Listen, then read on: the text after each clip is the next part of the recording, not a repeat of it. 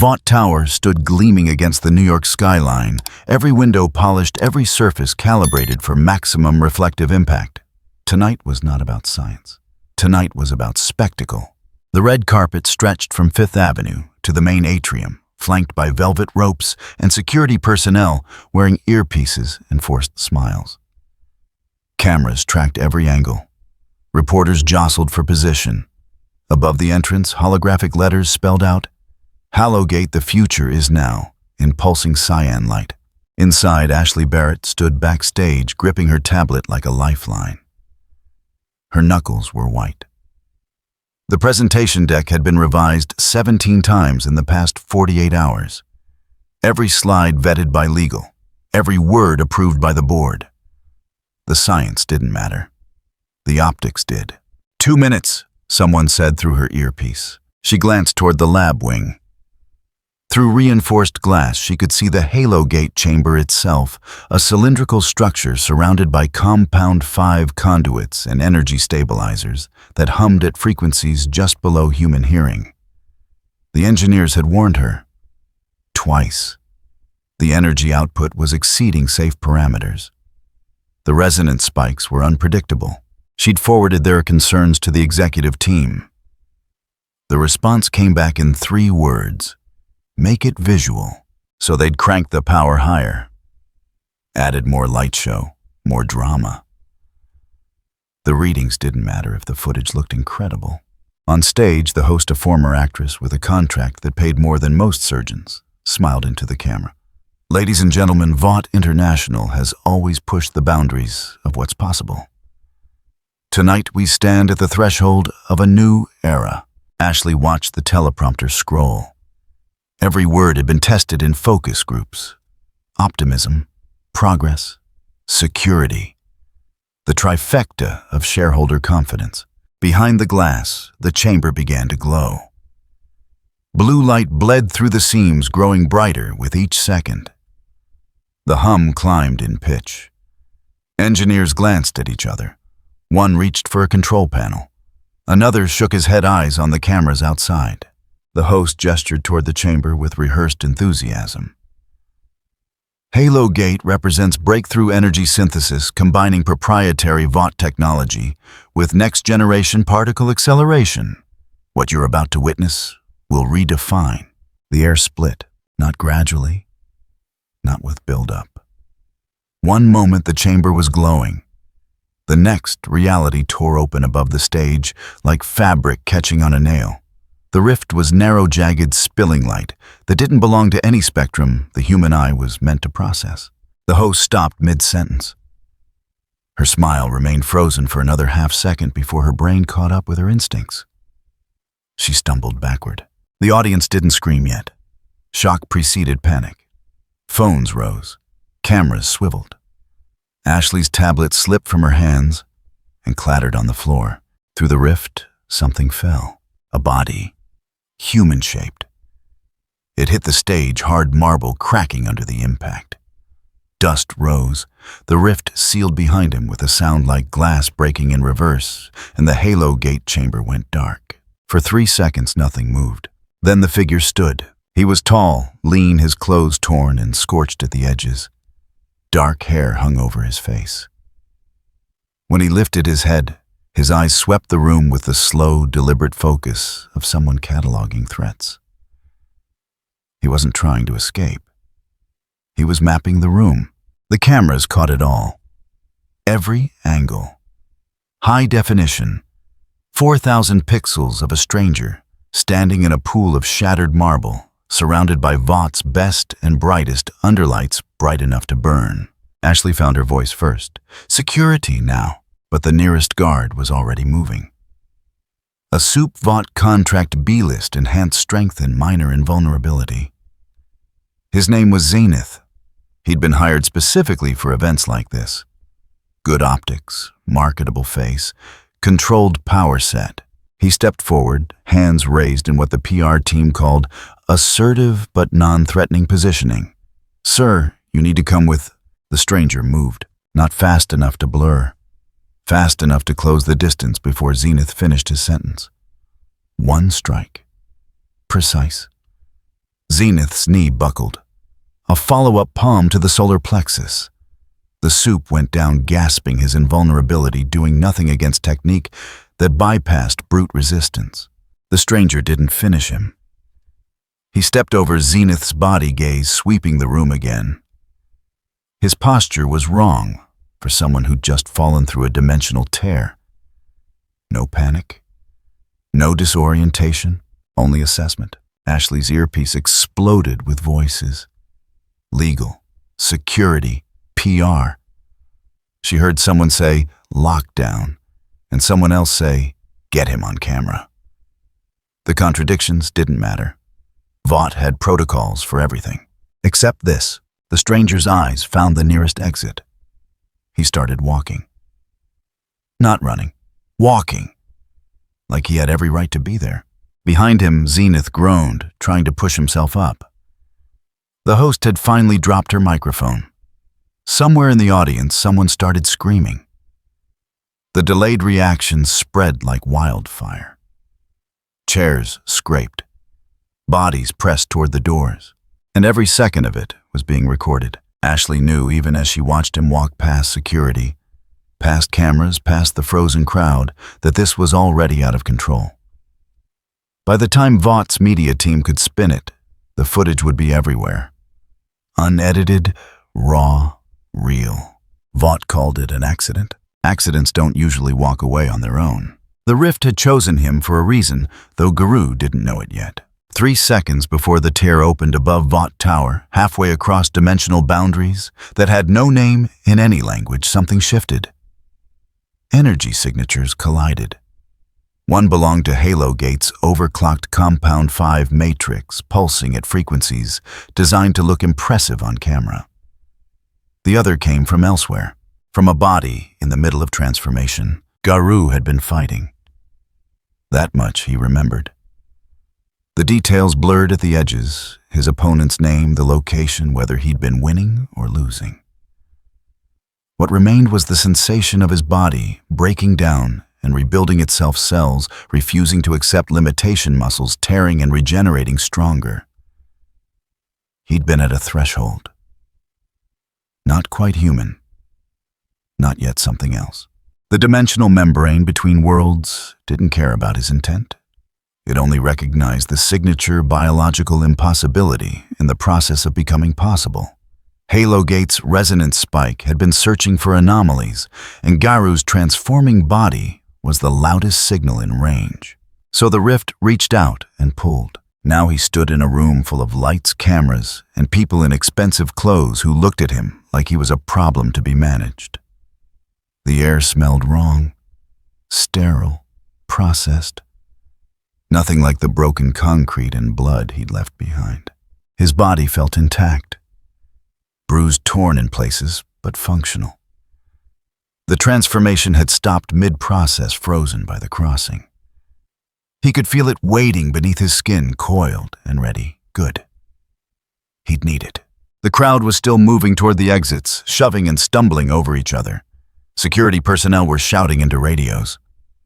The woman with the tablet, some kind of coordinator based on how everyone kept looking at her, was backing away while trying to maintain eye contact.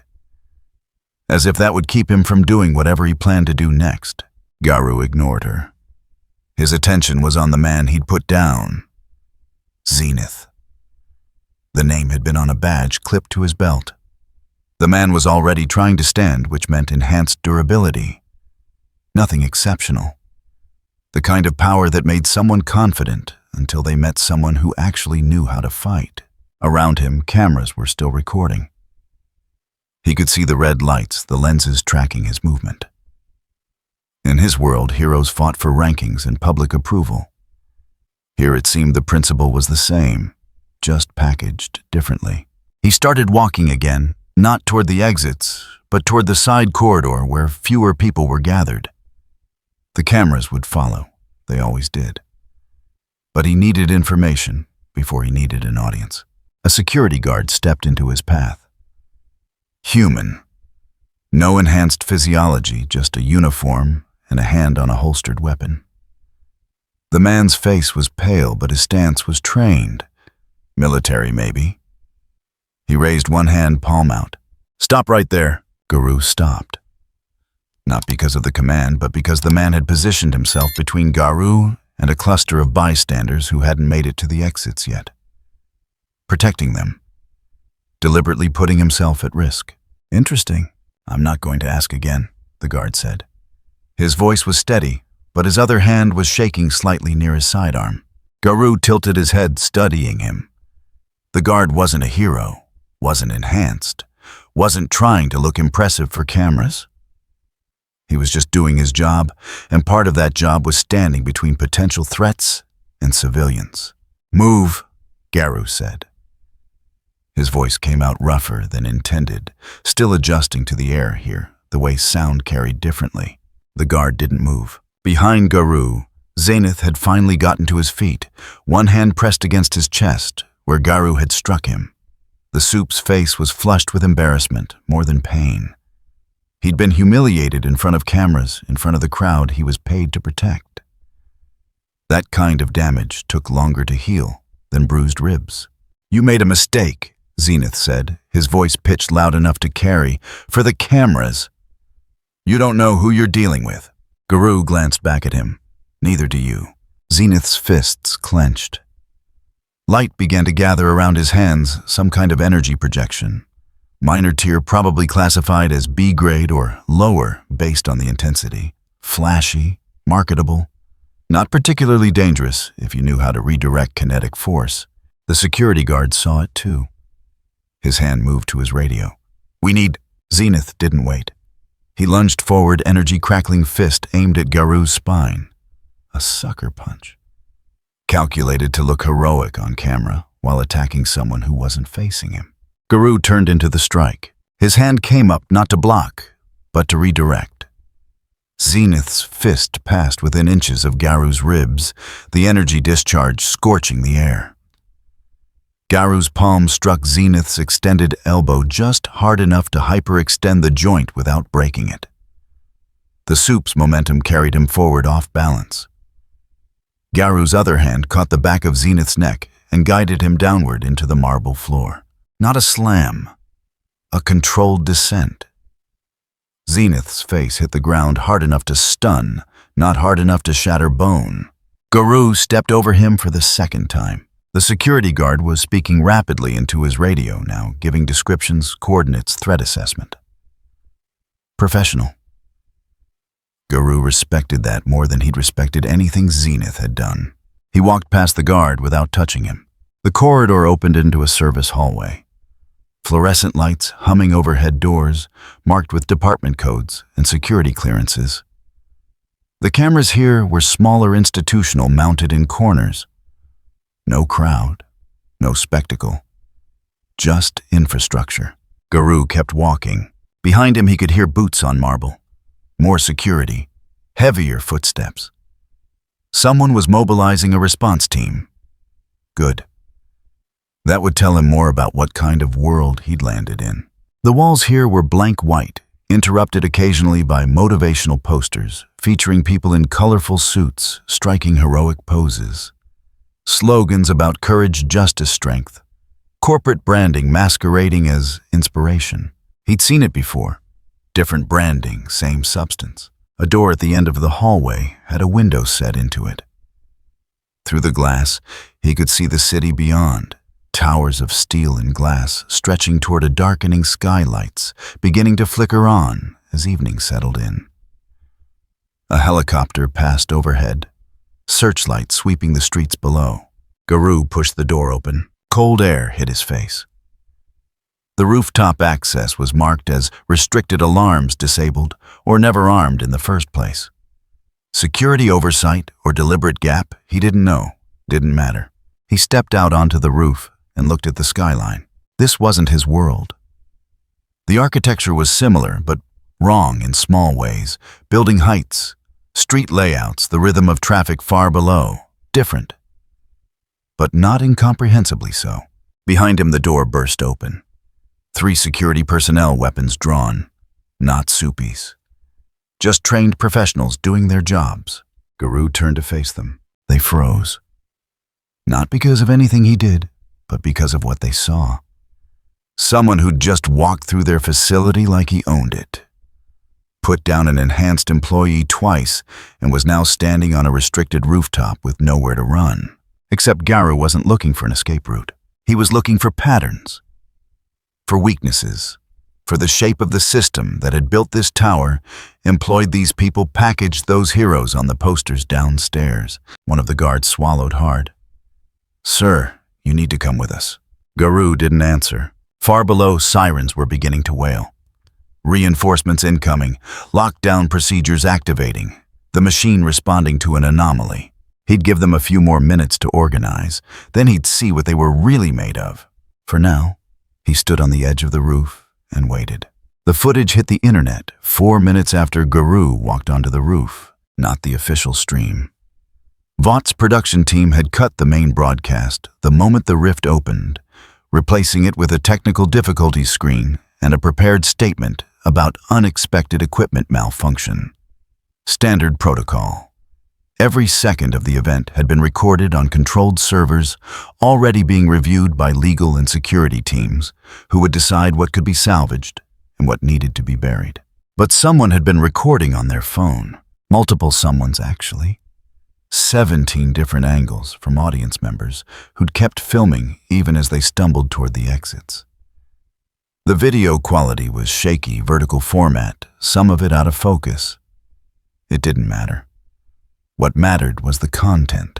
A rift tearing open mid-presentation. A body falling through. Zenith going down in 2 hits. The stranger walking away like he had every right to be there. Annie January, starlight to the public. Though she tried not to think of herself that way anymore, was in her apartment when she saw the first upload. She'd been scrolling through her phone, half watching some cooking show she wasn't really paying attention to when the notification popped up.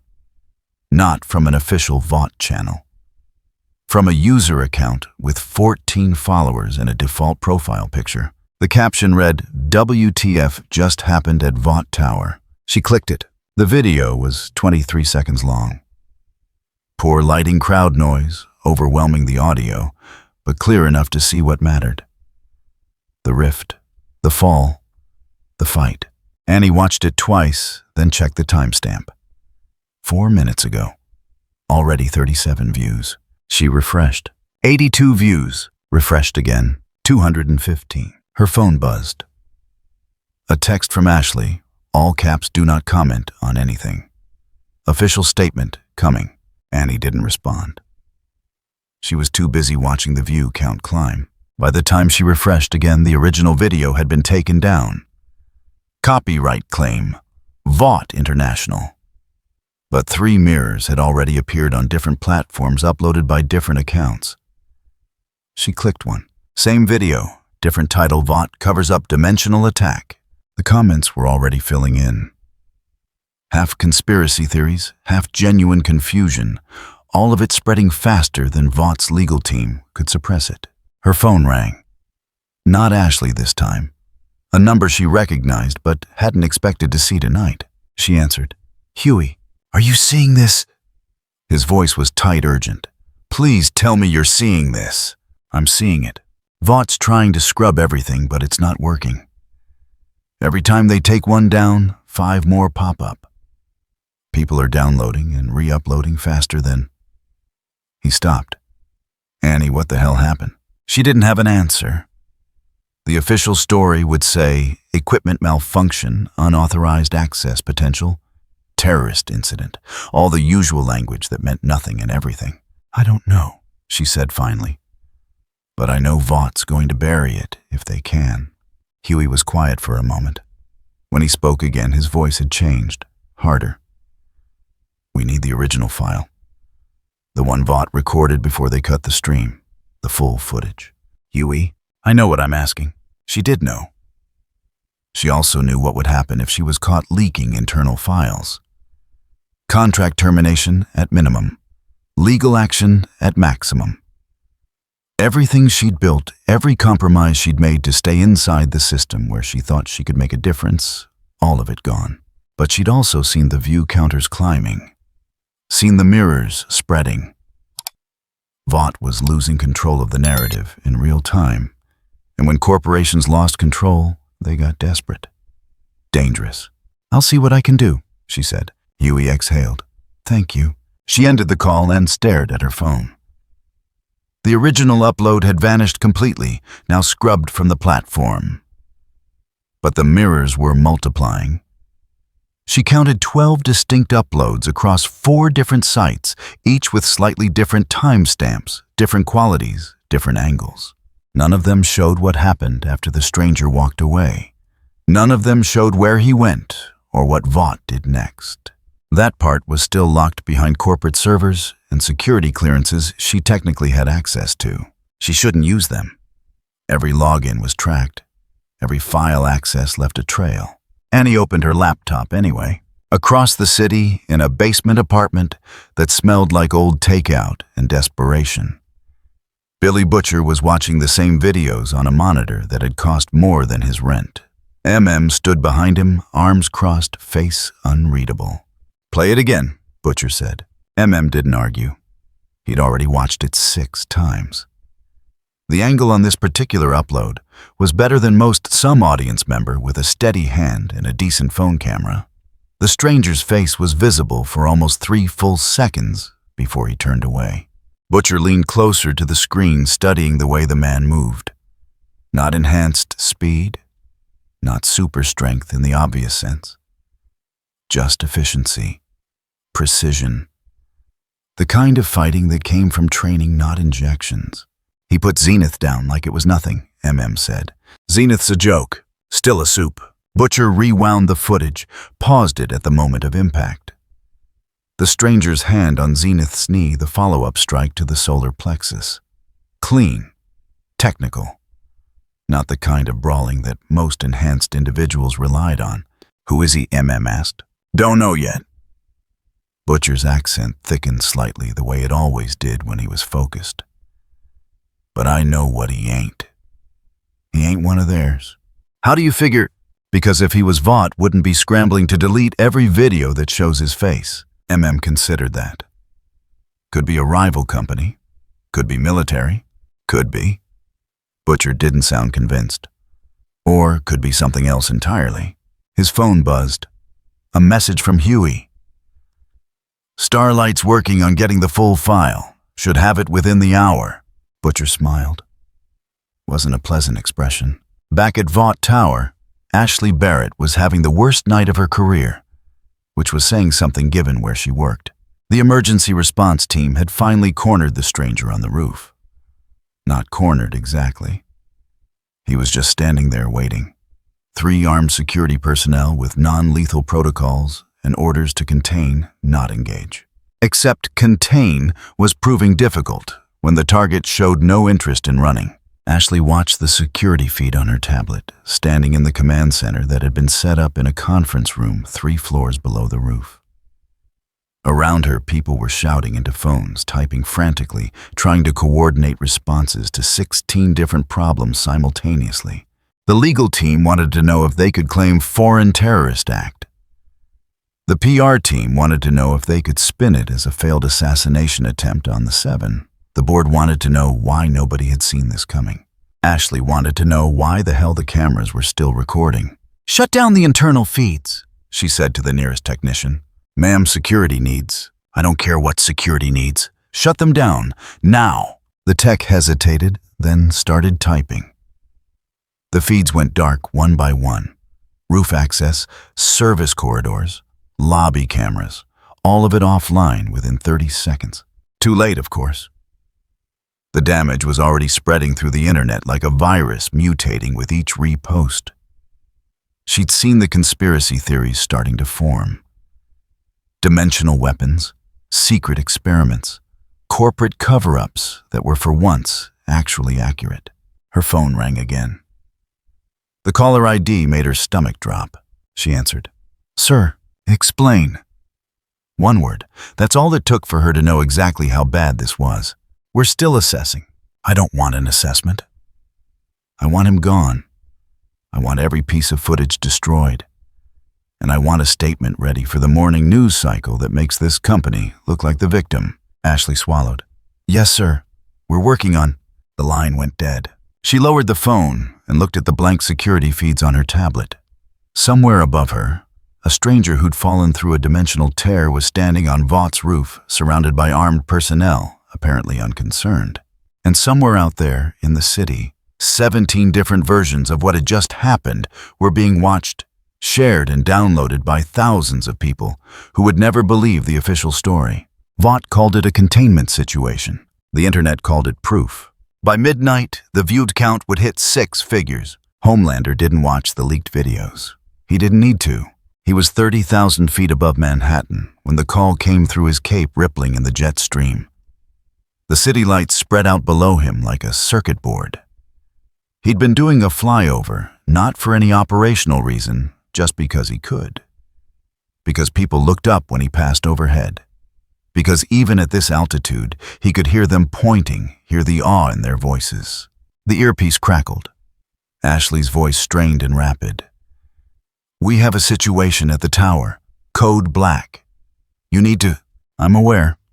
He hadn't been actually until about 90 seconds ago when his phone had started buzzing with alerts from Vaught's internal security network. But Ashley didn't need to know that. "I'm already en route." He angled downward, picking up speed. The tower was 8 miles south. He could be there in under 2 minutes if he pushed it, but there was no need to rush. Whatever was happening, it had already happened. The videos had already spread. The damage was already done. What mattered now was the response, the optics, the story. By the time he landed on the roof, the security team had backed away from the stranger, forming a loose perimeter at a distance that suggested they'd tried getting closer and immediately thought better of it. Smart. Homelander could see it in their postures, the tension, the uncertainty, the way their fingers hovered near their weapons without quite touching them. The stranger stood at the edge of the roof, silhouetted against the city lights. He didn't turn when Homelander's boots touched down. Didn't react to the sudden wind from his descent or the presence of someone who could vaporize him from 50 feet away. Homelander smiled. It was his public smile, the one that had been focus grouped and refined, until it registered as both reassuring and authoritative. He walked forward slowly, hands loose at his sides, cape settling around his shoulders. "Rough landing?" he asked. His voice was pitched for the security team's body cameras, warm but edged with steel. Friendly until you gave him a reason not to be. The stranger turned. For a moment, Homelander got a clear look at his face. Young, maybe mid-20s. Dark hair matted with dust and sweat. Eyes that tracked Homelander's movement with the kind of focus usually reserved for predators sizing up prey. "No fear, that was interesting." "You must be the main attraction," the stranger said. His voice was rough accent, hard to place, not local, not quite anything Homelander recognized. "Homelander." He extended the name like a gift, like something the stranger should be grateful to hear. "Leader of the 7. And you are." The stranger didn't answer immediately. His gaze moved from Homelander's face to his suit, to the cape, to the way the security team had relaxed slightly now that their heavy hitter had arrived. Reading the dynamic. Calculating. "Passing through," he said finally. Homelander's smile widened, though something cold flickered behind it. "That's not really how it works. You don't just pass through Vought property. You don't put hands on our people. And you definitely don't..." He gestured vaguely toward the city, cause an incident that's currently trending on 6 different social media platforms. The stranger's expression didn't change. "Your people got in my way. Zenith was doing his job. Poorly." The security team shifted, uncomfortable. They'd seen the footage. They knew Zenith had gone down embarrassingly fast. Hearing it stated so bluntly didn't make it less true. Homelander's jaw tightened just slightly. He let the smile fade, replaced it with something more serious. Authoritative. The expression he used when civilians needed to understand the gravity of a situation. "Here's what's going to happen," he said, taking another step forward. "You're going to come with me. We're going to have a conversation, a calm, reasonable conversation about who you are and where you came from. And then we're going to figure out how to clean up this mess together. He put emphasis on the last word, made it sound collaborative, generous. The stranger tilted his head slightly. And if I don't, Homelander's eyes began to glow. Not bright enough to burn, just enough to illuminate. A warning, a preview. Then we have a different kind of conversation, and trust me, the glow intensified slightly. You don't want that. For several seconds, neither of them moved. The security team was watching body cams recording every moment. This footage wouldn't leak. Vought would make sure of that. But it would be reviewed, analyzed, turned into training material or PR talking points or whatever the board decided it needed to be, which meant Homelander needed to be careful, needed to look like the hero who tried diplomacy first, who gave the intruder every chance to surrender peacefully before resorting to force. The stranger broke eye contact first, looking past Homelander toward the doorway that led back into the tower. You want me to walk into a building full of your people? Unarmed, surrounded, for a conversation? In a corporate headquarters that just tried to bury footage of me defending myself? Homelander's smile came back thinner this time. Defending yourself. That's one way to describe it. What's your way? Unauthorized entry, assault, destruction of property, resisting detainment. He shrugged the gesture, deliberately casual. But like I said, we can talk about it. Clear up any misunderstandings. I'm sure there's a reasonable explanation for all of this. He didn't believe that. Neither did the stranger, based on the way his eyes narrowed slightly. I've seen this before, the stranger said quietly. Powerful people protecting their system, calling it justice. This is justice. You just haven't realized it yet. The stranger almost smiled. It wasn't a pleasant expression. That's what they all say. Homelander felt something tighten in his chest. An old familiar anger that he'd learned to hide under layers of media training and pharmaceutical assistance. This stranger, this nobody who'd literally fallen through a hole in reality, was talking to him like he was just another corrupt official. Another false hero. He took a breath, centering himself. This was being recorded. The security team was watching. He needed to stay in control. Last chance, Homelander said. Come peacefully, or I make you come. The stranger's posture shifted. Not aggressive exactly. Just ready. Like someone who'd already decided how the next 60 seconds would play out and was waiting to see if his assessment was correct. You'll try, he said. Homelander's eyes flared bright red. The security team scrambled backward, clearing the space. They knew what was coming, had seen it before. The moment when Homelander stopped being diplomatic and started being definitive. But he didn't fire immediately. That was the trick. The art of it. You let them see the power, let them feel the heat building in the air. Let them understand exactly how outmatched they were. Most people folded at this point, raised their hands, started apologizing. The stranger didn't fold. He moved, not toward Homelander, not away. Lateral, closing the distance, but changing the angle, making the laser trajectory more complicated if Homelander wanted to avoid hitting his own building. Smart, tactical, not the panic response of a civilian. Homelander recalibrated instantly.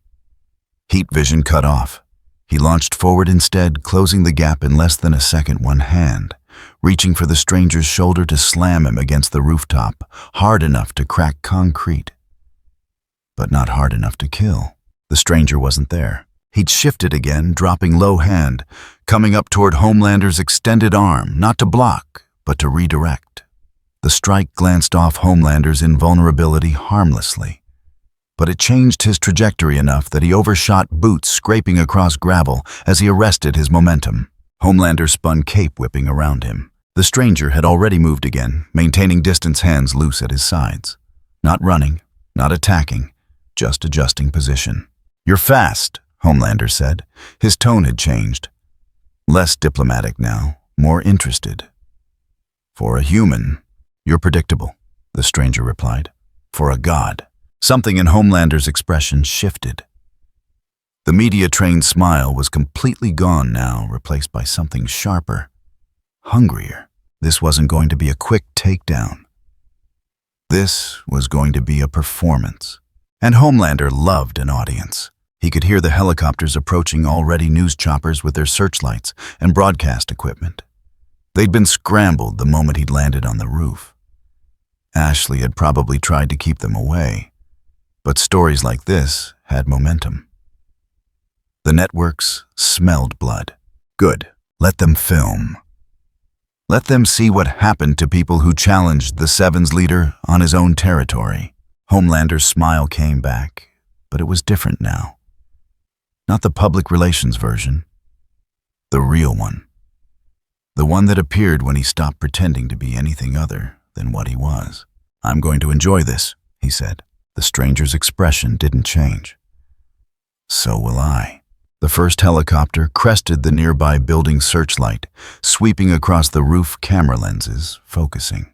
Homelander spread his arms slightly, letting the light catch his suit, his cape the iconic S on his chest. Then he attacked. Homelander closed the distance in a fraction of a second, fist aimed at center mass with enough force to crater concrete. Not enough to kill, he wanted this to last, but enough to make a statement. Garou twisted, letting the punch pass within inches of his ribs. Air displaced violently, the shockwave alone enough to stagger a normal person. He felt it anyway, the raw power behind the strike, the kind of strength that didn't need technique because it had never faced anything that required it. He struck back at the extended arm, targeting the elbow joint. His knuckles connected with something that felt like reinforced steel. The impact traveled up his arm bone, jarring against invulnerability that didn't give. Homelander smiled. That tickled. The backhand came faster than the first punch. Garou got an arm up, redirecting rather than blocking. But the force still sent him sliding across the gravel. His boots dug trenches in the rooftop surface. Heat built in his shoulder where the blow had connected. Not broken. Not yet. The helicopters were circling now, searchlights painting the rooftop in overlapping cones of white. News anchors would be talking already, voices excited and breathless. Breaking news. Live footage. Homelander versus unknown assailant. Exactly what Homelander wanted. He came again, not rushing this time, but flying body horizontal, 3 feet off the ground. Arms extended like a missile. The tackle would have punched through a brick wall. Garou dropped flat, felt the displacement as Homelander passed overhead, rolled sideways as laser heat carved through the space where his head had been. The concrete flash melted glowing red-orange. Smoke rose in thin lines. Garou came up running, angling toward the roof's edge, where a maintenance structure provided vertical cover. The laser tracked him, cutting through the night air with a sound like tearing silk. He felt the heat on his back, felt his jacket start to singe. He dove behind the structure. Metal and concrete erupted as the beam continued through punching holes the size of dinner plates. Garou kept moving, using the wreckage as temporary concealment, circling back toward center roof. Homelander landed where Garou had been standing. You're good at running, I'll give you that. His voice was still pitched for the cameras, still playing to the audience that couldn't hear him, but could read body language, could see the confident posture of a hero handling a threat. Garou stepped out from behind the debris. His jacket was smoking, scorched across the shoulders. He shrugged it off, let it fall. You're good at performing, he said. Homelander's expression flickered. Just for a moment. The smile tightened. Then, he was moving again, this time without the theatrical approach. Just speed and power, fist driving toward Garou's face with enough force to shatter a telephone pole. Garou deflected. Not cleanly, the invulnerability made clean technique irrelevant, but enough to change the angle. The fist grazed his temple instead of connecting square. His vision flashed white. Blood ran hot down the side of his face. He countered instinctively, targeting Homelander's knee, his ribs, his throat. Every strike, technical, precise, aimed at vulnerable points that would drop a normal opponent in seconds. Nothing landed clean. Homelander's durability wasn't just resistance to damage. It was immunity. Strikes that should have hyperextended joints bounced off. Blows that should have collapsed the windpipe achieved nothing. And Homelander was learning. Not technique, he didn't need that, but timing, patterns. The rhythm of Garou's attacks. A palm strike caught Garou in the chest. Not a punch, just an open-handed shove. It felt like being hit by a car. He flew backward ribs, screaming back, slamming into the maintenance structure hard enough to bend metal. He tasted copper, felt something crack inside. The helicopter's adjusted position keeping him in frame. The security team had retreated to the roof access, weapons drawn, but not firing, knowing anything they did would be irrelevant. Garou pushed himself upright. Everything hurt. His breathing was shallow ribs, protesting with each inhale. Blood dripped from his temple, from his lip where he'd bit through it on impact. Homelander walked toward him slowly, not rushing, enjoying it. "You're tougher than you look," he said. "I respect that. But you have to understand." He gestured around at the helicopters, the city, the watching world.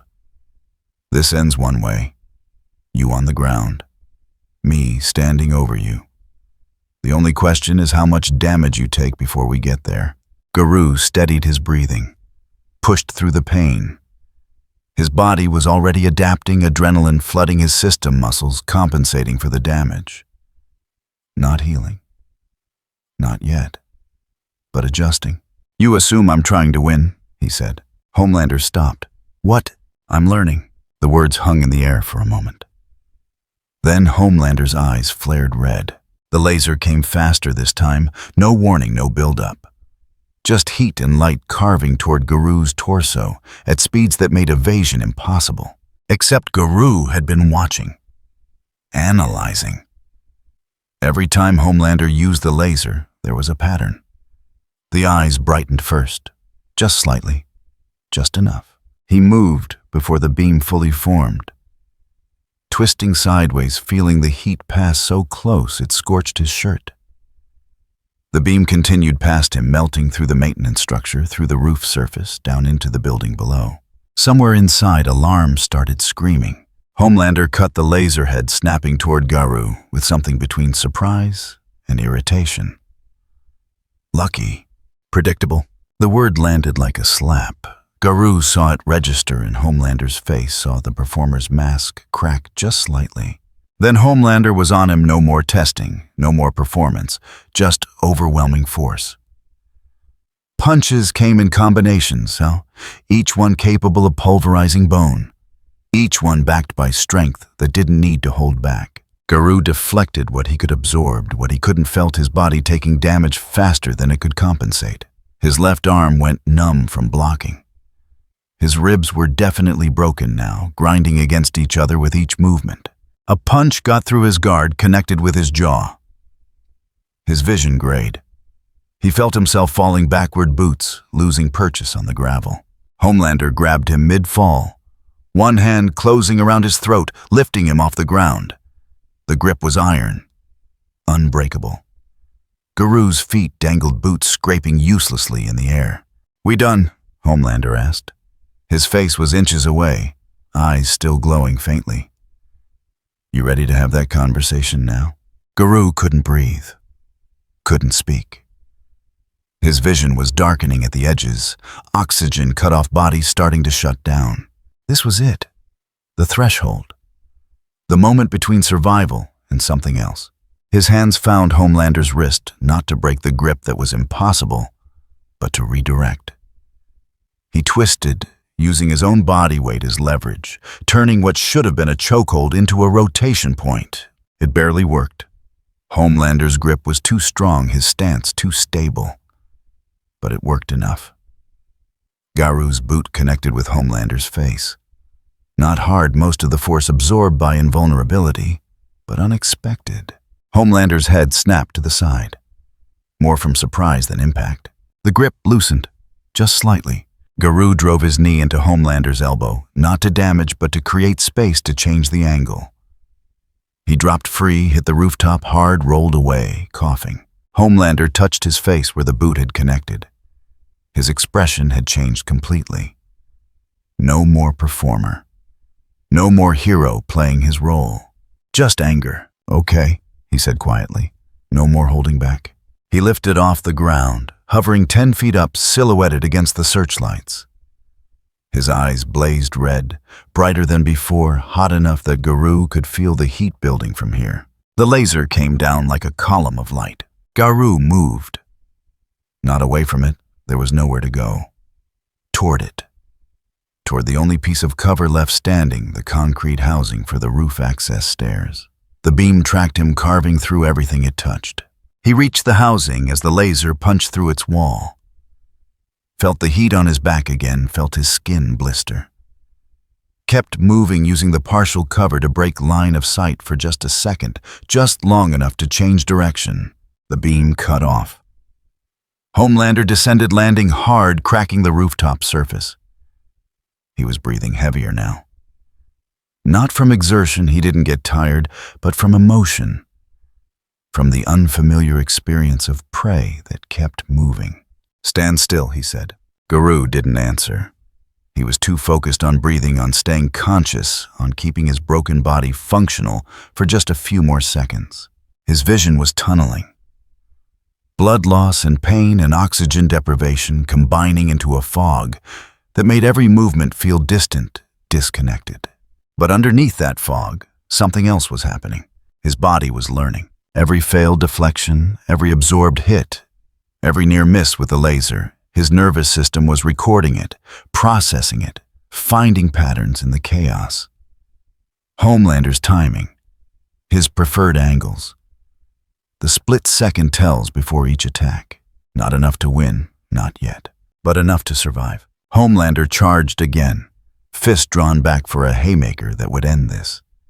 Garou saw it coming, saw the trajectory, saw the opening it created. He didn't try to dodge. He stepped into it, inside Homelander's reach, where the punch couldn't build full power, drove his palm into Homelander's solar plexus with every ounce of remaining strength. It did nothing. Homelander didn't even flinch. But the motion put Garou exactly where he needed to be, when Homelander's momentum carried him forward. Garou dropped, rolled, came up behind him, already moving toward the roof's edge. Not running, retreating. There was a difference. He reached the edge, saw the drop below, 40 stories straight down to street level.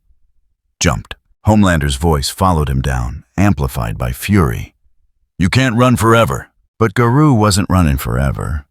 Just long enough. He caught a maintenance ladder, 15 feet down, momentum, nearly ripping his arms from their sockets. Held on anyway. Descended in controlled falls, feet barely touching rungs, using gravity and diminishing strength in equal measure. Behind him, he heard the distinctive whoosh of Homelander launching into the air, heard the helicopters tracking his descent.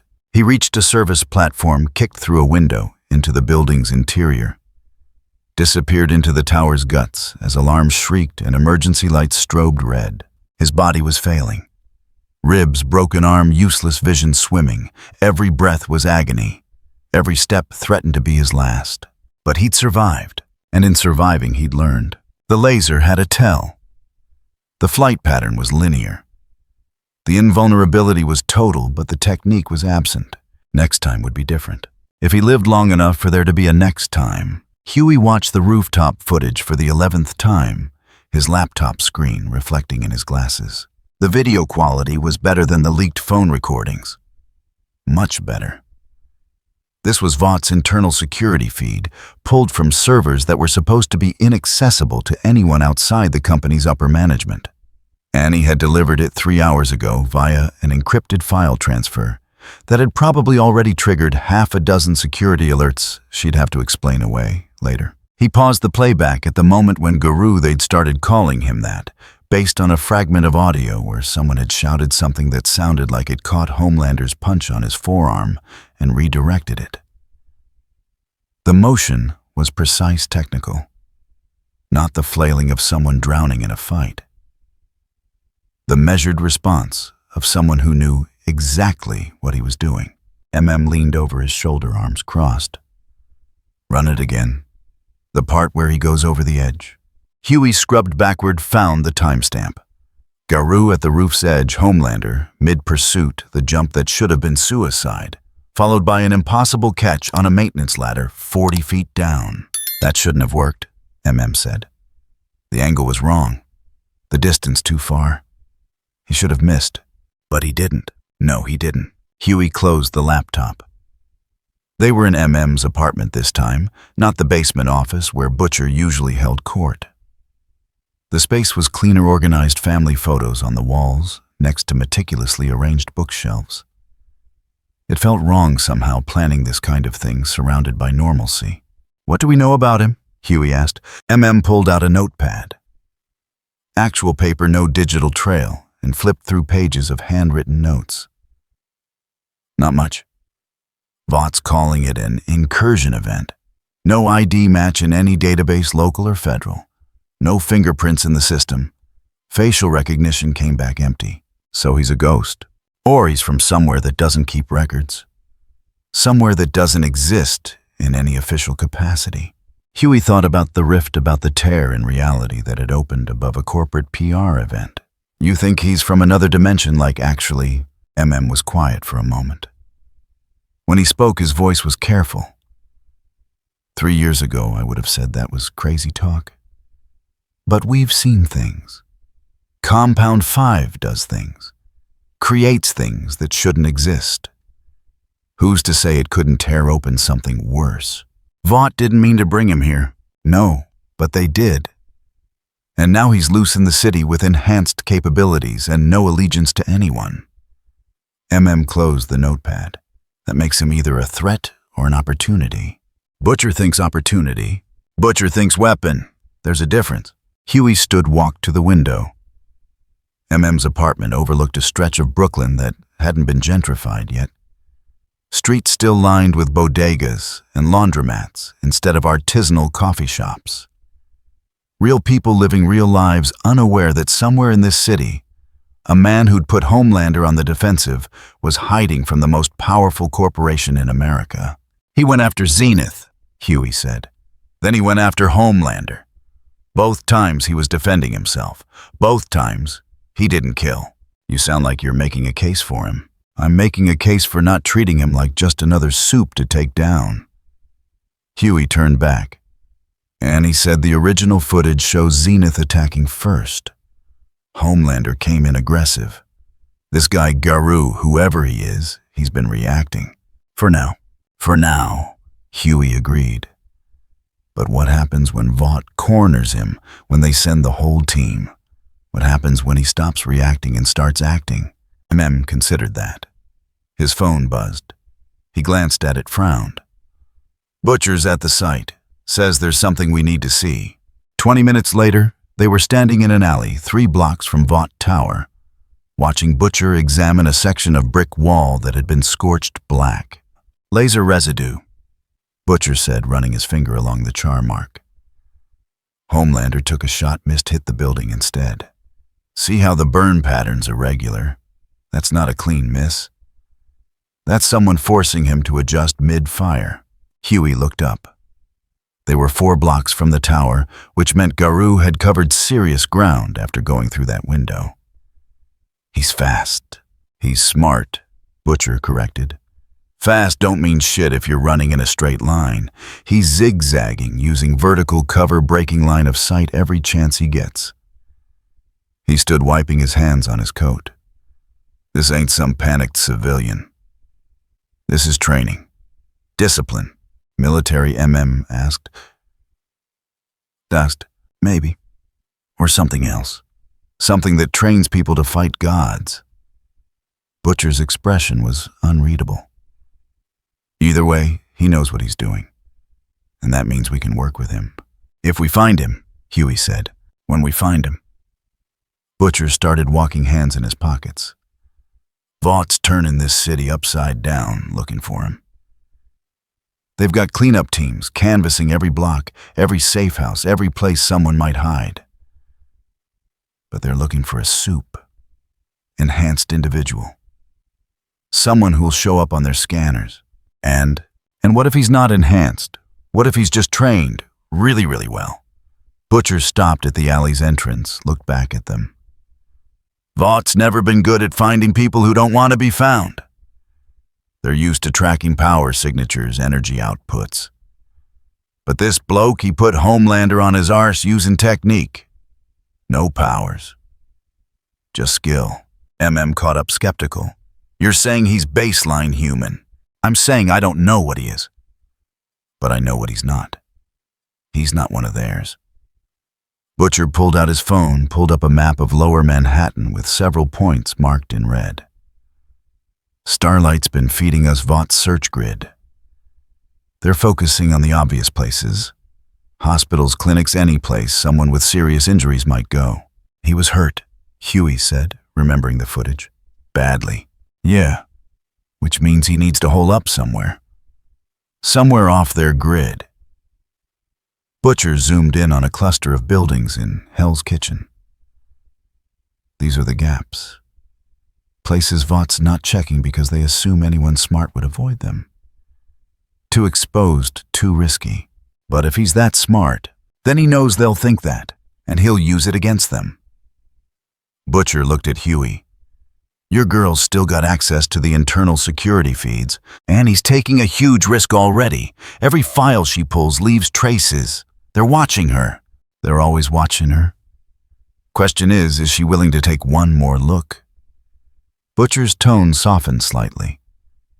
Not much, but enough to show he understood what he was asking. We need to know where their teams aren't going. The blind spots. That's where we'll find him. Huey pulled out his phone, started typing a message. His thumb hovered over the send button. And when we find him, then what? Then we talk. He nearly died fighting Homelander. You think he's going to trust a bunch of strangers who tracked him down? Butcher's smile was sharp. Trust, no. But we've got something better than trust. We've got information. We know what Vaught's planning. We know where they're searching. And most importantly, he gestured around at the city. We know this place. He doesn't. Was still looking at the map on Butcher's phone. Those gaps you marked, that's a lot of ground to cover. Then we'd better get started. Butcher started walking again, heading north. Huey send that message. Call Frenchie and Kimiko. We're going to need eyes on multiple locations. And if Vought finds him first, Huey asked. Butcher didn't slow down. They won't. They're looking for a soup. We're looking for a survivor. There's a difference. They split up at the next intersection, each taking a section of the search grid. Huey walked alone through streets that were starting to fill with morning commuters. People heading to jobs at corporations that had never tried to kill them. Never hunted them through alleyways, never made them choose between staying silent and staying alive. His phone buzzed. Annie. I'll look, but this is the last time. They're already asking questions. He typed back, I know. Thank you. The message felt inadequate. Everything felt inadequate lately. But it was all they had. Somewhere in this city, a man who'd survived a dimensional rift and a fight with Homelander was bleeding in a hiding place he'd found through sheer will and desperation. That man didn't know the boys existed. Didn't know there were people in this world who hated Vought as much as he seemed to. Didn't know that for the first time since arriving, he wasn't entirely alone. Huey kept walking, eyes scanning doorways and alleys, looking for signs of passage that Vaught's corporate efficiency would miss. Behind him, the tower loomed against the morning sky, its windows reflecting sunlight, like 1,000 watching eyes. The hunt had begun. And for once, Vought wasn't the only one searching. Garou spent the first 6 hours after escaping the tower doing nothing but breathing. He'd found a maintenance room in the basement of an abandoned textile factory in Hell's Kitchen, the kind of place that had been slated for demolition 5 years ago and forgotten in the shuffle of permits and property disputes. The door lock had been rusted through. The windows were bricked over. No security cameras, no foot traffic, no reason for anyone to look twice. Perfect. He'd collapsed against the far wall. every movement sending fresh waves of agony through broken ribs and torn muscle. His left arm hung useless, the shoulder dislocated from catching the ladder. His vision swam in and out of focus concussion symptoms, mixing with blood loss. But he was alive, and his body was already working. Not healing, not in any supernatural sense, but adapting. The pain was information. The damage was data. Every injury cataloged, every failed defense analyzed. His nervous system was rewriting itself in real time, building new pathways around the trauma, finding ways to function despite the breaking. He'd felt this before. Every serious fight pushed him here to this edge where survival became evolution, where the body refused to accept its limitations and found ways to exceed them. By hour 6, he could move his arm again, slowly, carefully, but functional. By hour 8, his breathing had steadied enough that the broken ribs didn't scream with every inhale. By hour 10, he was ready to move. The city outside was waking up fully now, mid-morning traffic building people walking past the factory's boarded entrance without a second glance.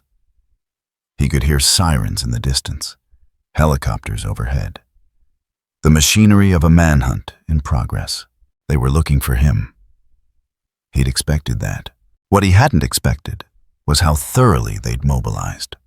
Through gaps in the bricked windows, he could see patrol vehicles, not police, something else. Corporate security with Vought insignia circling blocks in systematic sweeps. They weren't being subtle. They wanted him to see the search. Wanted him to feel surrounded. It would have worked on someone panicking, someone running blind. Garou wasn't panicking. He waited until the nearest patrol passed, counted to 60, then slipped out through a service exit that opened onto an alley 3 buildings over. The route had been planned hours ago, mapped out from memory of the building's layout and the rhythm of the search pattern. He moved through the city like smoke. Not fast speed attracted attention, just steady, deliberate using the infrastructure that people ignored. Service corridors, delivery alleys. The spaces between buildings where security cameras pointed at entrances instead of passages. He needed information. About this world. About the system that had produced Homelander and the others. About the pattern of power that let someone like that exist. And he needed to see it for himself. The first location was 6 blocks south, a nightclub that wasn't open yet, but already had people moving in and out through the back entrance, not staff. The body language was wrong, too deferential, too nervous. Someone important was inside. Garou found a fire escape across the street. Climbed to the 3rd floor of an adjacent building, settled into a position where he could observe the club's rear exit without being visible from street level.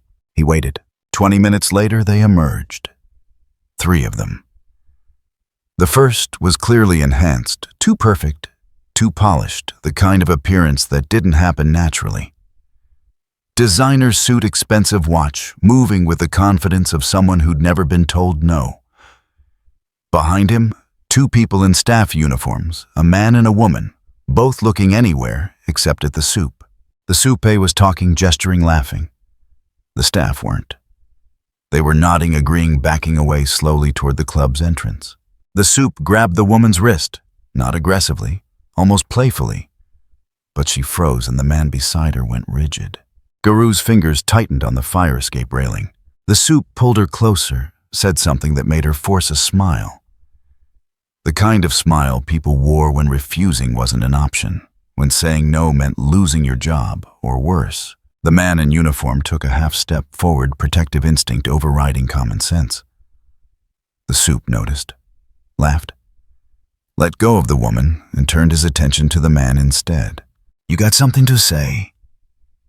The voice carried across the street, pitched loud enough that Garou heard it clearly. Pitched to intimidate. The man shook his head. Said something quiet, apologetic. The Sufi's hand moved too fast to follow enhanced speed mid-tier at minimum. The slap wasn't hard enough to do serious damage, just hard enough to humiliate. The man's head snapped to the side and he stumbled back against the brick wall. The woman didn't move, didn't help, couldn't. not without making it worse. The Soup straightened his jacket, said something else that Garou couldn't hear, then walked away toward a waiting car. Black SUV tinted windows driver already pulling away from the curb before the Soupe's door fully closed. The two staff members stood there for a long moment after the vehicle disappeared. The man touched his face. The woman touched his shoulder. Neither of them looked at each other. Then they went back inside, shoulders hunched, moving like people who'd just survived something and were trying not to think about it. Garou stayed on the fire escape. He'd seen enough. The second location was a corporate gym, high-end, the kind with monthly fees that cost more than most people's rent. Vought Tower was visible from here, close enough that this had to be where employees came to maintain appearances. He watched from a coffee shop across the street, sitting in the back corner with a cup he'd paid for using cash from a wallet he'd found in the factory. The place was busy enough that one more face wouldn't register. Anonymous enough that the cameras wouldn't matter. Through the gym's floor-to-ceiling windows, he could see people working out. Normal people, mostly. Some enhanced identifiable, by the way. They moved the way weights that should have required effort didn't. One of them, female blonde, wearing Vought-branded athletic wear, was sparring with a trainer. Normal human trainer based on the way he moved carefully defensively, like someone who knew his opponent could break him accidentally. She wasn't being careful. Her punches came faster than he could properly defend against, forcing him to absorb hits on his forearms, his shoulders, places that would bruise but not break. She was smiling, enjoying it. Not in a malicious way, just in the way someone enjoyed using power they rarely got to fully express. The trainer wasn't smiling. He said something Garou couldn't hear through the glass and stepped back, probably calling for a break. She didn't stop. Threw another combination faster this time, overwhelming his guard. One punch got through, caught him in the ribs. He went down. She laughed, offered a hand to help him up. He took it because refusing would have been worse. They resumed sparring. Garou finished his coffee and left. The pattern was becoming clear. Not universal. He'd seen plenty of enhanced individuals acting normally, treating staff and trainers with basic respect. But enough of them didn't. Enough of them treated their power as permission, as entitlement. And the system that created them, that packaged and sold them, did nothing to stop it. The third location found him. He was moving through a construction site, using the skeletal framework of an unfinished building as a shortcut, when he heard the crying. Young, child, coming from street level below. He looked down. A kid maybe 10 years old, sitting on the curb with a scraped knee and a backpack that had spilled its contents across the sidewalk. Textbooks, notebooks, a lunch container, cracked open and leaking. And standing over him, a Soup in casual clothes, picking up one of the textbooks, examining it like it was evidence. "You ran into me," the Soup said. Not loud, not aggressive, just stating a fact. The kid nodded, wiping his face. "I'm sorry, I didn't see. You weren't looking. I'm sorry." The Soup held up the textbook. "This is ruined now. Wet from your lunch. You're going to need a new one." The kid's face crumpled. "I can't afford." "Not my problem." The Soup dropped the book back onto the sidewalk. "Maybe next time you'll watch where you're going." He started to walk away. Garou was already moving. He dropped from the framework 3 stories straight down, landing in a roll that distributed impact across his shoulder and back. The broken ribs protested. He ignored them. The Soup heard the landing, turned hand already glowing with some kind of energy manifestation. Mid-tier power offensive capability, trained, response to threats. Garou stood slowly, hands visible, posture non-threatening. "The kid apologized," he said. The Soup's eyes narrowed. "Who the hell are you?" "Someone who thinks you heard him the first time." The glow intensified. "You want to walk away right now." Garou looked past him at the kid, who was staring up with wide eyes, lunchbox forgotten. "You okay?" The kid nodded. "Get your stuff, go home." The kid scrambled to gather his belongings, shoving everything into his backpack with shaking hands. The Soup stepped between them. "I wasn't finished." Garou's hand moved.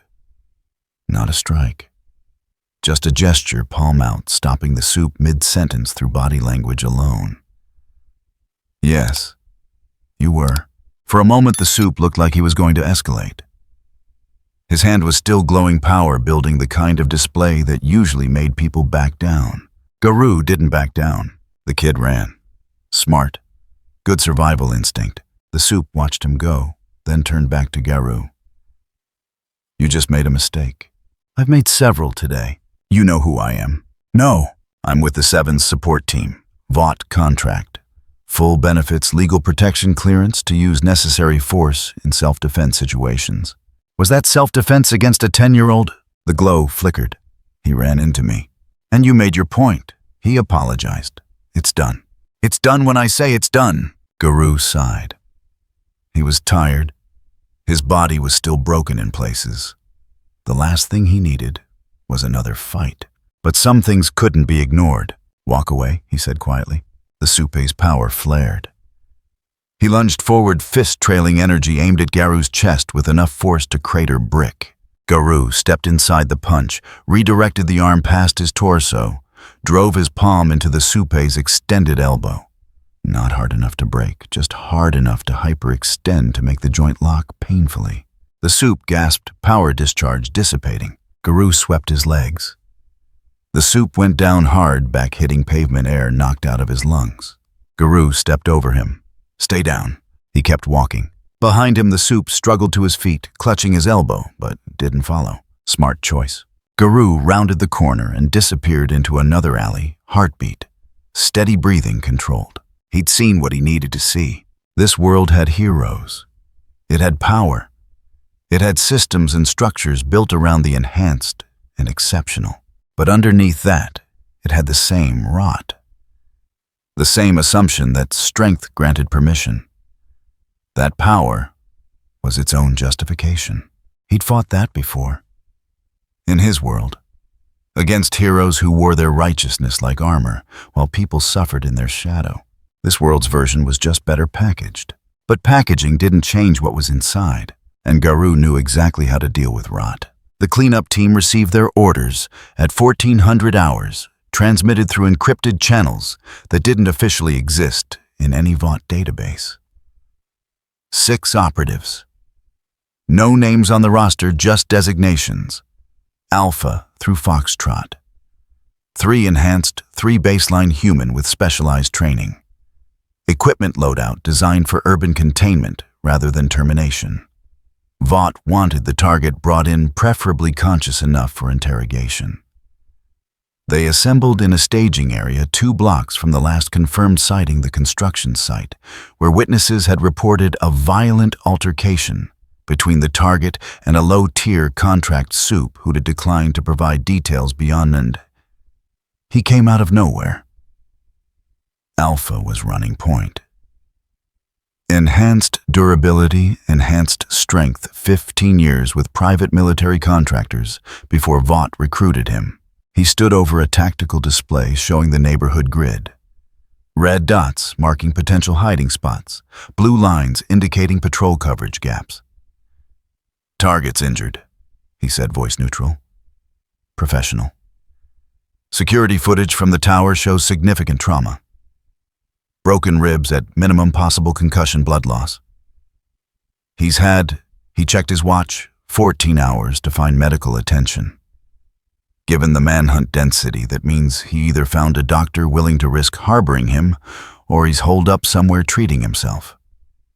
Bravo leaned closer to the display.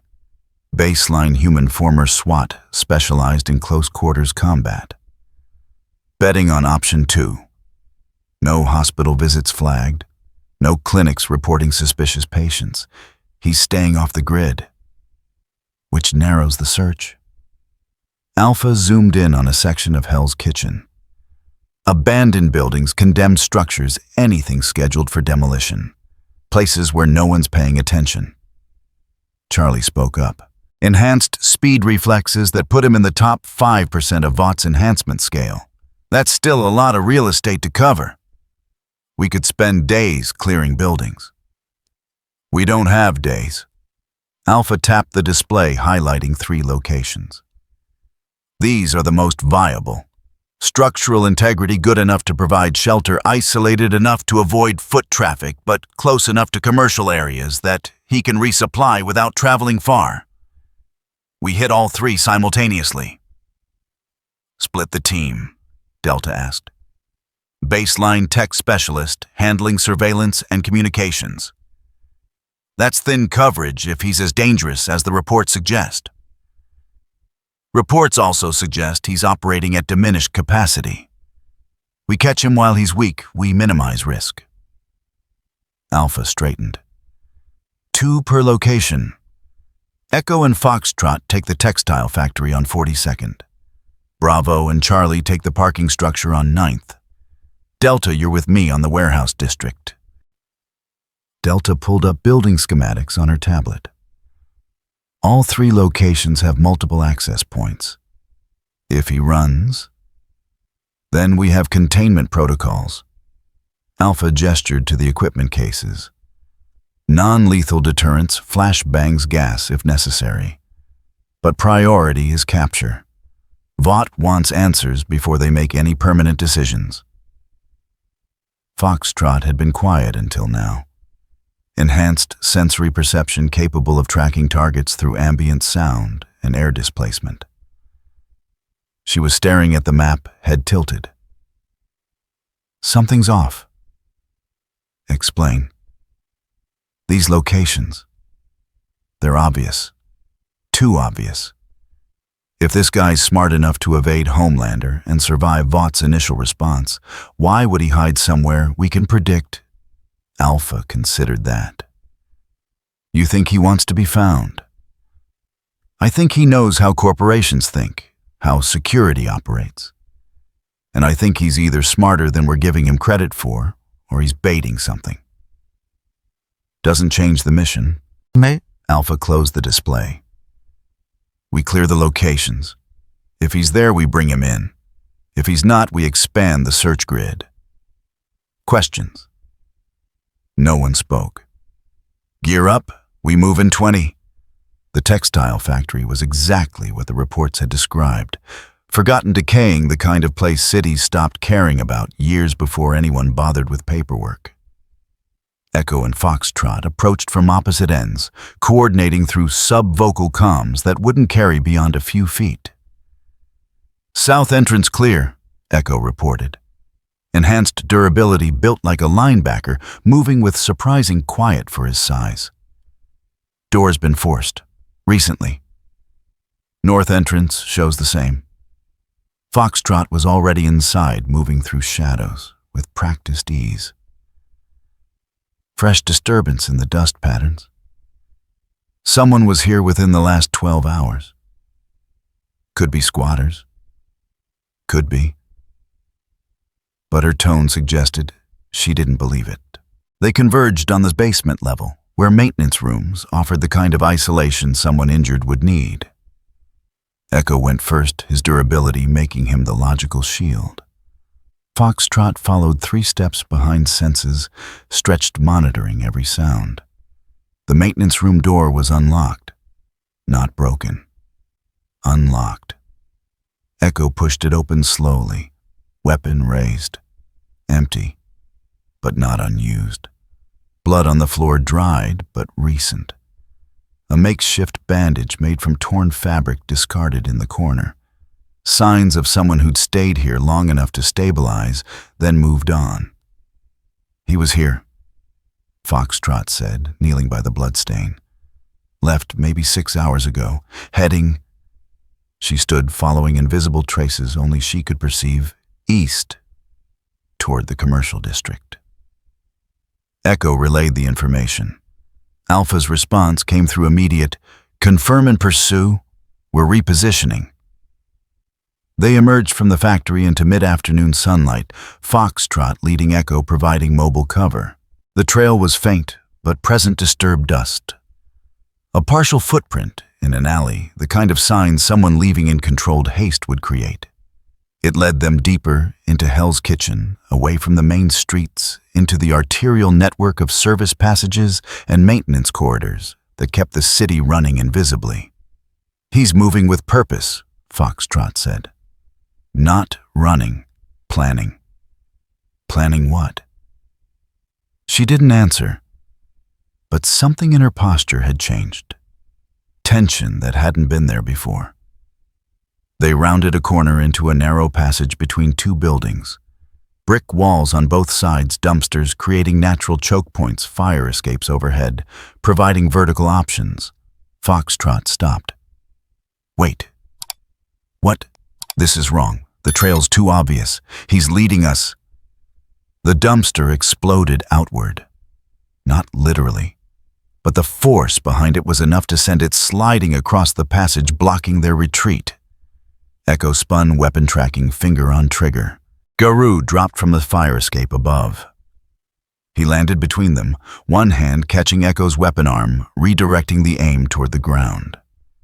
The other hand drove into Foxtrot's shoulder-precise strike against a nerve cluster that temporarily deadened her enhanced senses. Both operatives stumbled back, training taking over, attempting to create distance and regroup. Garou didn't let them. He moved through the space like water flowing around Echo's attempt at a grapple, using the larger man's momentum to drive him into the brick wall.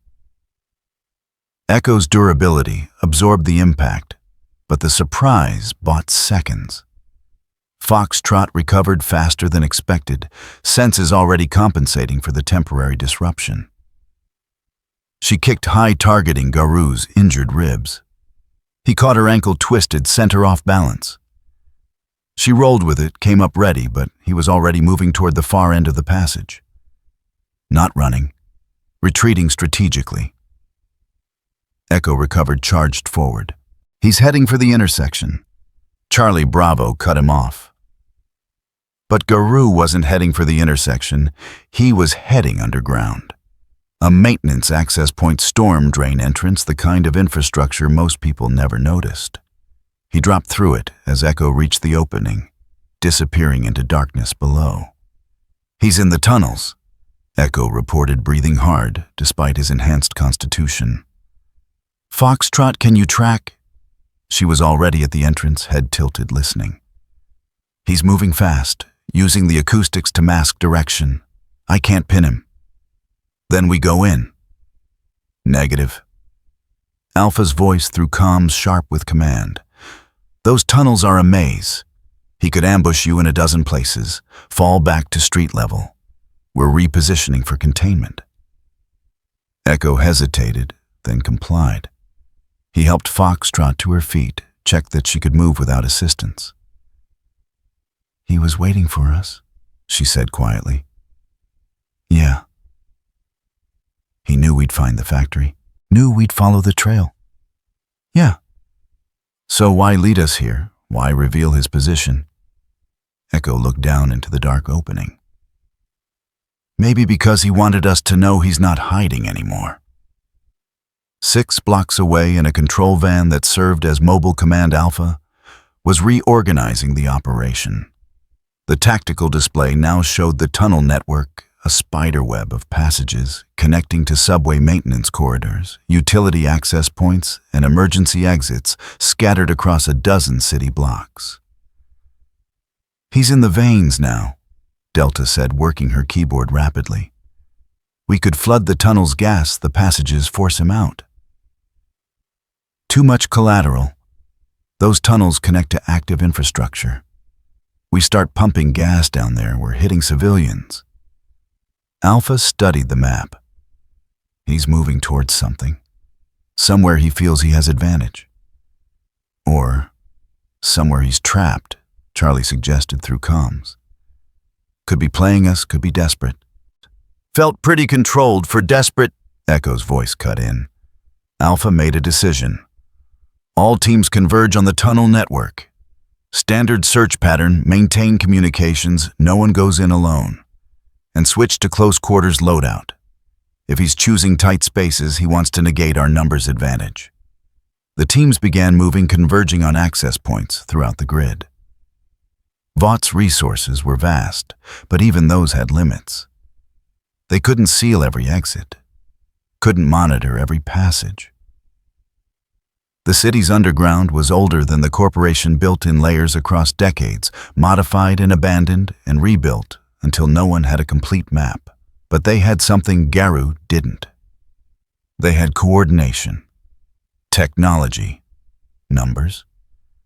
And they had orders to bring him in by any means necessary, as long as he was still breathing when they finished. In the darkness below, Garou moved through tunnels that smelled like rust and stagnant water. His breathing controlled his footsteps, silent. He could hear them above, repositioning, communicating through equipment he couldn't access. They were good, professional. Not like Zenith, not like the soup on the street. These were trained operatives who understood tactics, who wouldn't make mistakes born from overconfidence, which made them dangerous. But it also made them predictable. They were converging, trying to box him in, standard containment protocol. They'd mapped his movement, projected his trajectory, positioned themselves accordingly. What they hadn't considered was that he'd been mapping them too. Every patrol pattern, every radio check, every gap in their coverage that lasted just long enough. He wasn't running from them anymore. He was choosing the battleground, and in the narrow spaces below the city, where their numbers couldn't spread out, where their equipment had limited effectiveness, where every advantage they'd brought to bear would work against them. That's where he'd see what they were really made of. The tunnels opened into a junction chamber. Concrete walls on 3 sides, maintenance ladders leading up to street level. Multiple access points, limited space, perfect choke point. Garou stopped in the center of the chamber and waited. Above, he heard boots on metal. Multiple teams, closing in. His ribs ached. His breathing was still shallow. The 14 hours of recovery had helped, but he wasn't healed. Not fully. But he'd survived worse, and he was about to get better. The first team dropped through the northern access point, weapons raised, moving with trained precision. Garou's eyes tracked their entry, counting operatives, cataloging equipment, measuring distances. The second team came through the eastern passage. The third through the south. 9 operatives total. 3 directions. 1 exit blocked deliberately. They were giving him nowhere to run. That was the idea anyway. One of them, the leader based on positioning, spoke into his comm. Target acquired. Junction chamber Delta 7. No visible weapons. Garou moved, and the chamber became a cage that trapped the wrong people. The first operative through the northern access never saw the strike coming. Garou was already moving when boots hit concrete closing distance before the weapon could track, hand driving into the extended firearm and forcing the barrel down. His other hand found the operative's collar, used the momentum of the drop to throw him into the second person coming through behind. Both went down in a tangle of limbs and equipment. The eastern team reacted faster. Charlie, the one with enhanced speed, was through the opening and flanking before Garou could fully turn. The first punch came at velocities that made air whistle. Garou deflected. It felt the impact travel up his arm like electricity. The follow-up came immediately, a combination too fast for normal humans to track. Garou wasn't tracking. He was reading. Every motion had a telegraph, no matter how fast. Muscle tension before commitment. Weight shift before extension. Charlie was fast, but speed without variation was just a predictable metronome. Garou slipped the third punch, countered with a palm strike to Charlie's floating ribs. Enhanced speed didn't mean enhanced durability. Charlie gasped, stumbled back. Echo came through the southern entrance like a battering ram. Enhanced durability making him functionally immune to anything short of anti-material rounds. He didn't try to strike, just charged arms wide, intending to grapple and pin through sheer mass.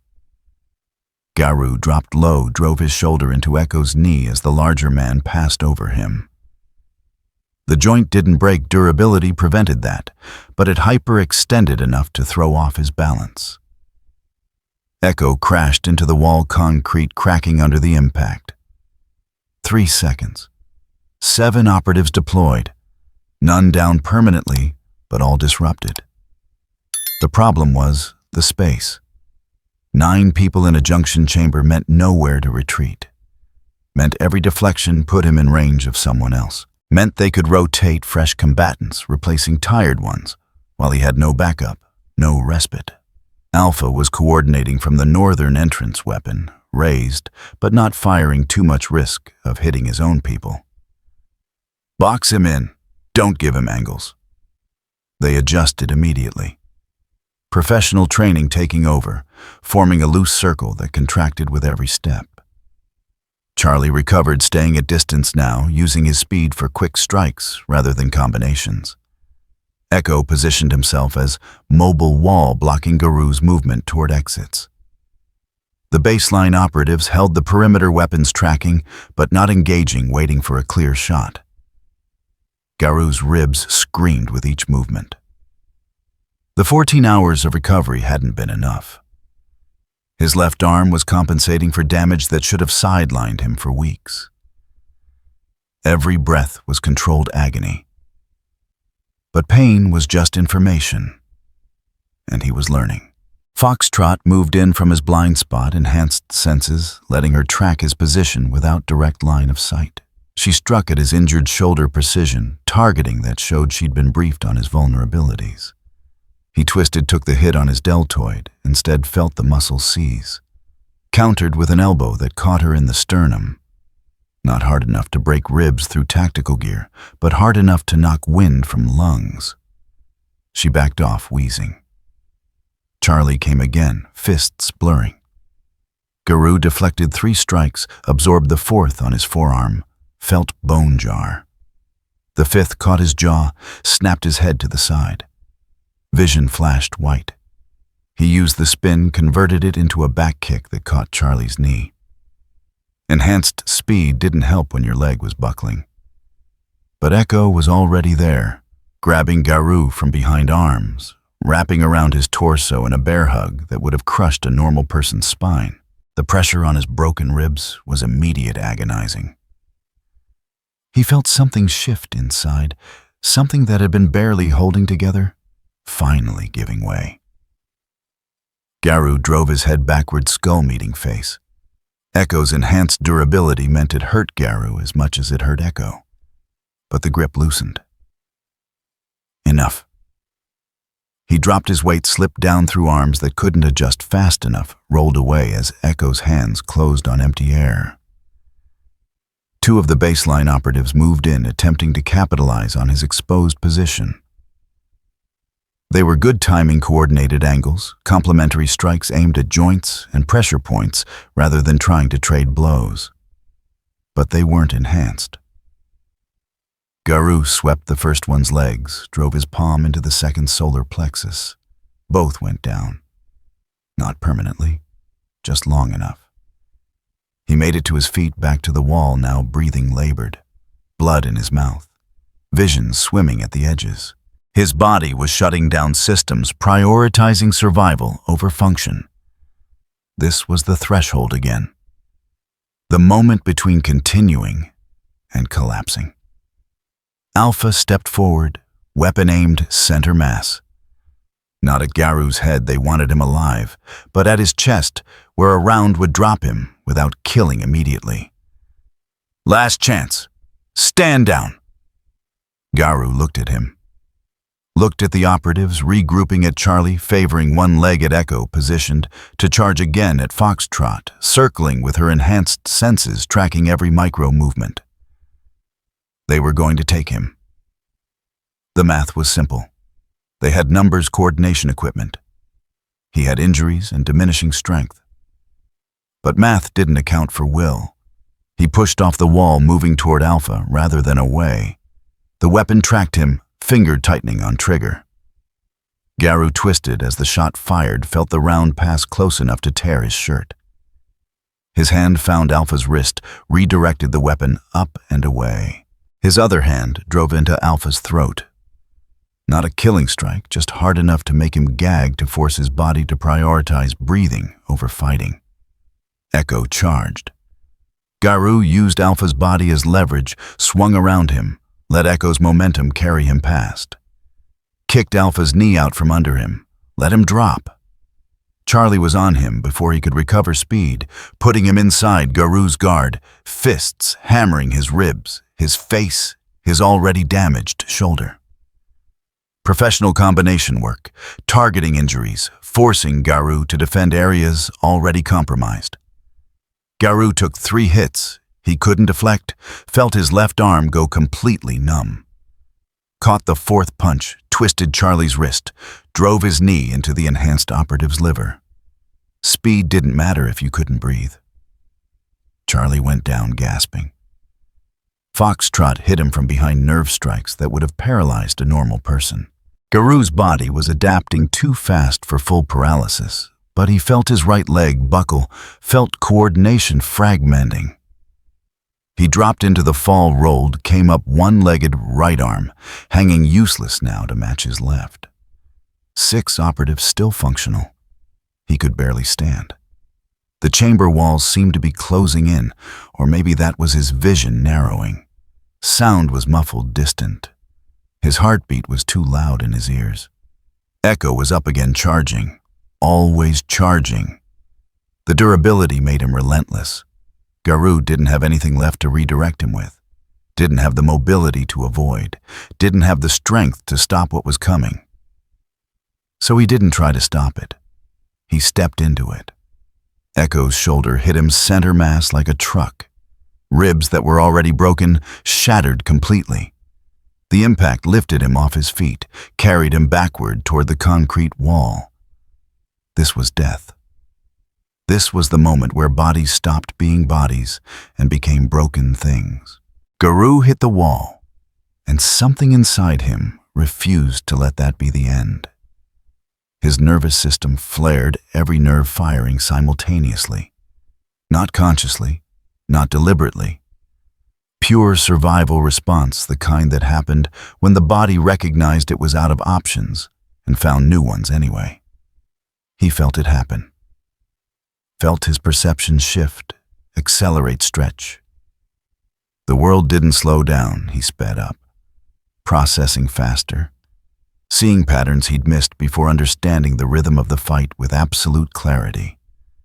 Echo's grip on him, the angle of his body, the weight distribution, the exact moment where momentum committed him to a path he couldn't change. Garou's hands, numb useless seconds ago, found Echo's collar. Used the operative's own force, added rotation, converted a crushing impact into a throw. Echo's durability didn't help when he was moving in a direction he hadn't intended when Garou used his mass and speed against him. Echo hit the ground hard enough to crack concrete. Garou landed on his feet. His breathing had changed. Steadied. The pain was still there. He could feel every broken rib, every torn muscle. But it wasn't controlling him anymore. It was just feedback. Data. His body was working around it, compensating, finding ways to function, despite damage that should have ended the fight. The remaining operative saw the shift. Saw something in his posture change. The way he stood, the way he tracked their positions, the way his eyes focused with an intensity that hadn't been there moments before. Bravo. One of the baseline operatives spoke into his comm. He's not slowing down. How is he not slowing down? Because he's adapting, Foxtrot said quietly. Real-time evolution. Every time we hit him, he gets better. Alpha was on his feet again, weapon recovered. Then we don't give him time to adapt. All units, simultaneous assault, maximum force, put him down now. They came at once. Garou emerged from the tunnels, 3 blocks from the junction chamber, using a maintenance ladder that led to a storm drain in an alley behind a Chinese restaurant. The smell of cooking oil and garbage was overwhelming after hours in the underground's stale air. He pulled himself up slowly, every movement deliberate. His body had adapted, compensated, rewired itself to function through damage that should have been incapacitating. But it hadn't healed. The broken ribs were still broken. The torn muscles were still torn. He was just better at working around them now. The alley was empty. Mid-afternoon, the kind of time when delivery trucks had already come and gone, when the evening rush hadn't started yet. He leaned against the brick wall, breathing carefully, letting his heart rate settle. His shirt was ruined, torn, and blood-stained. His jacket was somewhere back in the tunnels, discarded when movement required less weight. He looked like exactly what he was. Someone who'd just fought his way through a professional hit squad and barely survived. He needed to move. Vought would be tracking him, would have operatives canvassing every exit point from the tunnel network. The window of opportunity was small. But first, he needed water. The restaurant's back door was propped open, kitchen staff visible inside moving between stations. He could hear orders being shouted in Cantonese, the clatter of woks against burners. Steam billowed out into the alley. There was a water spigot mounted on the exterior wall, the kind used for washing down the alley. Garou approached it quietly, turned it on, cupped his hands under the stream. The water was cold, metallic tasting. He drank anyway, then splashed some on his face, washing away dried blood and concrete dust. A voice spoke behind him. Young, startled. "You're him." Garou turned slowly.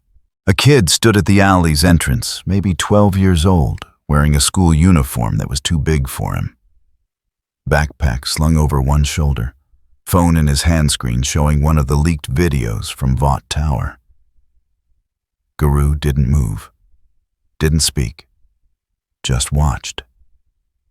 The kid took a step closer, eyes wide. "You're the guy from the tower, the one who fought Homelander. You should go home. Did you really?" The kid gestured vaguely at the phone. "Did you really hit him, like actually land a hit on Homelander?" Garou shut off the water. "I survived. That's different. Everyone's saying you're a terrorist, that you attacked Vought. And what do you think?" The kid hesitated. I think they're lying. They always lie. About heroes. About everything." Something in the way he said it made Garou look closer. The kid's uniform was worn at the edges, patches sewn where tears had been repaired. His backpack was old straps fraying. And there was something in his eyes, a weariness, that didn't belong on someone that young. "Why do you think they lie?" Garou asked. The kid shifted his weight, uncomfortable. "Because I've seen them. The heroes. When cameras aren't around." He looked down. "My mom works at Vought. Cleaning crew. She has to. They make her do things. Extra work, off the books. And if she complains, they'll fire her, and we can't afford that." Garou was quiet for a moment. "What's your name?" "Ryan." "Ryan, you need to leave. Right now. If Vought finds you talking to me, they're already looking for you everywhere. I saw the security teams on my way home from school. They're checking buildings, stopping people asking questions." Ryan's hand tightened on his phone. "But they're looking for someone running. Someone hiding." "I am hiding." "No, you're not. You're drinking water in an alley like a normal person. That's not what a terrorist would do." Despite everything, the pain, the exhaustion, the knowledge that Vaught's response was only going to escalate, Garou almost smiled. "You're smart. Smart enough to know you're not the bad guy here." Ryan glanced back toward the street. "But you need to be more careful. They have facial recognition on every camera. Drones with thermal imaging. If you stay in the open." "I know."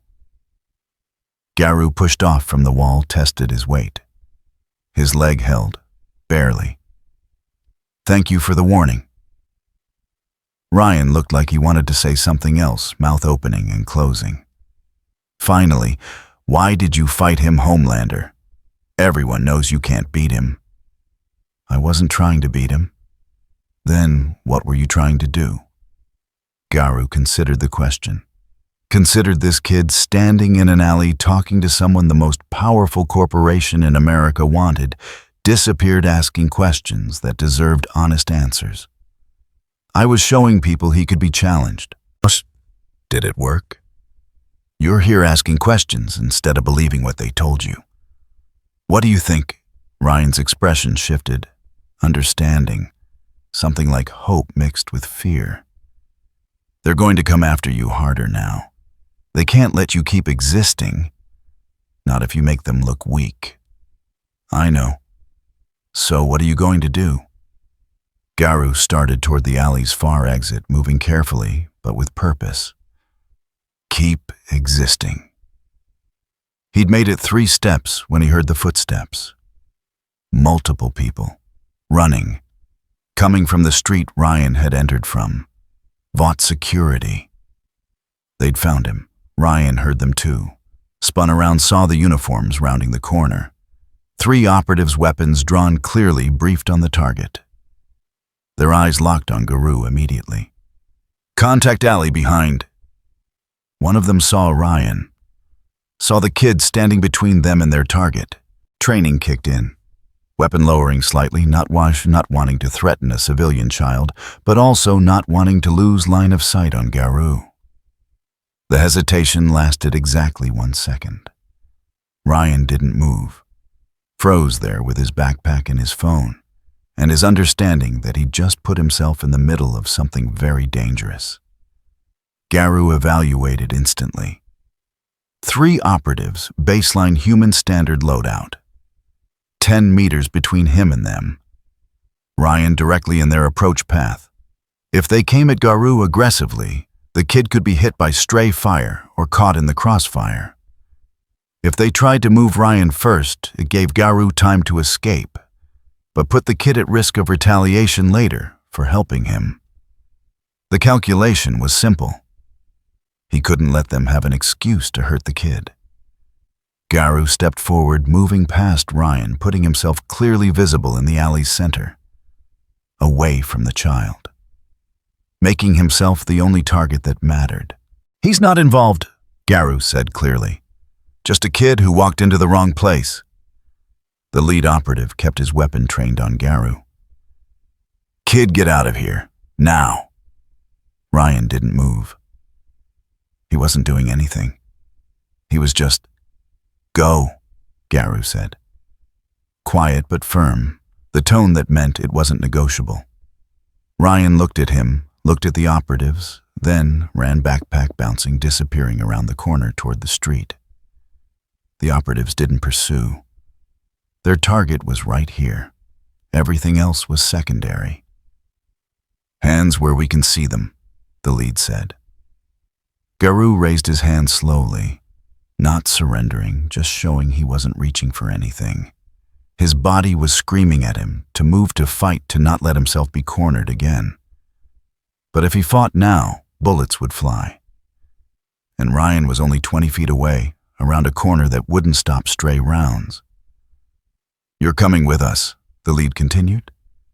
Peacefully, or we make it unpeaceful. Your choice. Garou lowered his hands. Not in compliance, just back to neutral. I'm not going anywhere. Then we have a problem. The tactical situation was bad. 3 armed operatives with clear lines of fire. Nowhere to take cover in the narrow alley. His body already compromised from the junction chamber fight, and a kid potentially still close enough to get hurt if this went badly. But Garou had spent the last few hours learning something important. He was faster now. Faster than he'd been at the tower. Faster than he'd been against the cleanup team. The evolution wasn't finished, but it had given him edges he didn't have before. The operative saw the shift in his stance. Recognized the signs of someone about to do something stupid. Last chance, the lead said. Garou exploded forward. Not toward them, toward the wall. Up. Hands finding purchase on the brick, momentum carrying him, vertical feet finding the ledge of a second-story window. The operatives tracked him, weapons following, but he was already moving laterally, running along the narrow ledge. They fired. 3 weapons-controlled bursts, targeting center mass. Garou dropped from the ledge as rounds sparked off brick where he'd been. Landed on a dumpster, used it as a springboard to reach a fire escape on the opposite building. Pulled himself up as more rounds chased him. One clipped his calf. Burning pain muscle tearing. He kept moving. The fire escape gave him access to the roof. He took the ladder 3 rungs at a time, injured leg, protesting every step. Behind him, the operatives were calling for backup, reporting his position, coordinating pursuit. He reached the roof, kept running. 3 buildings over, he dropped back down to street level through an interior stairwell, emerged into foot traffic that was too dense for Vought to openly pursue through. Blended into the crowd, just another person moving through late afternoon Manhattan. Limping slightly, but not noticeably enough to draw attention from people who weren't looking for him specifically. The bullet wound in his calf was bleeding, soaking through his pant leg. He needed to deal with it before he left a trail visible enough to follow. But first he needed to know Ryan had made it away safely. He circled back, staying a block away from the alley, using storefront reflections and passing cars to observe without being obvious. Saw Ryan on the street, talking to what looked like his mother, a woman in cleaning uniform, holding her son's shoulders, listening to him explain something with animated gestures. She looked scared. Looked at the security team still visible down the block. But she also looked like she was listening to what her son was saying, like she was believing him when he insisted the man in the alley hadn't been threatening him. Garou watched until they left together, the woman keeping her son close as they walked toward a bus stop, safe. As safe as anyone could be in this city. He turned away, disappeared into the urban maze, leaving blood on pavement that would be washed away by evening rain. 6 blocks away, in a coffee shop where he'd been monitoring police scanners and Vaught's security frequencies, Huey nearly spilled his drink when the report came through. Target engaged alley behind Wong's restaurant, evaded capture. Civilian witness on scene. Witness reported target deliberately positioned himself to protect the witness from crossfire before escaping. Huey pulled out his phone, texted MM. He saved a kid, put himself at risk. This is important. MM's response came within seconds, where Huey sent the coordinates. 20 minutes later, MM found Ryan and his mother waiting for their bus. He approached carefully, hands visible, posture non-threatening. Excuse me, I'm sorry to bother you. I heard there was an incident in the alley near here. Ryan's mother pulled him closer. We don't know anything. I'm not with Vaught. MM paused, choosing words carefully. I'm someone who wants to know the truth about what happened. Not the version Vaught's going to tell. Ryan looked up at his mother. She hesitated, then nodded slightly. The man in the alley, MM said, crouching to Ryan's eye level. Did he hurt you? Threaten you? No. Ryan's voice was clear. Certain. He told me to leave. To go home. When the security people came, he made sure I wasn't near them. He could have run, but he stayed until I got away. Why would he do that? Ryan thought about it. Because he's not what they're saying he is. MM glanced at the mother. She was watching the conversation carefully, clearly torn between wanting to protect her son and wanting someone to hear what had really happened. My son doesn't lie to me, she said quietly. If he says that man protected him, then that's what happened. MM stood, nodded respectfully. Thank you, both of you. He pulled out a card, blank except for a phone number. If Vaught gives you trouble about this, if they ask questions, call that number. We'll help. She took the card, tucked it into her pocket without looking at it. MM walked away, already pulling out his phone to call Butcher. Yeah, Butcher's voice gruff as always. You were right. He's not just another soupy gone rogue. He's got a code. Just saw the proof. What kind of proof? The kind that puts himself in danger to make sure a 12-year-old doesn't get shot. Silence on the line. Then, that changes things. Yeah, it does. Where is he now? Disappeared, again, but he's injured. Security clipped him before he got away. He's going to need to hole up soon. Then we find him before Vought does. Because if he's got principles, he's not just a weapon. He's something better, MM. Ended. The call looked back toward where Ryan and his mother had been. They were on the bus now, pulling away from the curb.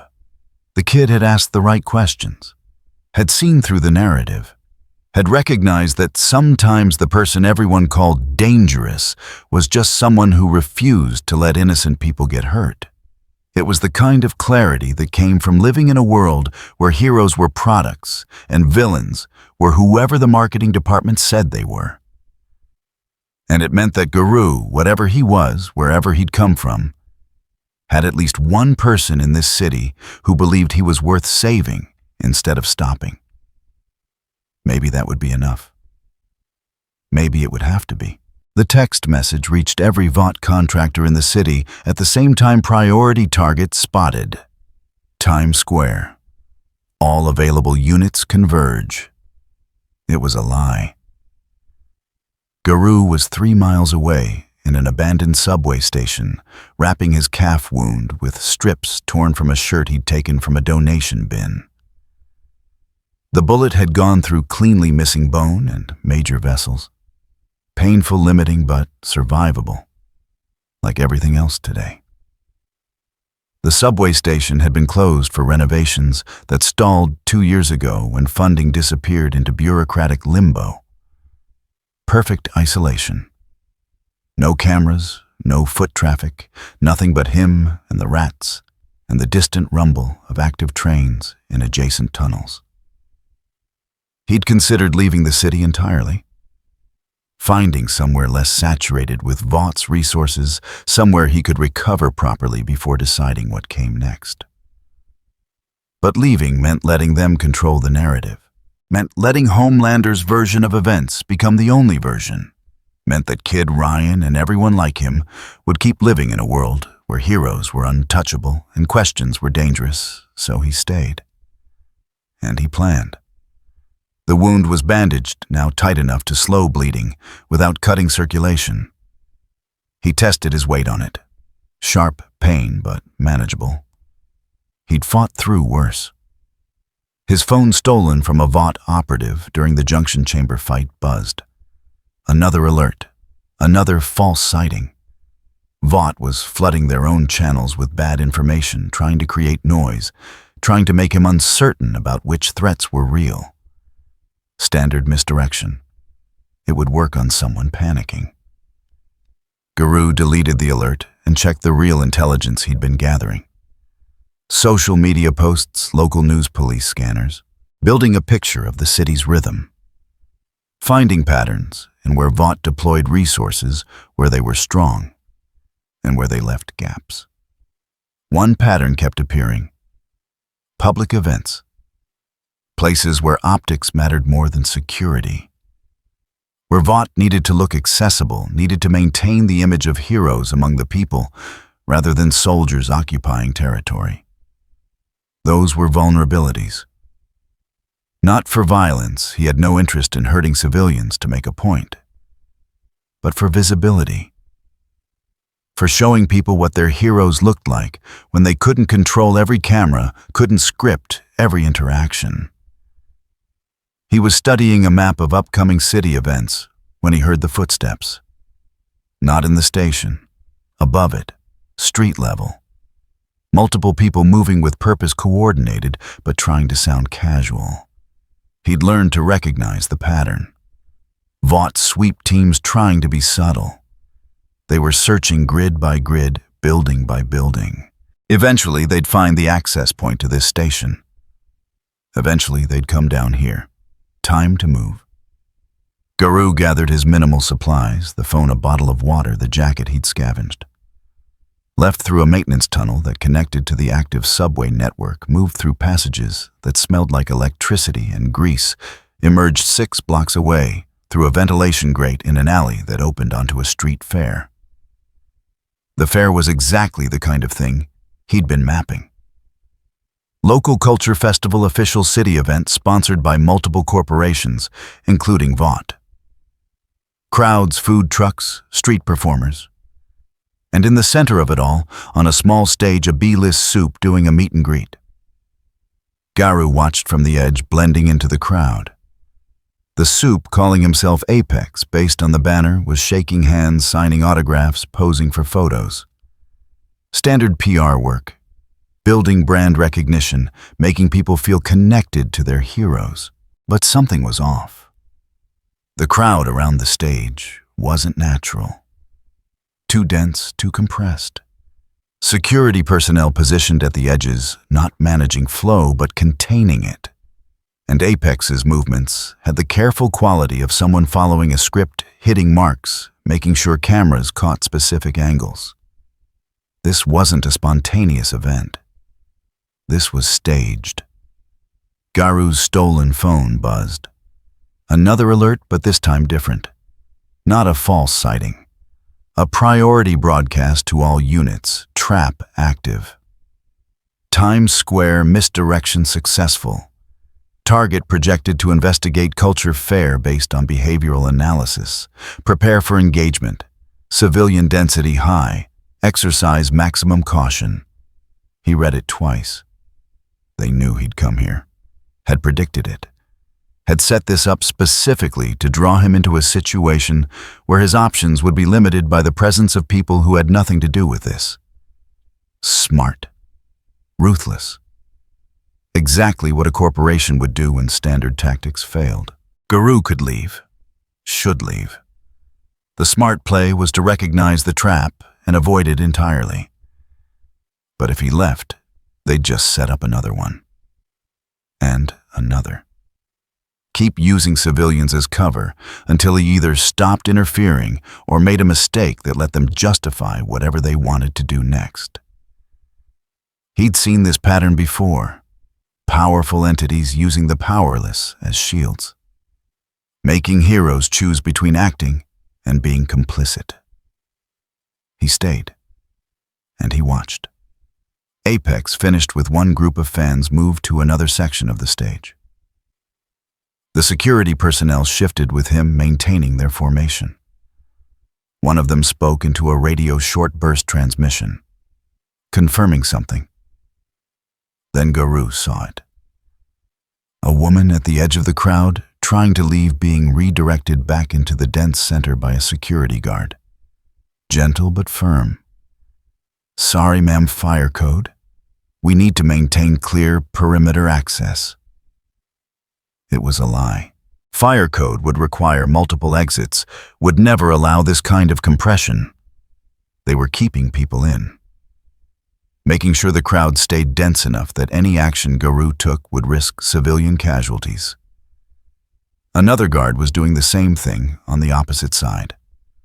Polite smiles, professional demeanor, but the message was clear: stay where you are. Garou moved closer, circling the perimeter, counting personnel. 8 security guards visible, probably more in the crowd.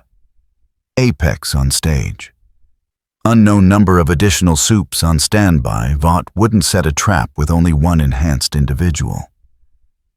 The stolen phone buzzed again. New message, different channel. This one meant for him, specifically sent to the phone they knew he'd taken. "We know you're here. We know you won't risk civilians. Surrender now, or this situation escalates." He didn't respond. Instead, he sent a reply: "You're using people as shields. That's not heroic." The response came within seconds, desperate times. "You started this. You end it. Give yourself up, or we make it worse." Garou looked at the crowd. Families, kids, people who'd come to a street fair expecting nothing more dangerous than overpriced food and cheap entertainment. People who had no idea they were part of a containment operation. He could expose it.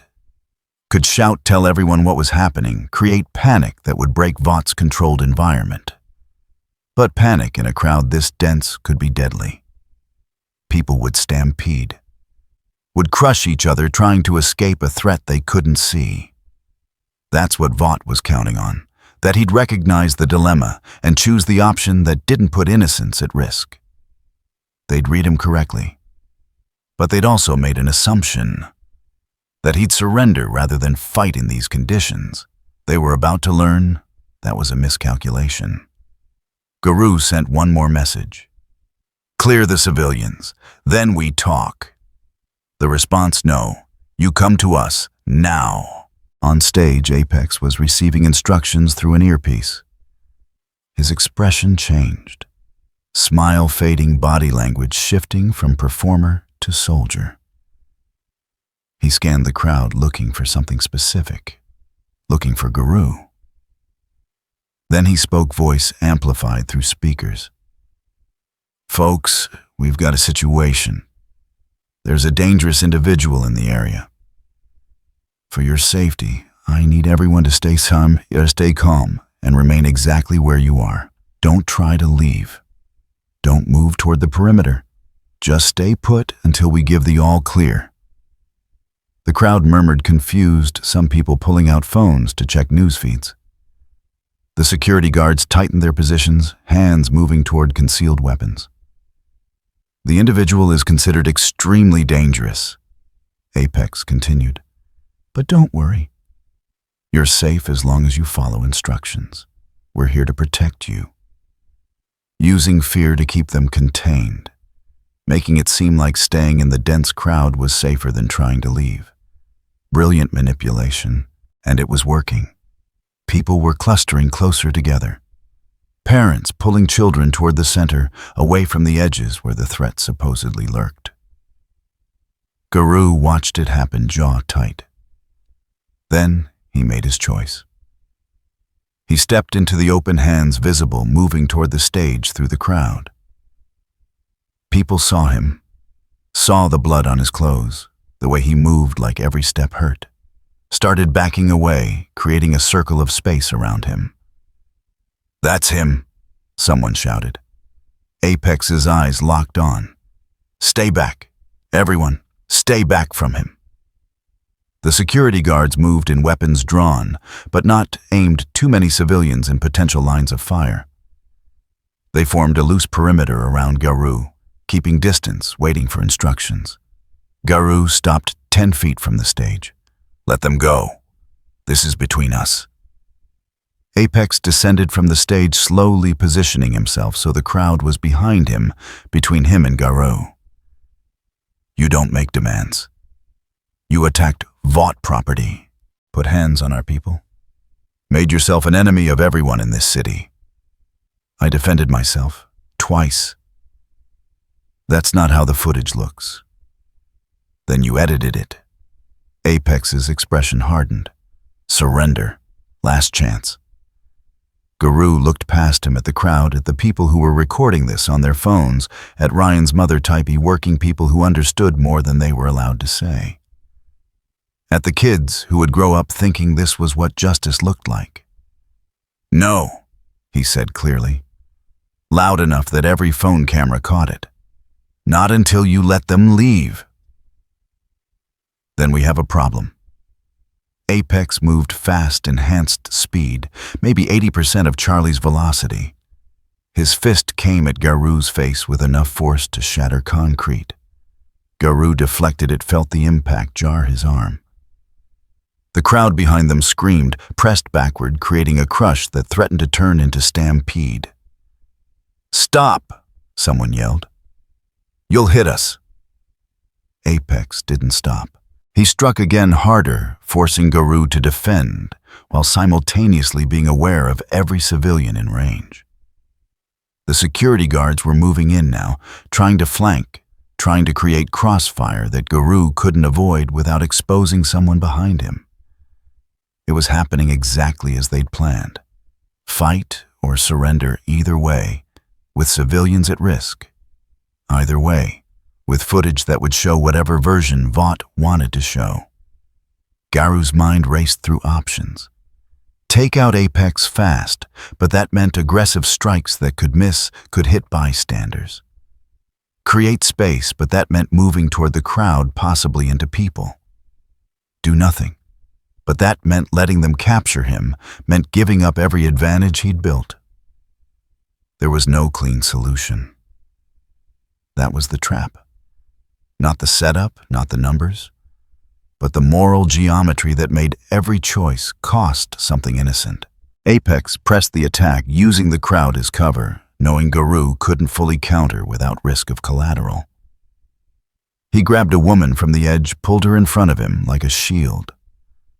"Back off or she gets hurt," the woman screamed, struggled. Apex's grip was iron-enhanced strength, making resistance pointless. The crowd's panic rose. People were pushing now, trying to get away, crushing against the security perimeter that wouldn't let them through. This was it. The moment where Garou's choices narrowed to nothing.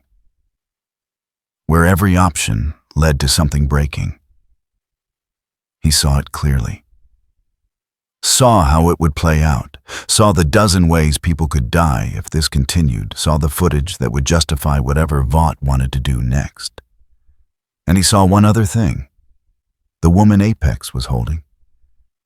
She was terrified, crying helpless in the grip of someone with power she couldn't fight. Just like the staff at that nightclub. Just like the trainer in that gym. Just like Ryan's mother, doing extra work keeping quiet. Surviving in a system that used fear as control. That was the pattern. That was what he'd come here to challenge. And he wasn't going to let it continue. Not here. Not now. Garou's hands dropped to his sides. His voice came out cold, carrying to every camera, every phone. Using someone as a shield. In front of witnesses. That's what heroes do in your world. Apex's grip tightened. Shut up. Everyone's recording. They're all seeing this. Seeing what you really are. I said shut up. But Garou was right. The phones were up, capturing everything. The woman's face, Apex's grip. The security perimeter keeping people trapped. And in that moment, before the situation could escalate further, before someone could die, Garou moved. Garou closed the distance between himself and Apex in 3 strides. Each movement calculated to minimize exposure to the security perimeter while keeping civilians out of the engagement zone.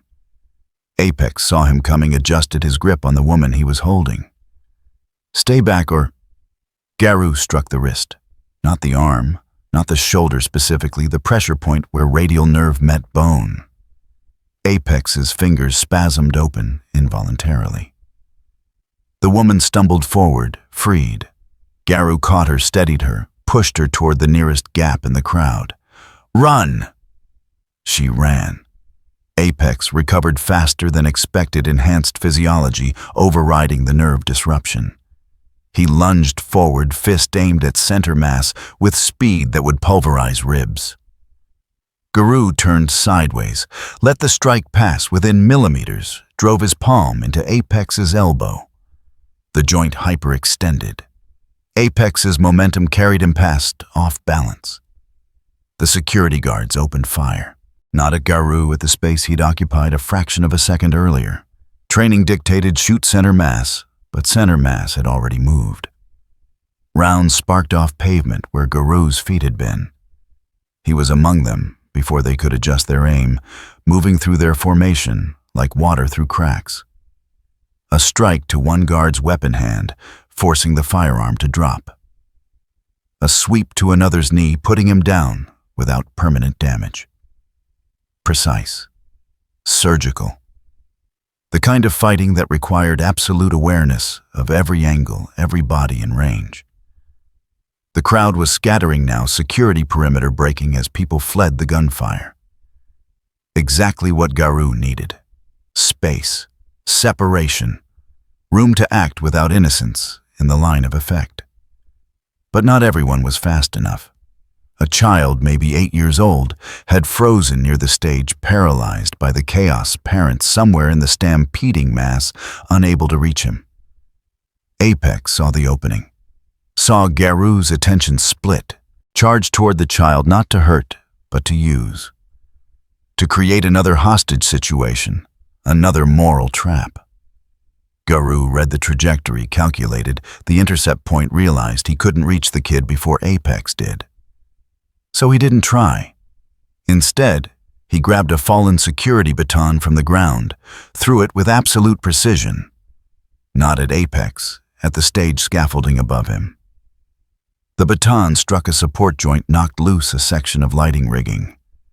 Apex looked up as metal and electrical fixtures came down. He aborted his charge, threw his arms up to protect himself from the falling debris. Enhanced durability absorbed the impact, but it bought seconds.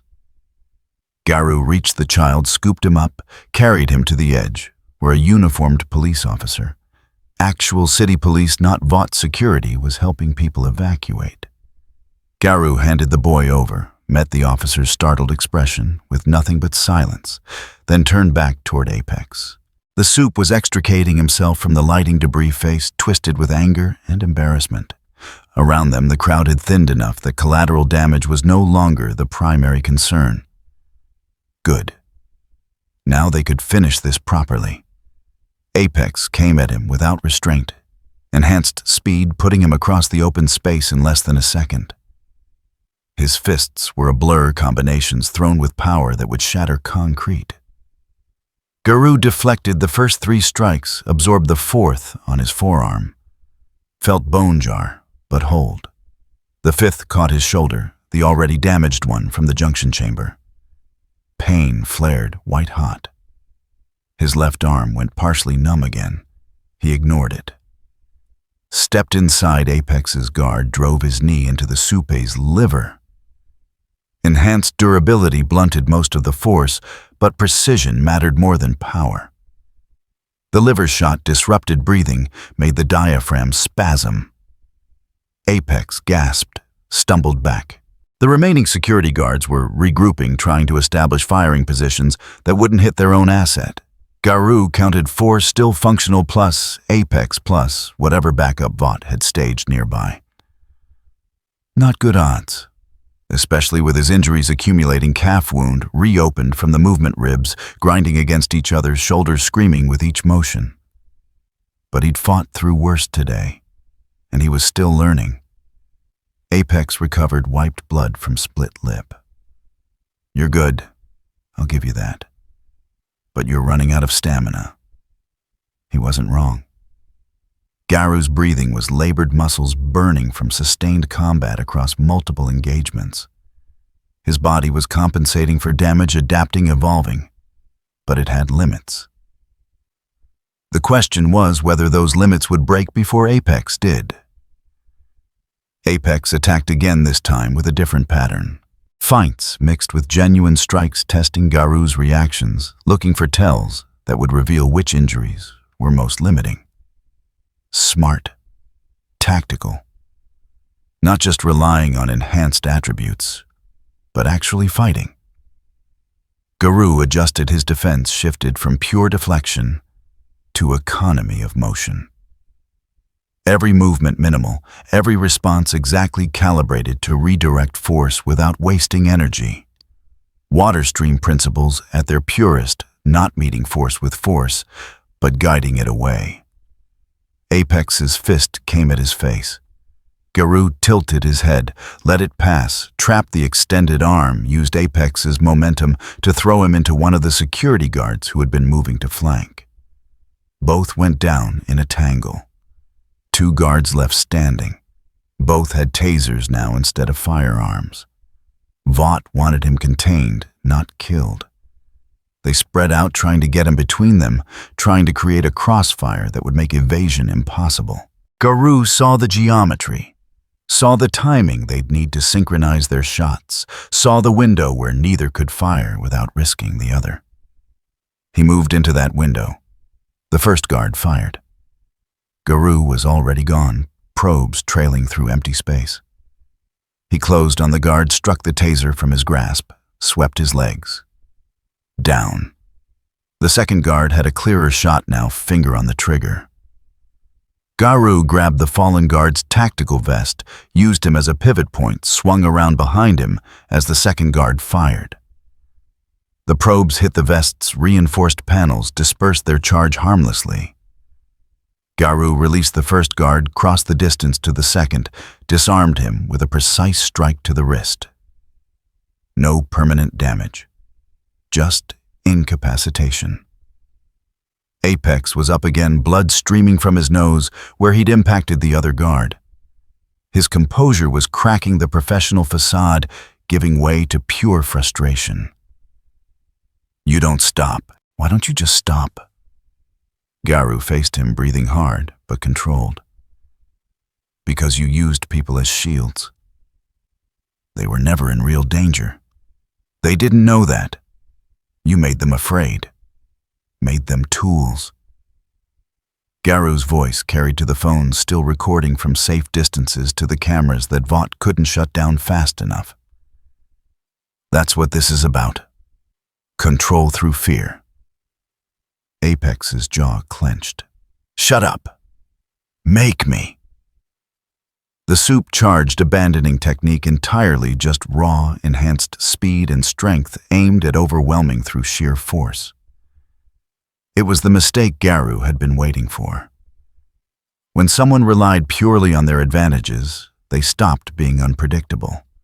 Apex's trajectory was a straight line. His commitment total, his speed, impressive, but linear. Garou saw it with absolute clarity, saw exactly where Apex would be in the next half second, saw the opening his rage had created. He stepped into the charge at the last possible moment, inside the arc, where Apex's fists couldn't generate full power. His hand found Apex's throat, not to crush, just to control. His other hand trapped Apex's leading arm, locked the joint, used the soup's own momentum to drive him face first into the pavement. Apex hit hard. Durability kept bones from breaking, but couldn't prevent the stunning impact, couldn't stop his vision from whiting out momentarily. Garou kept the pressure on the trapped arm, maintained control of the neck. "Yield. Go to hell." Garou applied more pressure to the arm joint. Not enough to break, he didn't need to break, just enough to make continuing painful, to make surrender the rational choice. "You're beaten. Accept it." Around them, the remaining bystanders were recording everything. The security team was down or regrouping at distance. Vaught's trap had collapsed into a public spectacle, showing their asset pinned by someone they'd called a terrorist. Apex struggled, enhanced strength trying to break free. But leverage and technique mattered more than raw power when applied correctly. Then Garou felt it. The shift. The moment his body recognized it, was being pushed beyond what evolution had already granted, beyond what adaptation had achieved. This was the threshold again. The place where survival became transformation. His perception sharpened, further, time seeming to stretch. He could feel Apex's muscle tension before movement began, could read micro-adjustments in breathing that telegraphed intent, could process the entire tactical situation with a clarity that went beyond normal human capability. The broken ribs, the bullet wound the damaged shoulder, all still there, still limiting, but his mind was roading around them faster than conscious thought, finding ways to function that shouldn't exist but did anyway. This was what he'd been building toward. Not just surviving encounters with enhanced opponents, but surpassing them. Not through greater power, but through superior understanding of combat itself. Apex bucked, trying one more time to break free. Garou adjusted his grip, found a new pressure point, applied it with surgical precision. Apex went limp, not unconscious, but recognizing that continued resistance would result in serious injury. "I yield," he said finally. Quiet, defeated. Garou released him, stepped back, let the soup roll away, and clutch his strained arm. The phones were still recording. The moment captured from a dozen angles. A Vought asset enhanced and trained, pinned and forced to surrender by someone operating with broken ribs and multiple injuries. Garou turned toward the nearest camera phone, spoke clearly. "I didn't come here for this. You brought this to a public space. You put people at risk to try to trap me." He looked directly into the lens. Ask yourselves why they did that. Ask what they're really protecting. Then he walked away, not running, not limping more than necessary, just walking with purpose through the scattered remains of the crowd that parted to let him pass. Behind him, security was calling for backup, for medical, for someone to explain how this had gone so catastrophically wrong. But Garou was already gone, disappearing into the city streets where cameras couldn't track him, where Vaught's resources became just another obstacle to navigate, rather than an overwhelming force. He found an alcove 3 blocks away, collapsed against the wall, finally letting his body acknowledge the full extent of its damage. Blood soaked through makeshift bandages. Breathing was agony. Vision swam at the edges. But he'd done it, had fought in the worst possible conditions, surrounded, outnumbered with civilians at risk, and had won without killing, without causing collateral damage, without becoming the monster they wanted him to be. And in the process, he'd crossed another threshold.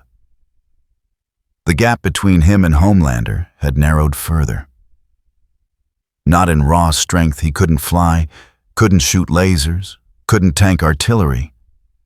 But in a fight, in actual close-quarters combat where technique mattered, where reading opponents mattered, where adapting faster than they could adjust mattered, he wouldn't be running anymore.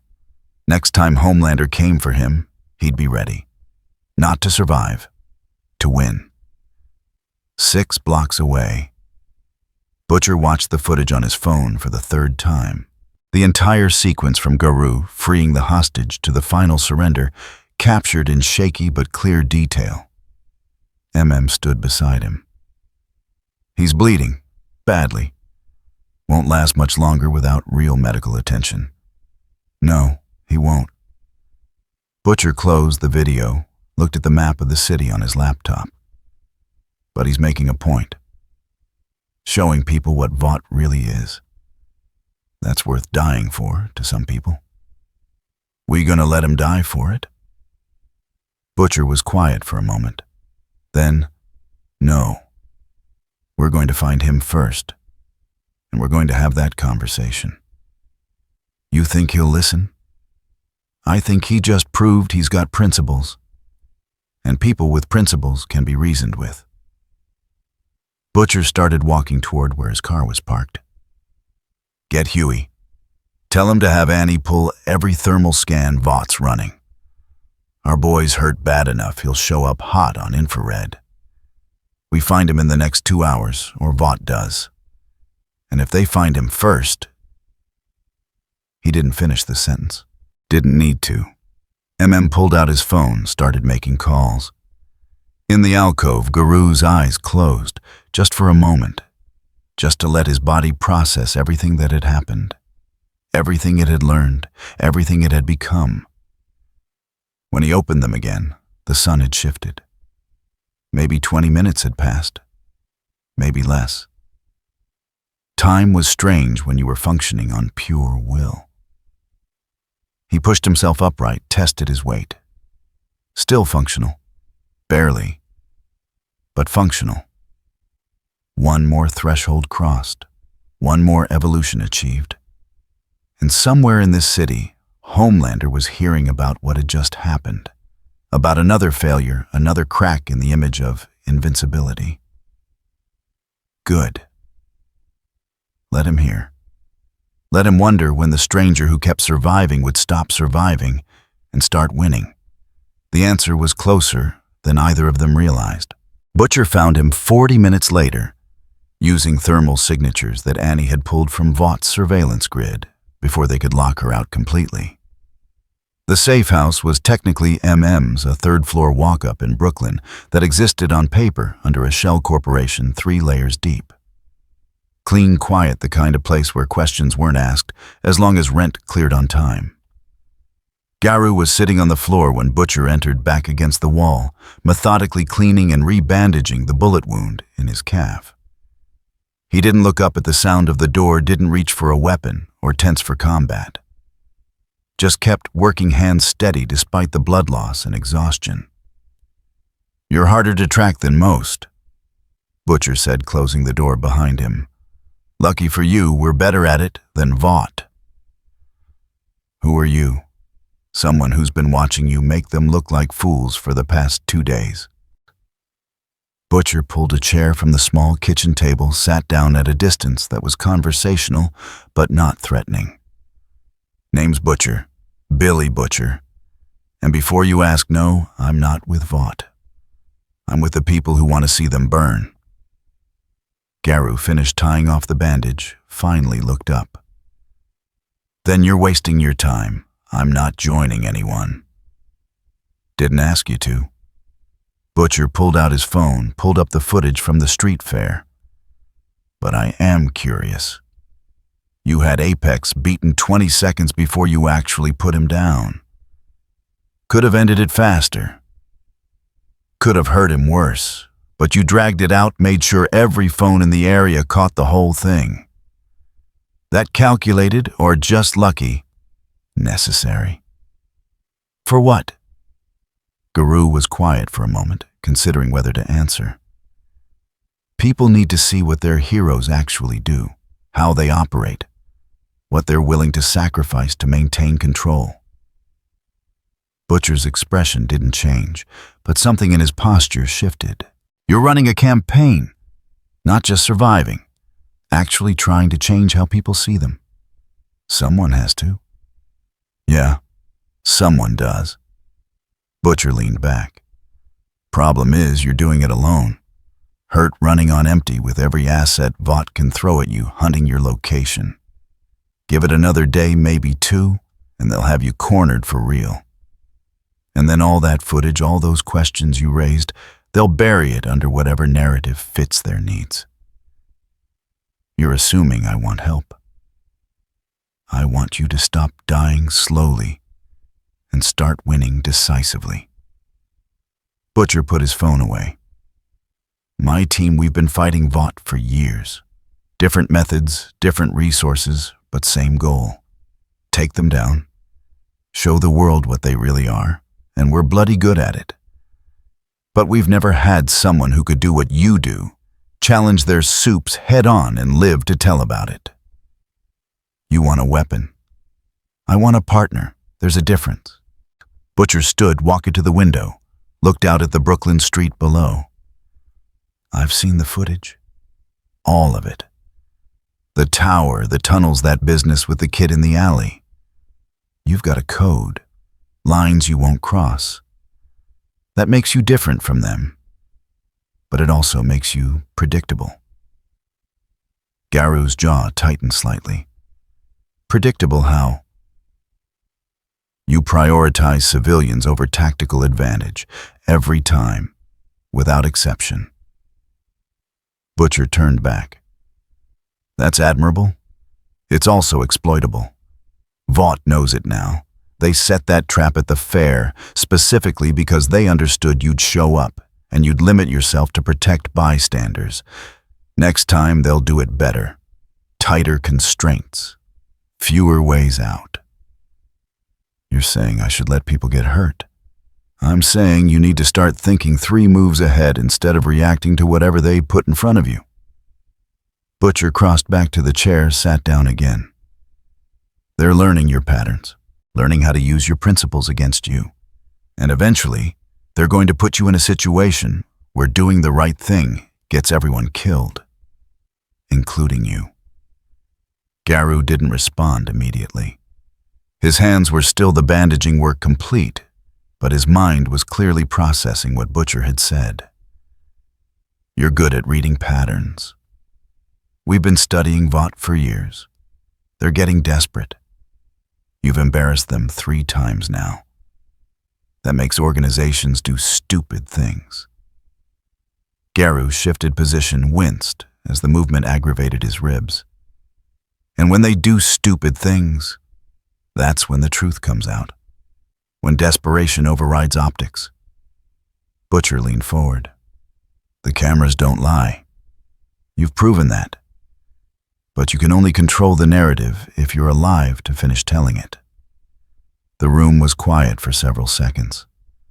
Outside, a siren wailed past, heading somewhere else, solving someone else's problem. Garou spoke finally. You're planning something specific. I'm planning for when they lose patience. When they decide containing you isn't enough. Butcher's expression was unreadable. And when that happens, I need to know, are you willing to be the catalyst? Even if it means putting yourself in the most dangerous position yet. I've been in dangerous positions. Not like what's coming. Butcher stood, moved toward the door. Think about it. Rest. Heal what you can. We've got people who can keep Vaught's search teams looking in the wrong places for the next 12 hours. After that, the thermal signatures get too hard to mask. He opened the door, paused. One more thing. That kid you protected, Ryan, his mom works at Vought Tower. Cleaning crew. Which means she's seen things, knows things. And she's terrified of what happens if she talks. You gave her son a chance to see a different kind of strength. That matters to people like her. Why are you telling me this? Because when the time comes when we force Vaught's hand, it's going to be people like her who decide whether what we're doing is worth the cost, whether fighting back is possible. Butcher met Garou's gaze directly. You started something. Question is whether you're going to see it through or whether you're going to bleed out in a safe house before it matters. He left door closing softly behind him. Garou sat in the empty apartment processing. Everything Butcher had said aligned with patterns he'd already recognized. Vought was escalating. Homelander was frustrated. The next confrontation would be different, more aggressive, less restrained, designed to end him rather than contain him. The smart play would be to disappear. Leave the city, find somewhere Vaught's reach was weaker, recover properly before making any more moves. But Butcher was right about one thing. If he left now, the footage would be buried. The questions would be answered with manufactured evidence and corporate spin, and people like Ryan's mother would keep working in buildings where heroes use them as tools, too afraid to speak, too vulnerable to resist. That was the pattern he'd come here to break. The system that turned strength into permission and silence into compliance. And breaking it meant finishing what he'd started, even if finishing it required walking into a trap with his eyes open. Garou closed his own eyes, let his body rest while his mind worked through the tactical possibilities. Butcher had resources, intelligence, people who understood Vaught's machinery, worth considering. But he hadn't decided yet, and if they crossed a line, he'd walk away. Outside the safe house 3 blocks away in a rented van, Mem closed his laptop. He bought it. Butcher climbed into the passenger seat. He's thinking about it. Which means yes, eventually. He's smart enough to know he needs help, stubborn enough to think he can do it on his own terms. And when he figures out we're planning to put him in Homelander's crosshairs deliberately, then we hope his principles hold up under pressure. Because if they don't, if he breaks when we need him steady, then we're all fucked. Butcher pulled out a cigarette, didn't light it, just rolled it between his fingers. But I don't think he breaks. I think he bends. And bending is all we need. Started the van. Where to? Back to base. We've got 12 hours to set up the next phase. After that, Vaught's going to find him, whether we want them to or not. So we make sure when they do, it's where we want, when we want, with every camera in the city pointed at exactly the right place. He finally lit the cigarette, took a drag, exhaled slowly. This is either going to work perfectly, or it's going to get all of us killed. MM pulled into traffic. That's every plan you've ever made. Yeah, but this time we're betting on someone else's principles instead of our own lack of them. Makes it complicated. Makes it different, you mean? That too. The van disappeared into Brooklyn's evening traffic, just another vehicle among thousands, carrying people with plans that required other people to make choices they thought were their own. And in the safe house, Garou rested, recovered, prepared. Knowing a trap was coming, but not yet understanding that he was the bait, the weapon, and the catalyst all at once. That realization would come later, when it was too late to do anything but see it through. The VNN broadcast went live at noon the next day, interrupting regular programming on every network Vought controlled, which was most of them. Cameron Coleman sat behind his desk, expression grave, tailored suit, immaculate.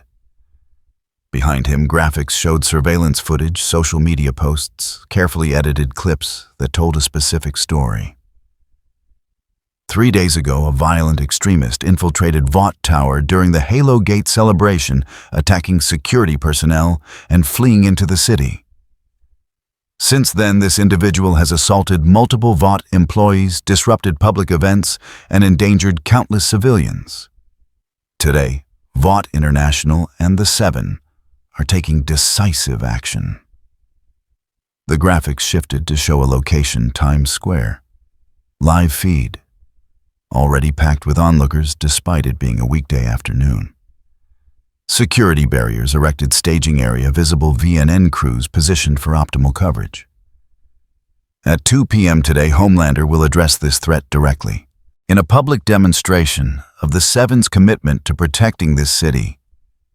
He will confront the individual responsible for these attacks and ensure no further harm comes to innocent people. We're broadcasting this live because transparency matters, because you deserve to see your heroes in action. Coleman's expression became almost sympathetic. Some of you may have seen unverified footage circulating online, videos claiming to show a different version of events. Vought has investigated these claims thoroughly. What you'll see today is the truth, the whole truth, and the justice that follows when someone threatens the safety of New York. The broadcast cut to commercial. Ads for Vought products, for Seven branded merchandise, for security services that promise to keep families safe from threats, just like the one Homelander would be neutralizing in under 2 hours. In the safe house, Garou watched the broadcast on a phone MM had left him. His ribs were taped, his calf re-bandaged properly with actual medical supplies, his shoulder treated with anti-inflammatories that dulled the edge of pain without eliminating it. 12 hours of rest had helped. Not healed healing would take weeks, but stabilized. He could move without his body threatening to shut down. Could think clearly without exhaustion clouding judgment, which made the trap Vought was setting even more obvious.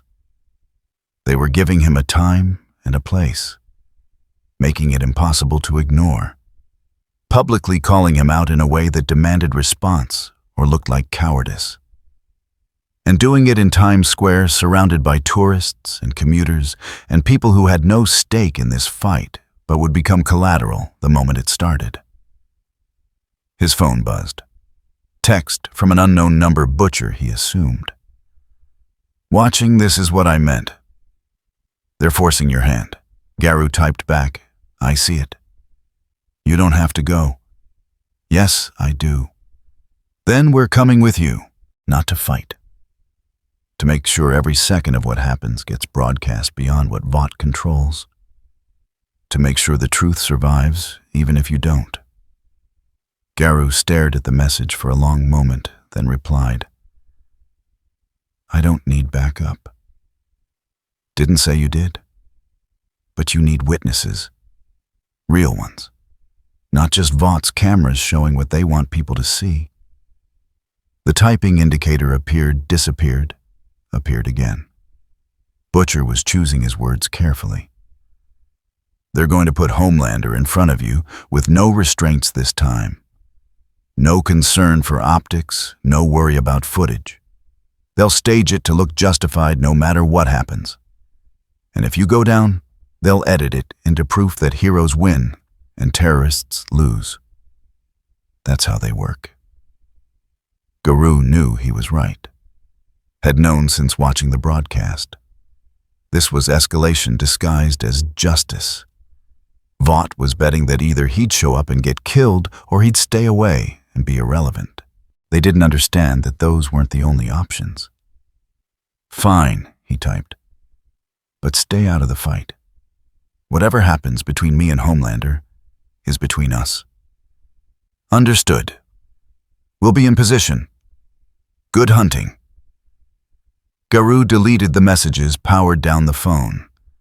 Stood slowly testing each injury, cataloging what his body could do and what it couldn't.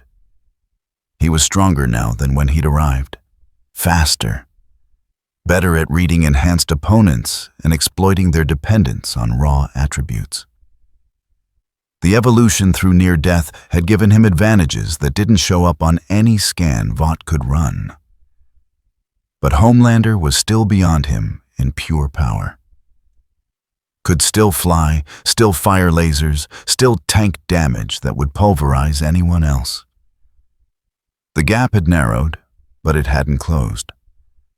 Which meant the fight would come down to whether technique and adaptation could overcome overwhelming force. He'd find out in 90 minutes.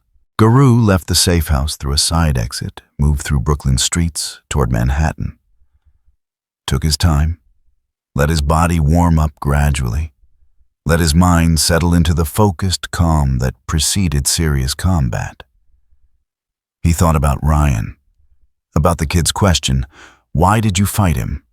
About his own answer, "I was showing people he could be challenged." That was still true. Times Square was already packed by the time Garou reached the perimeter. Barriers held crowds back from the staging area, creating a cleared space roughly 50 meters across. Elevated platforms held VNN crews, their equipment pointed at the empty center where the confrontation would take place. Security was heavy. Not Vought contractors this time, actual NYPD, with orders to maintain perimeter control and evacuate civilians if things escalated beyond containment. Good. That meant someone in the city government was at least marginally aware this could go very wrong. Garou circled the perimeter, staying in the crowd, watching the setup. The staging was careful. Platforms positioned to capture every angle, but also to create blind spots where things could happen off camera. Emergency vehicles stationed nearby, but far enough back that they wouldn't interfere with whatever Vought had planned. This wasn't about justice. It was theater. A performance meant to reinforce the narrative that Vought controlled and opposition got crushed. He found a position on the eastern edge near a barrier where he could slip through once things started. Checked his watch. 10 minutes to 2. The crowd was restless, phones out, everyone recording. Some looked excited, anticipating a spectacle. Others looked nervous, understanding that being this close to Homelander in action meant being this close to collateral damage. At 1:58, the stage lighting changed. Spotlights activated despite the daylight, creating dramatic illumination. VNN's broadcast theme music played through massive speakers. Cameron Coleman's voice boomed across the square. "Ladies and gentlemen, thank you for your patience. In just moments, Homelander will arrive to address the ongoing security situation. For your safety, please remain behind the barriers and follow all instructions from NYPD personnel." The crowd pressed forward anyway, human nature overriding common sense. Everyone wanted the best view, the clearest footage, the experience they could share later. Garou spotted Butcher on the opposite side of the square, barely visible in the mass of people. Was nearby, both positioned with sightlines to the staging area. Huey somewhere else, probably with equipment to tap into broadcast feeds. The boys were keeping their word. Witnesses, not participants. At exactly 2 p.m., Homelander descended from the sky. The landing was calculated for maximum dramatic effect, boots touching down dead center of the cleared space cape, settling perfectly around his shoulders, the lighting catching his suit's colors in a way that seemed almost holy. The crowd erupted. Cheers, camera flashes, people calling his name. This was what they'd come for. Their hero, their protector, demonstrating why threats to the city always failed. Homelander waited for the noise to die down, his expression serious but confident. When he spoke, his voice carried through the speakers, amplified for the thousands present and millions watching at home. New York, my city. I know you've been scared. I know you've seen footage of someone attacking your heroes, threatening your safety, making you wonder if you're protected. I'm here to tell you, you are. You always will be. Because threats to this city don't just face Vaught's security. They face me. More cheers. Homelander let them build, then raised a hand for silence. I'm calling on the individual responsible for the attacks over the past 3 days. You know who you are. You've been hiding, striking from shadows, putting civilians at risk while accusing us of the same. I'm giving you one chance.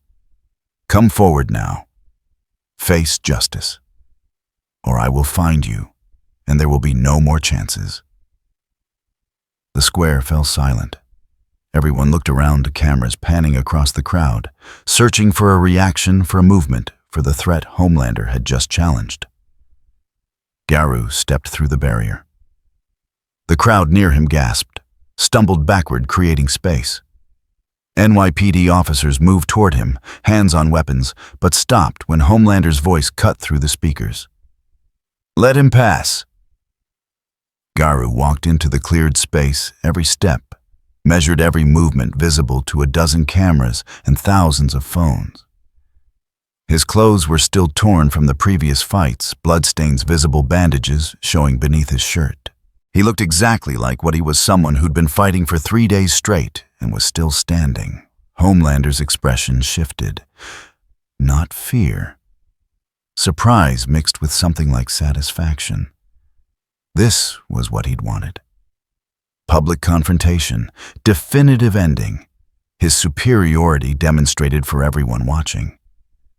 You actually came, Homelander said, quieter now, voice meant for Garou rather than the crowd.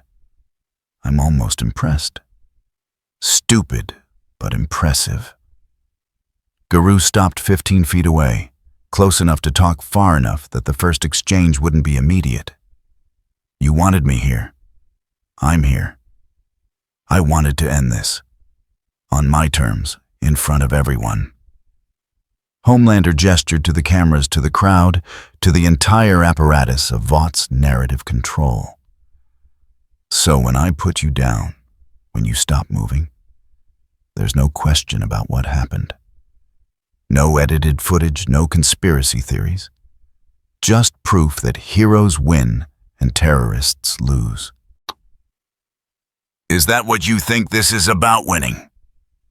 Homelander's jaw tightened. What else would it be about? Showing people you can be challenged. Garou looked past him at the cameras. Fear only works until someone stops being afraid. They accept it because it's true. Because I am stronger. Because I can do things nobody else can do. Then prove it. Right here. No tricks, no traps, no using anyone else's leverage. Garou's voice carried clearly through the open space. Just you and me. Let's see if power is enough. Homelander's eyes began to glow. Around them, the NYPD officers were pulling back, creating more distance. The crowd pressed against the barriers, phones raised, recording everything. On the VNN platforms, directors were adjusting shots, making sure every angle was covered. Coleman's voice was narrating for broadcast, setting up the moment of justice, about to be delivered. Homelander's voice dropped to barely audible, meant only for Garou. Last chance to surrender. No. Then you die here, in front of everyone, and I'm going to enjoy it. The lasers fired. Garou moved before the lasers fully formed a muscle memory from their first encounter, telling him the exact moment between glow and discharge. He dropped low, rolled laterally, felt heat scorch the air where his torso had been. The beams tracked him, carving through pavement, sending up plumes of vaporized concrete. The crowd screamed, pressed backward despite the barriers. NYPD officers were shouting, trying to coordinate an evacuation that was already collapsing into panic. Garou came up from the roll, already moving toward Homelander, closing distance before the next laser burst. 15 feet, 10, 5. Homelander cut the beams, launched himself forward to meet the charge. They collided in the center of the cleared space, the impact loud enough to echo off surrounding buildings. Homelander threw the first punch full strength, no holding back aim to break ribs that were already broken. Garou slipped it, drove his palm into Homelander's extended elbow. The joint didn't give, but the trajectory changed, force dissipating sideways instead of forward. The counter came instantly. Homelander's other hand grabbed for Garou's throat fingers like steel cables. Garou twisted, dropped his weight, used the leverage to throw Homelander past him. The Supé's flight capability activated mid-throw, stabilizing what should have been a fall. They reset. 3 seconds of combat. Both still standing. The crowd's noise had changed from excited to frightened. Cameron Coleman's voice through the speakers, trying to maintain the narrative. As you can see, Homelander is engaging with controlled force, attempting to minimize collateral. His words cut off as Homelander fired another laser burst, this one while tracking Garou, but continuing past him into a storefront when Garou dodged. Glass exploded. People inside the store dove for cover. Garou saw Homelander's face, saw the calculation slip, replaced by frustration. This wasn't going the way the Soup had envisioned. The quick, clean victory for the broadcasts was becoming a sustained fight where his opponent kept not dying. Good.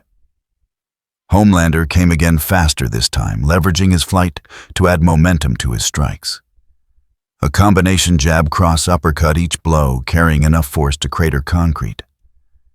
Garou deflected the first two, took the third on his forearm, felt the bone creak but hold.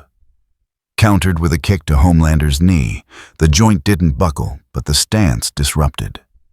They separated again. 6 seconds of sustained combat. Homelander breathing harder, not from exertion, but from emotion. From the realization that this wasn't ending quickly. "Stay still," Homelander said, voice tight. Garou didn't answer. Just watched cataloging tells, reading micro-adjustments in posture, building a map of Homelander's patterns with every exchange. The attacks were getting sloppier. More powerful, but less controlled. Homelander was compensating for Garou's defense by hitting harder rather than smarter. The invulnerability made him functionally immune to counterstrikes. But it also made him predictable. Made him believe force was the solution to every problem. The crowd was thinning now, self-preservation overriding spectacle. NYPD had given up on controlled evacuation and was just trying to clear blast zones. VNN cameras were still recording directors, shouting instructions, trying to capture heroism instead of desperation. Homelander rushed forward again this time, with laser vision active, trying to keep Garou at distance while closing for grappling. The combination should have been overwhelming. Garou read it, saw the timing between laser bursts, saw the flight pattern, saw the grab attempt coming. He moved into the blind spot the lasers created too close for effective use, but not close enough to grapple yet. Drove his elbow into Homelander's face. The invulnerability absorbed most of the impact, but the surprise made Homelander's head snap to the side, made him lose visual track for a fraction of a second. That was all Garou needed. He followed with a knee to the ribs, a palm strike to the solar plexus, a sweep aimed at destabilizing flight posture. None of it damaged Homelander. All of it disrupted him, made him look mortal. The VNN broadcast cut to a different angle, trying to find footage that looked more heroic, less desperate. But the independent recordings from the crowd weren't cutting away. They were capturing everything. Every missed strike, every wild laser, every moment. Homelander failed to end this quickly. "Stop moving." Homelander's voice had lost its performative quality, the media-trained calm, replaced by genuine anger. He grabbed a chunk of broken pavement, hurled it at Garou with enhanced strength. Garou dodged. The concrete sailed past him into the crowd barrier. People scattered, some not fast enough. A woman went down, struck by debris. Others rushed to help her. Garou saw it. Saw Homelander's awareness tracked to the fallen civilian. Saw the brief calculation, does this help my image or hurt it? Saw him decide to ignore it entirely because acknowledging it meant acknowledging responsibility. "You just hit a civilian," Garou said clearly, voice carrying to the nearest phones, still recording. "She was in the way. She was behind a barrier. You threw debris into the crowd." Homelander's expression flickered. He glanced toward the VNN platforms, saw the directors frantically gesturing, saw Coleman's face tight with professional panic. The broadcast was supposed to show a hero dispensing justice, not collateral damage. "This is your fault," Homelander said, volume rising. "You're making me do this. If you just surrender, I'm standing still. You're the one throwing things into crowds." The statement landed like a physical blow. Around them, phones captured it. The accusation, the denial that didn't quite work, the visible moment where Homelander's narrative started collapsing. He attacked again, abandoning any pretense of control. Pure rage now flying at Garou, with laser vision fully active, trying to overwhelm through sheer application of force. Garou moved with precision born from 3 days of evolution. Every near-death experience had taught him something: how to read enhanced speed, how to predict flight patterns, how to exploit the moment when power replaced technique. He wasn't stronger than Homelander, wasn't more durable, wasn't capable of the same destruction. But he understood combat in ways Homelander never had to learn. And understanding beat power. When power stopped thinking. He slipped inside Homelander's guard again, drove precise strikes at vulnerable points. That invulnerability didn't fully protect nerve clusters, joint angles, pressure points that affected equilibrium. None of it hurt Homelander the way it would hurt a normal person. But all of it disrupted him, made him work harder, made him angrier, made him visible. "Why won't you die?" Homelander's voice cracked slightly. The polished media persona completely gone now, replaced by genuine frustration. "I'm stronger, I'm faster. I can do things you can't even imagine." "Then why am I still standing?" The question hit harder than any physical strike could. Garou saw it register, saw Homelander's certainty waver. This wasn't supposed to happen. The weaker opponent was supposed to break, supposed to fall, supposed to prove that power made right. Instead, Garou was adapting faster than Homelander could overwhelm him. And everyone watching could see it. Homelander's laser vision flared brighter, less controlled, sweeping across the square as he spun, trying to track Garou's movement. The beams cut through barriers, through VNN equipment, through storefront windows. More screaming, more people running. And the cameras caught all of it. The desperation, the lack of control, the absolute disregard for anyone except his target. Garou planted himself in the open, facing Homelander directly. This is what you are without the script. Without Vought telling you what to do, where to stand, how to perform. This is the real you. Shut up. Powerful, dangerous, and completely dependent on a system that tells you you're special because nobody else can stop you. I said shut up. Homelander flew straight at him, both fists, forward laser vision active, every ounce of strength and power focused on ending Garou in one overwhelming strike. Garou waited until the last possible moment. Until Homelander was committed trajectory locked too much momentum to adjust. Then stepped aside. The technique was pure economy. Minimal movement, maximum effect. Homelander sailed past, unable to course correct, crashed into the pavement where Garou had been standing. The impact cratered concrete sent up a dust cloud that obscured the staging area. When it cleared, Homelander was getting to his feet, cape-tangled concrete dust on his suit. Not injured, the invulnerability protected him, but visibly shaken. He'd missed. In front of everyone. He stumbled slightly as he stood, caught himself face twisting with rage at the near fall caught on camera. Garou stood 10 feet away, breathing hard, clearly injured, obviously exhausted. But standing, still functional, still refusing to fall. The contrast was stark. But Homelander recovered fast, composure snapping back into place like a mask. The stumble could be edited. The miss could be explained. If he ended this now. Homelander stood slowly, dust falling from his suit cape, dragging through debris. His expression had changed. No more calculation. No more performance. Just raw, unfiltered rage. I'm going to kill you, he said quietly. Not capture. Not contain. Kill. And I don't care who sees it. Then everyone will see what you really are. They'll see strength. They'll see what happens to people who challenge me. Then why am I still standing? The question hit harder than any physical strike could. Garou saw it register, saw Homelander's certainty waver. Homelander's eyes burned bright red, brighter than before, hot enough that the air around them shimmered. The laser that came next was different, more intense, less controlled.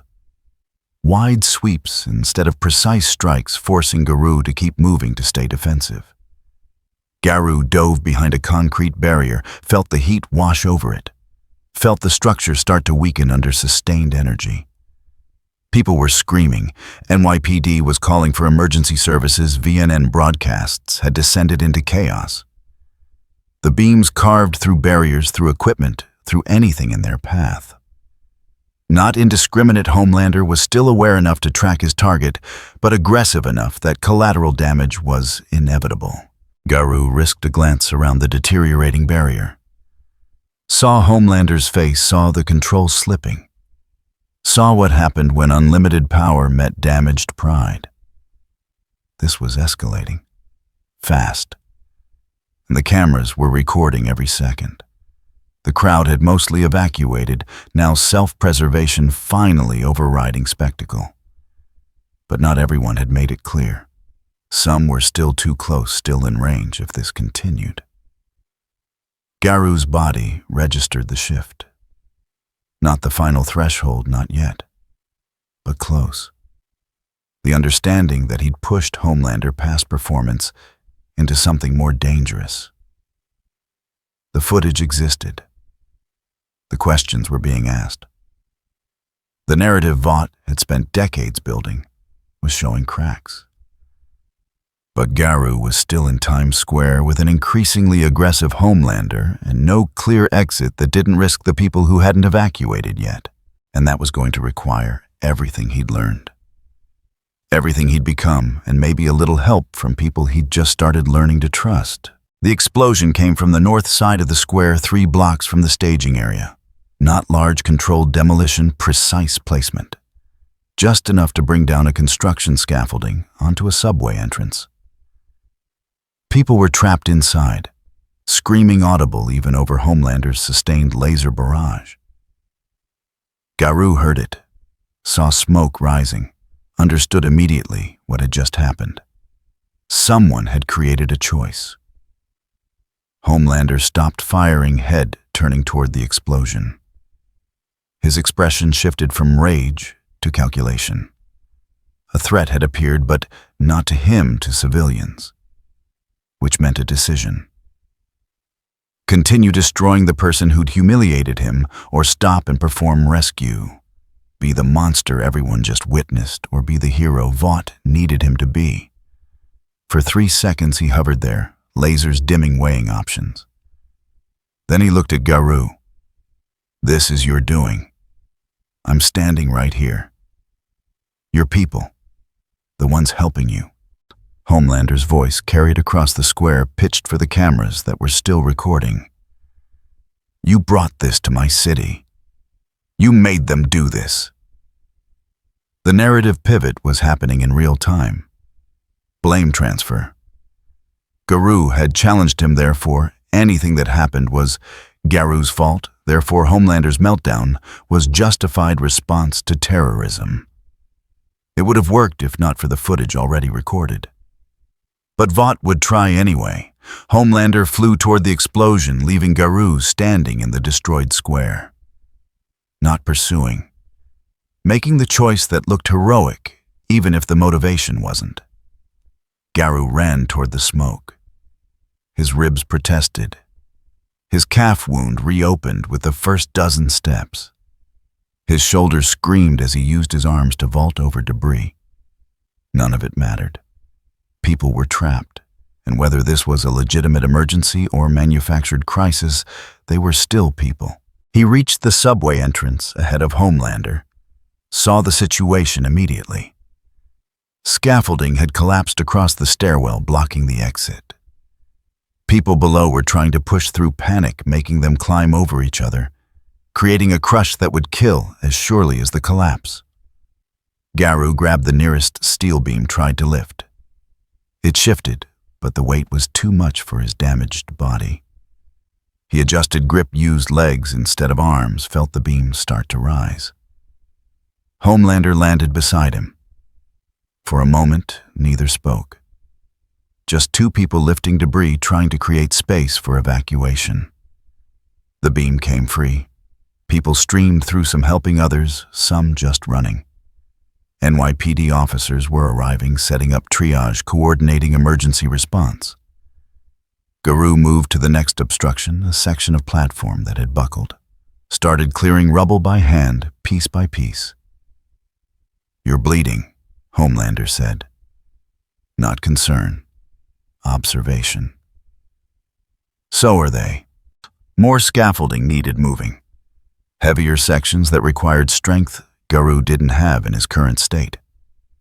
Homelander stepped in, lifted what Garou couldn't, cleared space faster than human effort allowed.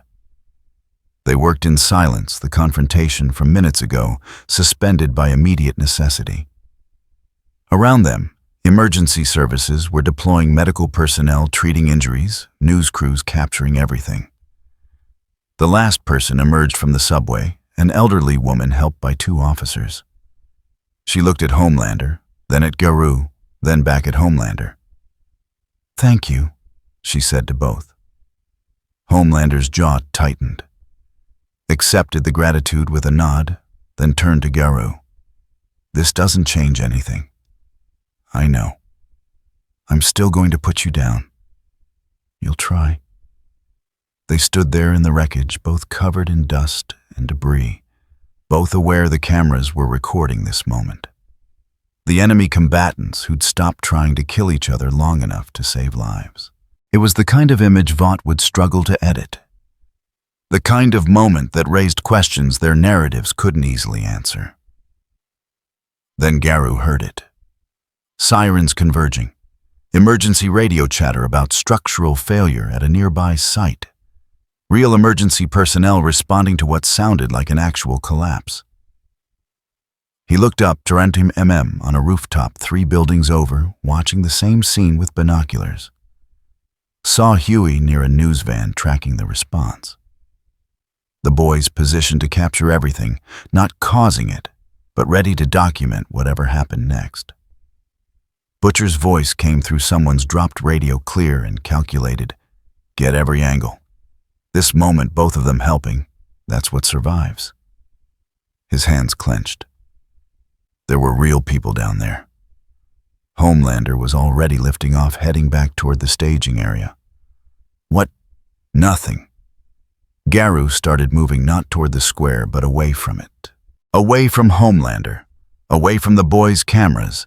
Away from the trap that had just proven he could be manipulated as easily as anyone else. He made it 2 blocks before Butcher intercepted him, stepping out of an alley with flanking. Hell of a photo op back there. Garou kept walking. You were ready for it. We were positioned for it. Difference between causing and capitalizing. Butcher fell into step beside him. Vaught's infrastructure is falling apart. Shoddy construction, deferred maintenance, cutting corners to maximize profits. That scaffolding was an accident waiting to happen. We just made sure we had cameras ready when it did. You knew it would collapse. We knew something would. This city's held together with PR and duct tape. Our job is making sure when things break, the right people see it. Butcher pulled out his phone, showed footage already spreading. Garou and Homelander both saving people. That image, 2 enemies stopping to help, that's the narrative that survives. Not terrorist versus hero. Just 2 people who chose people over their fight. Garou looked at the screen, then at Butcher. You're good at finding opportunities. We've had practice. Question is whether you want to keep fighting this alone, or whether you're willing to let us position the cameras when the next opportunity comes. Butcher put the phone away. Because here's what you need to understand. Vaught's going to escalate again. Homelander's not done, he's just getting started. That meltdown you triggered, that's going to make him desperate, and desperate gods do very stupid things. Spoke up. We've got intelligence suggesting they're planning something bigger. Not just another public confrontation, something designed to force you into a corner with no good options. Like you just did. Like we just proved you could navigate. We gave you a choice between pursuing your enemy and saving people. You chose people, every time. That's what makes you different from them. But it's also what makes you predictable. Expression was serious. Next time Vought sets the trap, it won't be fake. It'll be real civilians, real danger, and Homelander knowing exactly how to exploit your principles to put you in an impossible situation. Garou was quiet processing. His body hurt. His mind was exhausted from 3 days of sustained combat and moral geometry. And these people had just proven they understood him well enough to manipulate his decisions. But they were also right. Vought was escalating. Homelander was damaged, but not defeated. And fighting alone meant fighting on terms the corporation could control. What are you proposing? We're proposing you let us help stage the next confrontation. Control the environment, the variables, the escape routes. Make sure when you face him again, it's on terms that don't get everyone killed. Butcher met his gaze directly. You've won every tactical engagement. You've proven he can be beaten. Now you need to win the war. And wars aren't won by individuals. They're won by people who understand that sometimes you need to trust others to watch your back. Garou looked at both of them. saw genuine intent mixed with ruthless pragmatism. Saw people who'd been fighting Vought longer than he'd been in this world, who understood the system better than he could learn in 3 days. Saw potential allies who were willing to manipulate him, but also willing to be honest about it. "One condition," he said finally. "Name it." You position cameras, you share intelligence, but you don't create the crisis. We respond to what's real. Butcher and MM exchanged a look, some silent communication passing between them. "Fair enough," Butcher said. "We document what happens. We don't manufacture it. Next time we face Vought, it'll be their move our response. And if I think you're manipulating me again, then you walk away. No hard feelings, no complications." Butcher extended his hand. "But until then, we work together. Your principles, our resources. Your combat effectiveness, our intelligence network. Deal." Garou looked at the offered hand for a long moment. This was a threshold of a different kind. Not about physical capability or mental evolution.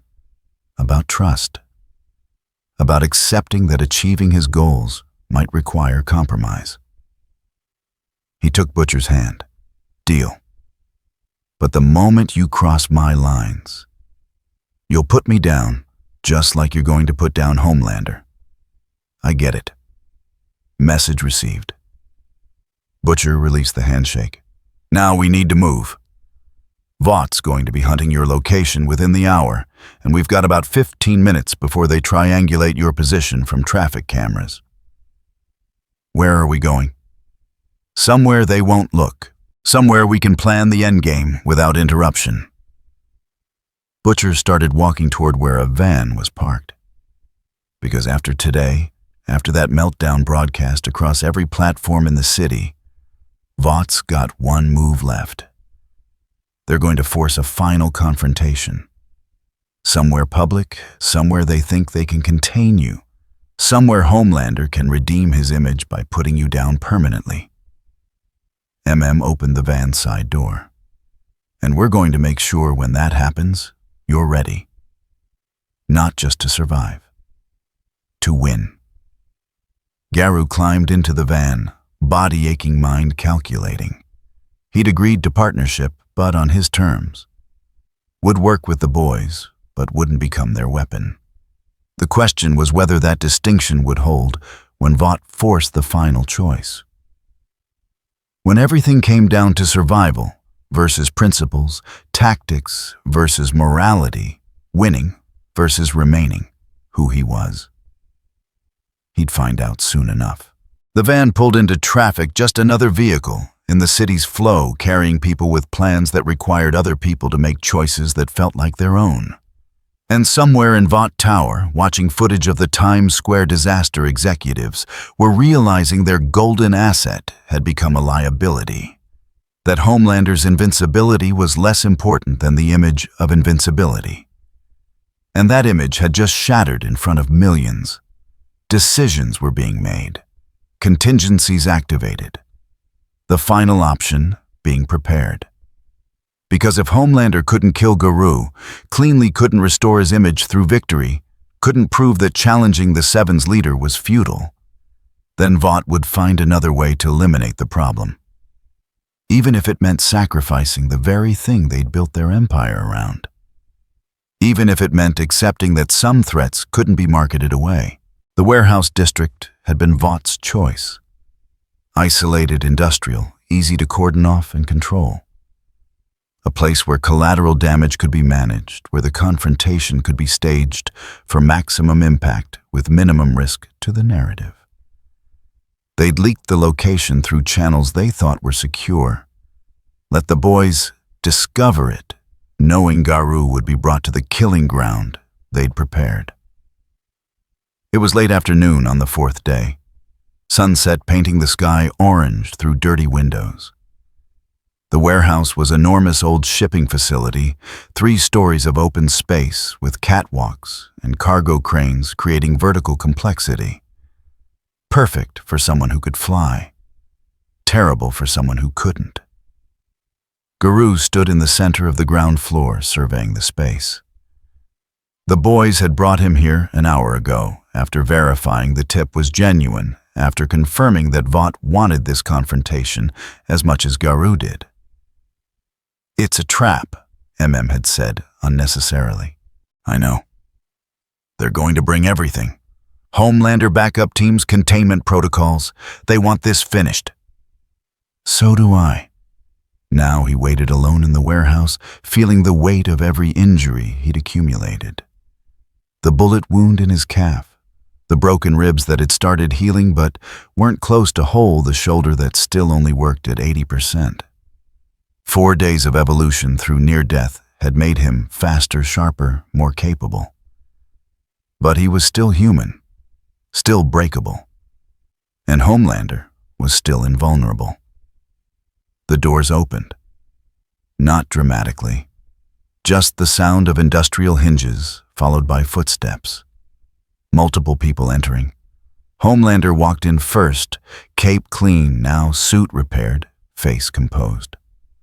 The meltdown from yesterday had been edited in official broadcasts, spun as justified response to terrorism. But the raw footage existed. Millions had seen it. The damage was done. Behind him, Ashley Barrett and a team of handlers. No soups, no backup assets. Just the administrative apparatus of Vought's public relations machinery, here to witness the redemption of their primary asset.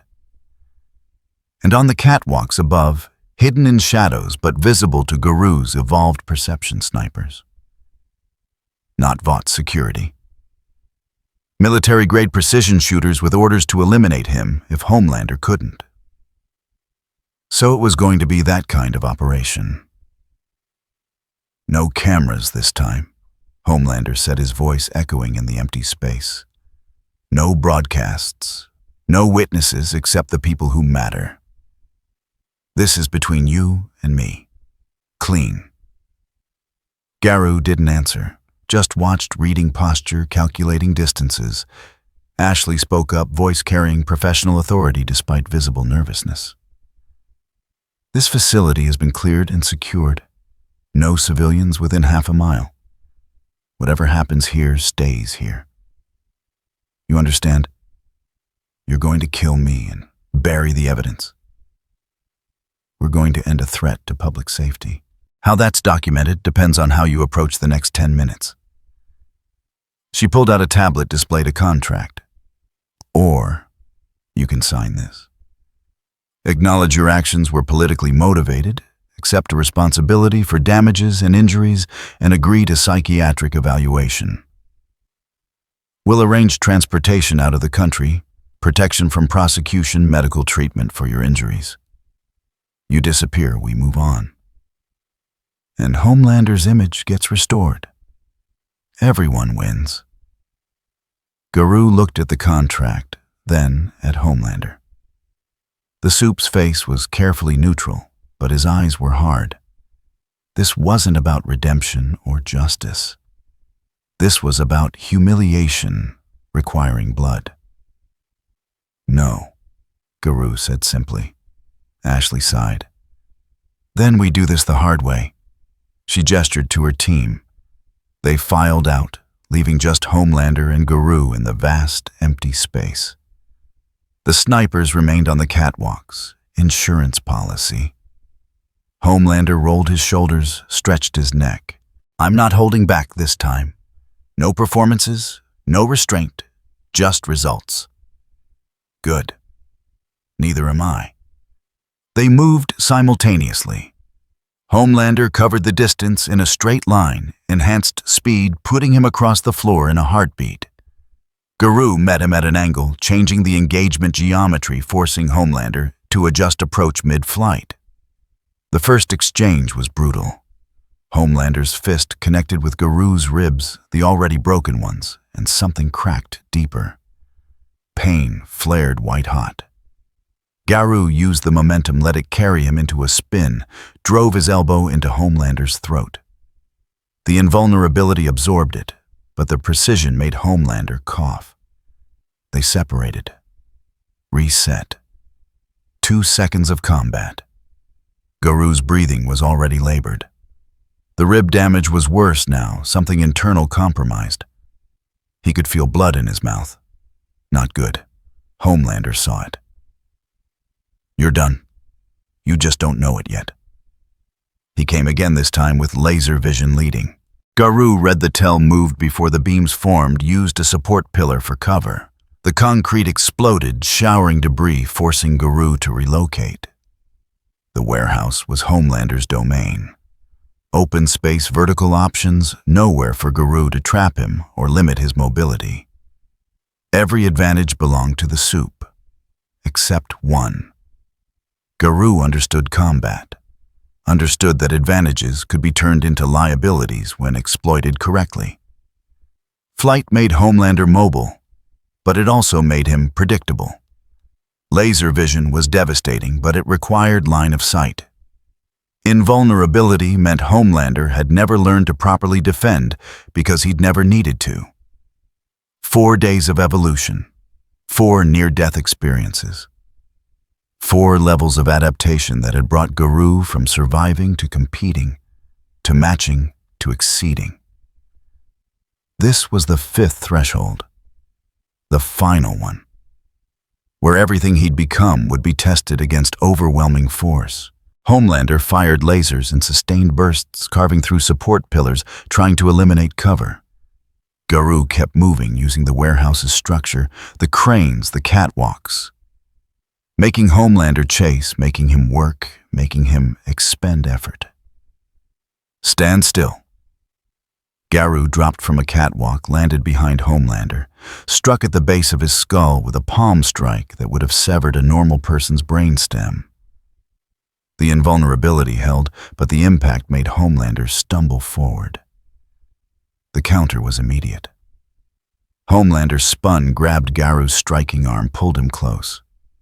His other hand closed around Garou's throat. "Got you." Garou's vision started darkening. Oxygen cut off, pressure building in his skull. This was it. The moment where superior strength ended the fight. He didn't try to break the grip. That was impossible. Instead, he struck at Homelander's elbow. The joint that held him targeted the nerve cluster, made the fingers spasm just slightly. Just enough. Garou dropped, slipped the hold, swept Homelander's legs. Flight activated before he could fall, but the moment of disruption bought time. Time to breathe. Time to think. Time to realize his body was failing faster than evolution could compensate. Blood was pooling in his lung now. The broken rib had punctured something vital. Each breath was harder than the last. His vision was starting to tunnel. The adrenaline that had been sustaining him was running out. Homelander saw it too. Saw Garou weakening, saw the blood on his lips, saw victory approaching. "You fought well. Better than anyone I've faced.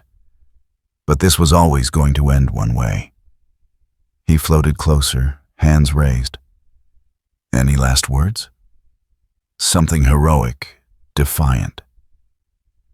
Garou straightened despite the pain, looked past Homelander to the warehouse entrance, to the people he knew were outside beyond the half-mile perimeter, to the city that would continue existing whether he won or lost this fight. "Just one question," he said. "If you kill me here with no witnesses, no footage, no proof, do you really think that makes you strong? Or does it just mean you're afraid of what happens when people see the truth?" Homelander's expression darkened. "The truth is that I'm the strongest." The explosion came from the north wall. Not inside the warehouse, outside it. Close enough that the shockwave rattled the structure, loud enough to be heard across the district. Both of them turned toward the sound, saw smoke rising, heard sirens immediately responding. Ashley's voice crackled through a radio one of the handlers had dropped. Emergency crews reporting an accident at the construction site 3 blocks north. Crane collapse. Multiple workers trapped in the structure. Garou understood immediately. This wasn't Butcher. This was genuine. Wrong place, wrong time. Real people in actual danger. And he and Homelander were 30 seconds away by flight, 5 minutes on foot. Homelander looked at the smoke, then at Garou. Calculation visible on his face. The threat in front of him versus the responsibility behind him. The revenge he wanted versus the image he needed. For several seconds, he didn't move. Just hovered there, weighing options that shouldn't require weighing. "Go," Garou said. "What? People are dying. Go help them." "This is a trick. Another one of your..." "It's not." Garou coughed, blood speckling his lips. "I'm not going anywhere. I can barely stand. But those people won't last long if that crane is still collapsing. So go." Homelander stared at him, searching for deception, for manipulation, for any sign this was tactical rather than genuine. Found nothing. Just a dying man telling him to do his job. "When I get back, you'll finish this, I know. But right now, right here, you have to choose. Kill me or save them. You can't do both." It was the choice Vought had been avoiding. The moment where performing heroism meant abandoning revenge. Where the image required action that contradicted desire. Homelander's jaw clenched. "Don't die before I get back." He flew toward the smoke. Garou collapsed the moment Homelander was gone, knees hitting concrete, hand pressing against his ribs, where the punctured lung was filling with blood. His vision swam, his breathing rattled. This was death. The real thing. Not near death that triggered evolution. Just death. Injury too severe, body too damaged, no more thresholds to cross. He'd bought maybe 10 minutes. Maybe less. The snipers on the catwalks were radioing for instructions. Ashley was shouting orders, handlers arguing about protocol. Nobody knew what to do when the asset they were betting on had just left to play hero. Then, the boys were there. and Huey through a side entrance, moving fast. "Get him up, now." MM's voice urgent but controlled. Hands under his arms, lifting, supporting. Garou tried to walk legs, not cooperating. They half-carried him toward the exit, toward a van waiting outside. "Homelander," he managed, "is busy for the next 5 minutes. Plenty of time." Helped him into the van, laid him down in the back. Huey climbed in, pulled out medical supplies. Annie's on standby with an actual doctor, ex-military, knows how to work fast and keep quiet. Garou's vision was darkening at the edges. The workers, real emergency, real collapse, nothing to do with us, just bad timing. Met his gaze. You chose to send him away. Chose people over revenge. That's why you're different from him. The van was moving now, pulling away from the warehouse district, away from the confrontation that hadn't finished, away from the trap that had become irrelevant. Garou's eyes closed. He felt his body finally letting go, the sustained effort over 4 days, finally exceeding what flesh could endure. But before consciousness faded completely, he felt something shift. One more time. One last threshold. By choosing who he was over what he could do, everything else was just survival. Garou woke to the smell of antiseptic and the sound of medical monitors beeping steadily. His chest was wrapped tight, breathing assisted by tubes running into his nose. Every part of him hurt, but it was the dull ache of healing, rather than the sharp pain of active damage. He was alive. The room was small, basement level, based on the lack of windows. Medical equipment that looked expensive but off-market. The kind of setup people used when hospitals asked too many questions. Annie sat in a chair by the bed, reading something on her tablet. She looked up when Garou stirred, set the device aside. "You've been out for 6 hours. Doctors said the lung was worse than it looked. Had to drain fluid, reinflate, whole procedure. You're lucky to be breathing on your own." Her voice was tired. "Also lucky the boys got you out when they did. 10 more minutes and you would have bled out internally." Garou tried to speak, coughed instead. She handed him water, helped him drink. "Homelander," he managed. "Saved 17 workers from the crane collapse. Got there in time, stabilized the structure, pulled people out. The news is calling it his redemption after Times Square." Annie's expression was complicated. "He spent 20 minutes on site doing rescues, then flew back to the warehouse. Found it empty except for Ashley having a breakdown and snipers with no idea what to do. He'll come looking. He already is. Vought has every asset searching, but they think you're dead or close to it. The working theory is you bled out somewhere and your body hasn't been found yet." She leaned back. "Which gives us time. Not much, but some." Garou tested his movement. His right arm responded. Left was slower nerve damage from sustained combat. His legs functioned, but weak. The evolution had brought him to post-Darkshine levels of combat capability, but his actual body was still human, still mortal, still requiring time to heal properly. "How long until I can move?" "Doctor says 3 days minimum before you should be walking without assistance. Week before combat ready." Annie saw his expression. "I know. You don't have a week. None of us do. Why are you helping me?" She was quiet for a moment, considering the question. "Because you're doing what I tried to do, what I failed at. Showing people what Vought really is. What heroes become when corporations own them." She looked down. "And because you saved those people yesterday. Could have let Homelander stay to finish you. Could have taken your revenge, but you sent him away. They needed help." "Yeah, they did." Annie stood, moved to the door. "Butcher wants to talk when you're ready. Says there's something happening at Vought Tower. Something to do with the Halo Gate project." Garou pushed himself more upright despite his body's protests. "What about it?" "It's active again.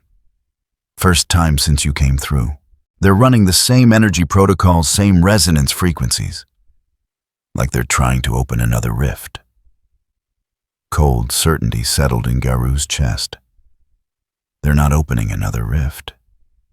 They're opening the same one. What? There was a connection. They felt it before. They'll feel it again. Garou pulled the breathing tubes from his nose, started disconnecting monitors. "How far am I from the tower?" "Garou, you can barely stand." "How far?" 3 miles. But you're not thinking clearly. If Vaught's trying to open the rift, that's good. That's your way home. Your way out of this. Or it's their way of making me disappear permanently. He got his legs over the side of the bed, tested his weight. Everything screamed in protest. He ignored it. "Either way, I need to be there when it opens. Need to control what happens next." The door opened. Butcher entered behind him. Both stopped when they saw Garou standing. "Bloody hell. You're supposed to be unconscious for another 6 hours at least." "Tell me about the Halo Gate." Butcher exchanged a glance with then nodded. "Right. Down to business." He pulled out his phone, showed footage from inside Vought Tower. Security camera view of the Halo Gate chamber. The cylindrical structure was active, glowing with the same blue-white light from 4 days ago.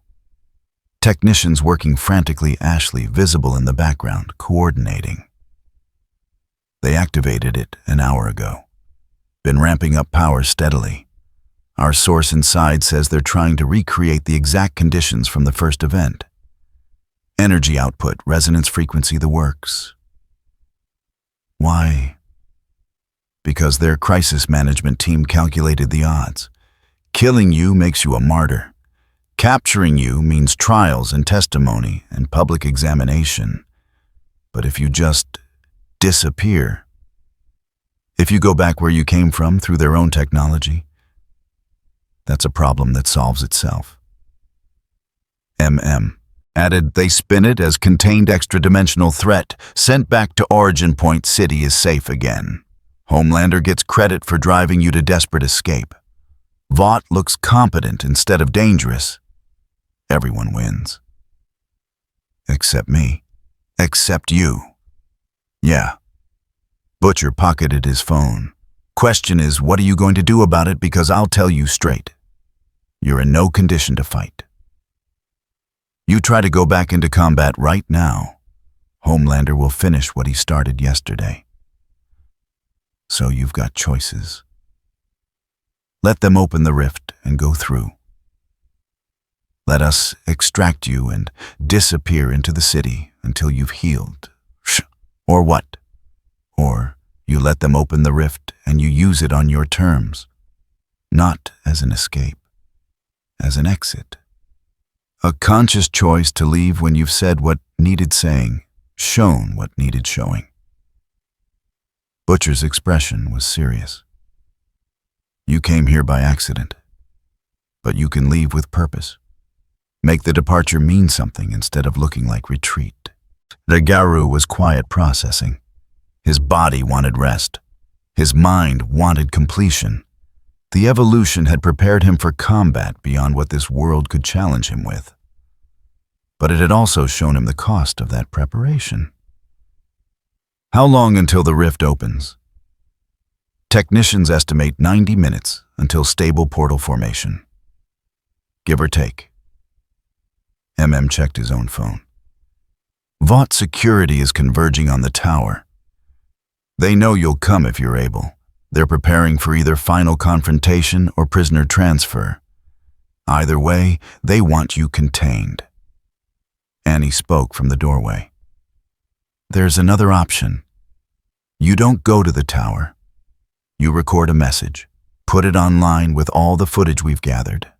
Tell your side, then disappear into the city and let the narrative do the work while you heal. That's the smart play, Butcher agreed. The safe play. Maximize impact, minimize risk. Garou looked at each of them, saw people who'd risked themselves to help him, saw genuine concern mixed with strategic calculation, saw allies who understood that sometimes survival was more important than glory.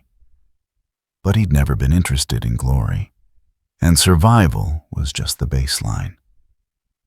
I'm going to the tower. Mate. Not to fight, not to prove anything, but if they choose how I leave, they own the story.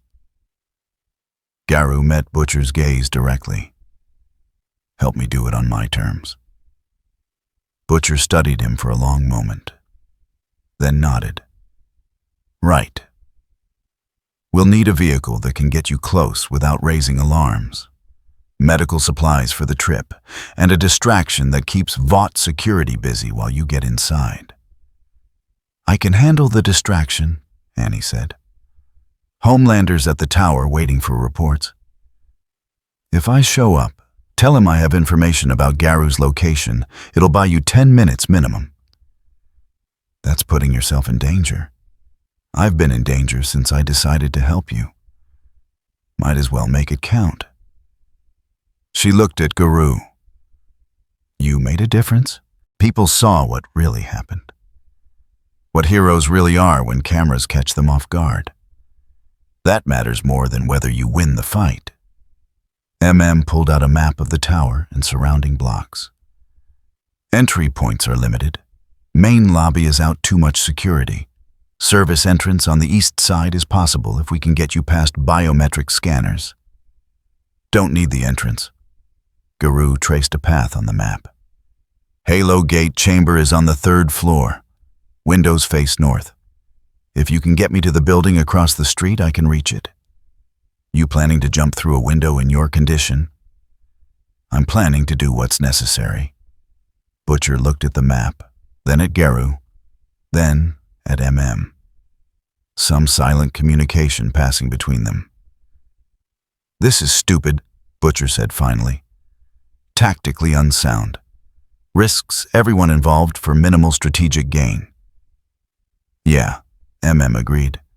But it's his choice, and we said we'd respect his choices. Butcher folded the map. Right, we've got 90 minutes. Let's make sure when you go through that rift you're going, because you want to, not because they're forcing you. He headed for the door, following. Annie lingered. You don't have to do this. You've already won. The footage exists.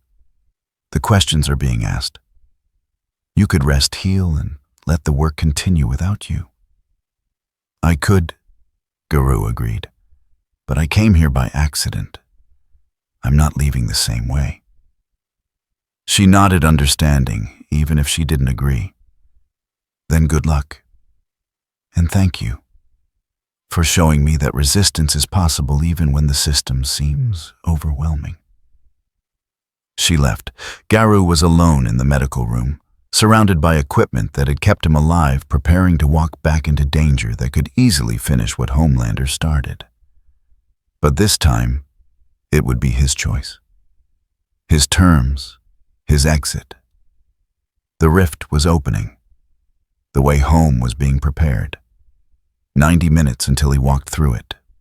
On his terms or theirs.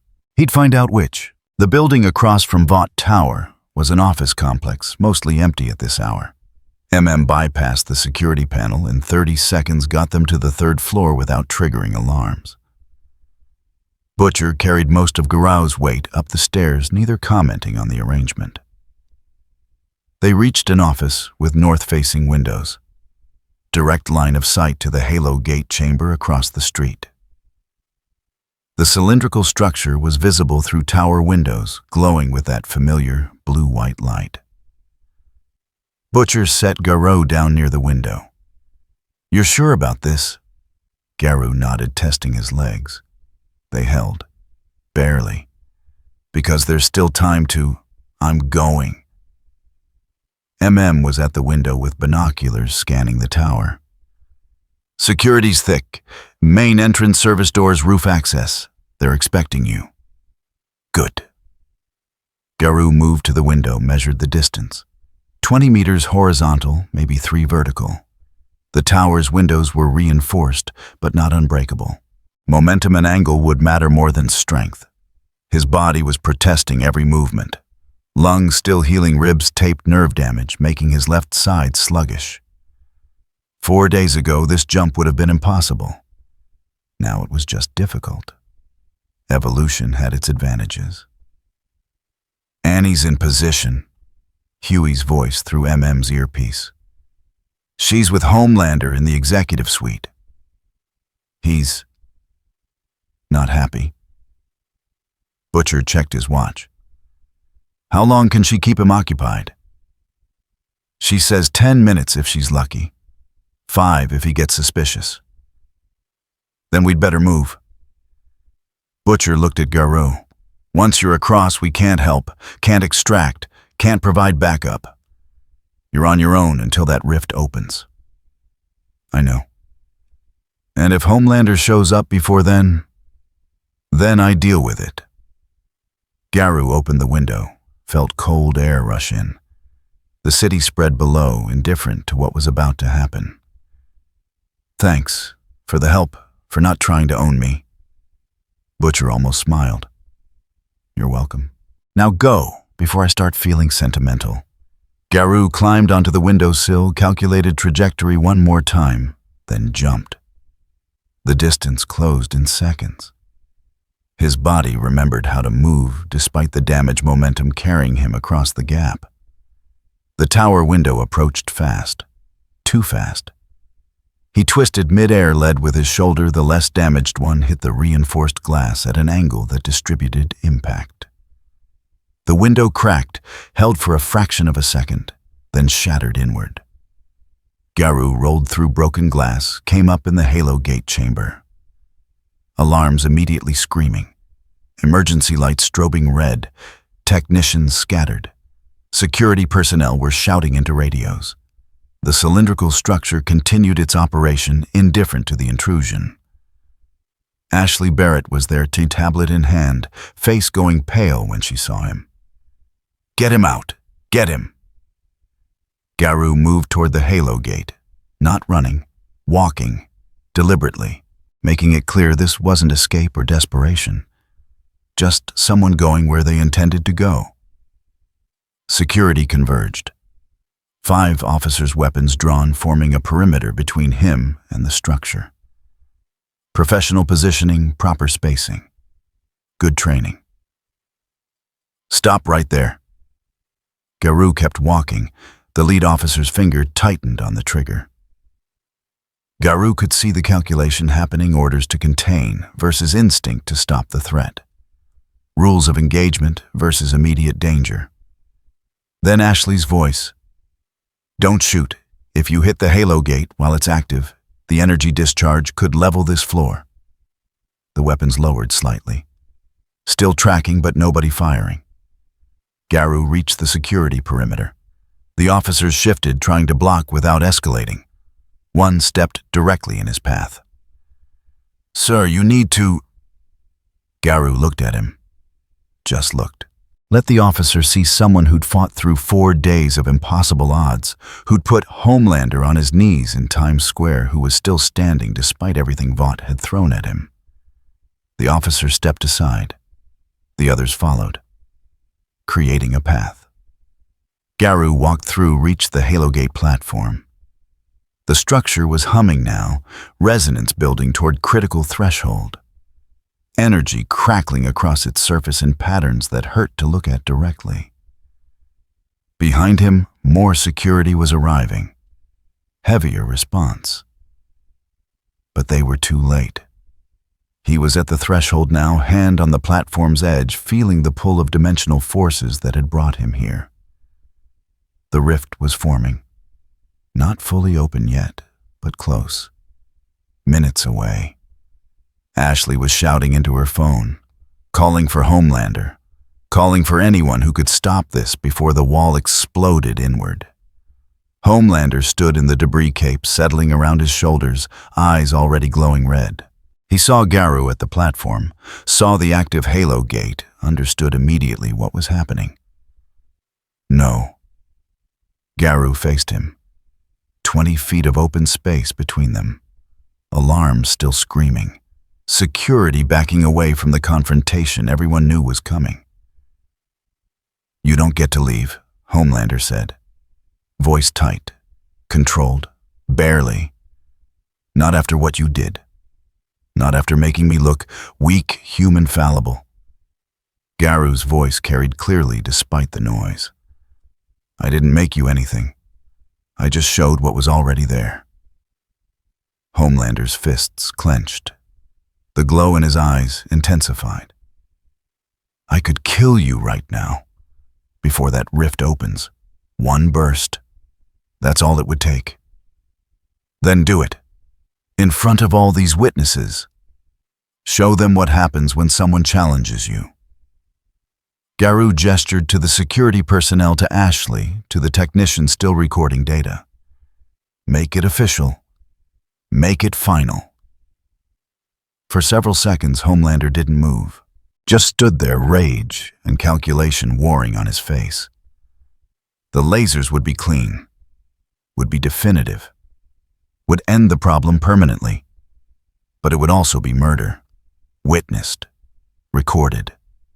Impossible to spin as justice when the target was unarmed, injured, clearly trying to leave. The calculus was simple. Killing Garou here would feel satisfying for about 30 seconds. Then it would haunt him forever in footage that would circulate despite every attempt to suppress it. "You planned this," Homelander said finally. "Knew I couldn't touch you here without making it worse. I planned to leave on my terms. You being here just proves I was right to." The Halo Gate's hum shifted pitch. The rift was closer now, dimensional membrane thinning. Garou could feel it pulling at him, recognizing the energy signature he'd carried since transformation. Ashley was still on her phone, speaking rapidly to someone. Emergency protocols, damage control, whatever came next in Vought's playbook, when their primary asset was seconds away from committing public murder. Homelander took a step forward, then stopped. Not because of threats or orders, because he was calculating. If he killed Garou now, the story would be about the killing, about Homelander losing control one final time, about power without restraint, about everything the Times Square footage had already revealed. But if he let Garou go, if the extra-dimensional threat simply left, then Vought could spin it as containment, as Homelander being the hero who drove the invader away, as victory without needing to prove it with violence. The corporate machine was already working the angles. Ashley was nodding at whatever was being said through her phone. Security was repositioning, creating space, preparing for extraction rather than confrontation. They were pulling him back, making the choice for him because he couldn't make it for himself. "This isn't over," Homelander said. But his voice lacked conviction, sounded more like something he needed to say than something he believed. "Yes, it is." The Halo Gate reached critical threshold. The rift opened not explosively like before, but smoothly, precisely, a tear in reality that showed nothing but light on the other side.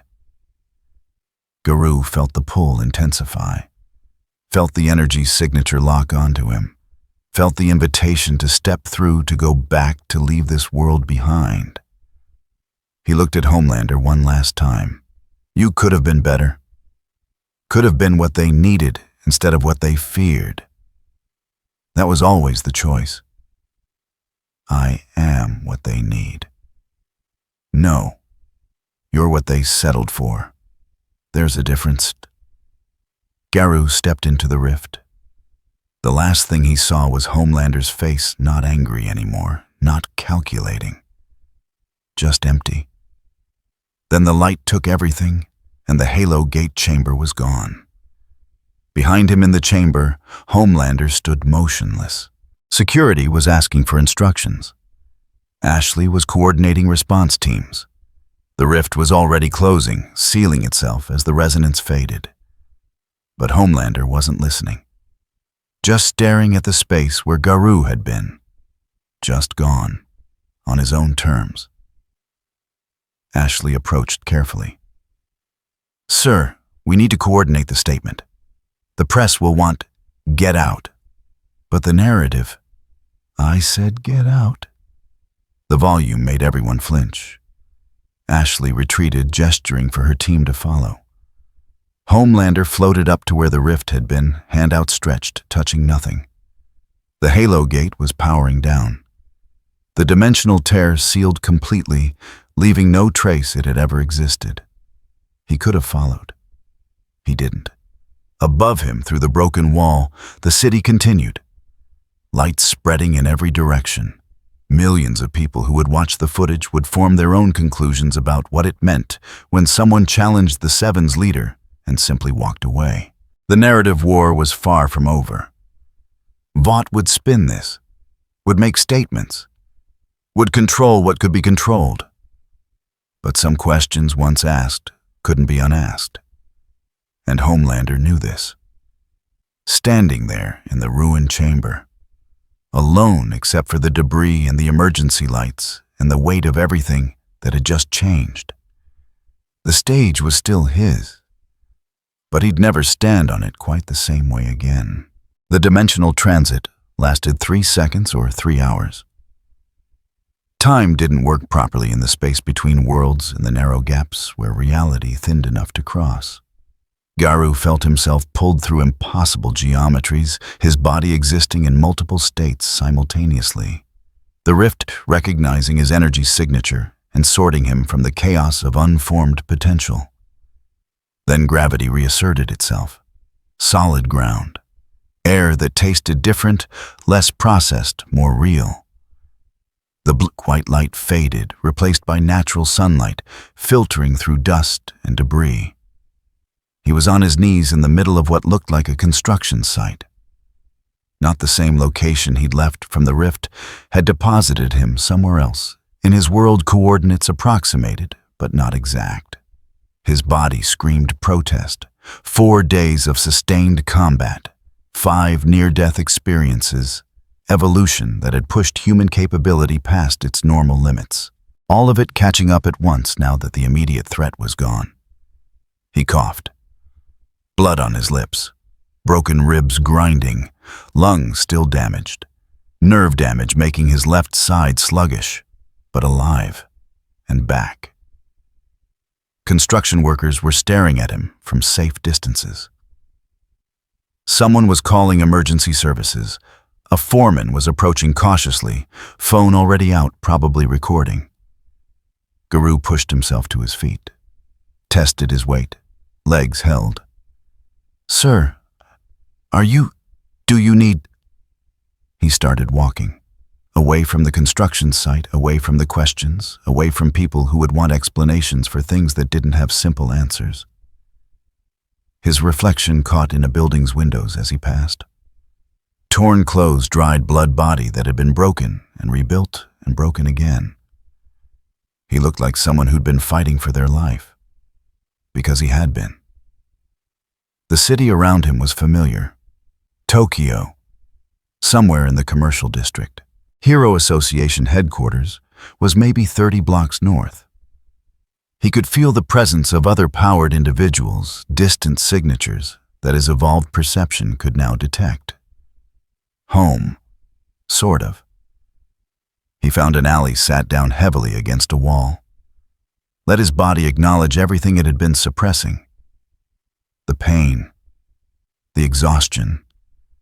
The cost of 4 days spent challenging a system built on invincibility. His phone, the one he'd left behind when the rift took him, was in his pocket. Cracked screen but functional.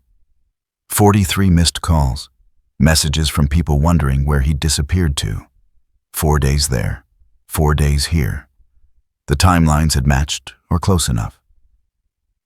He didn't answer any of the calls, just sat there breathing carefully, watching the city continue around him.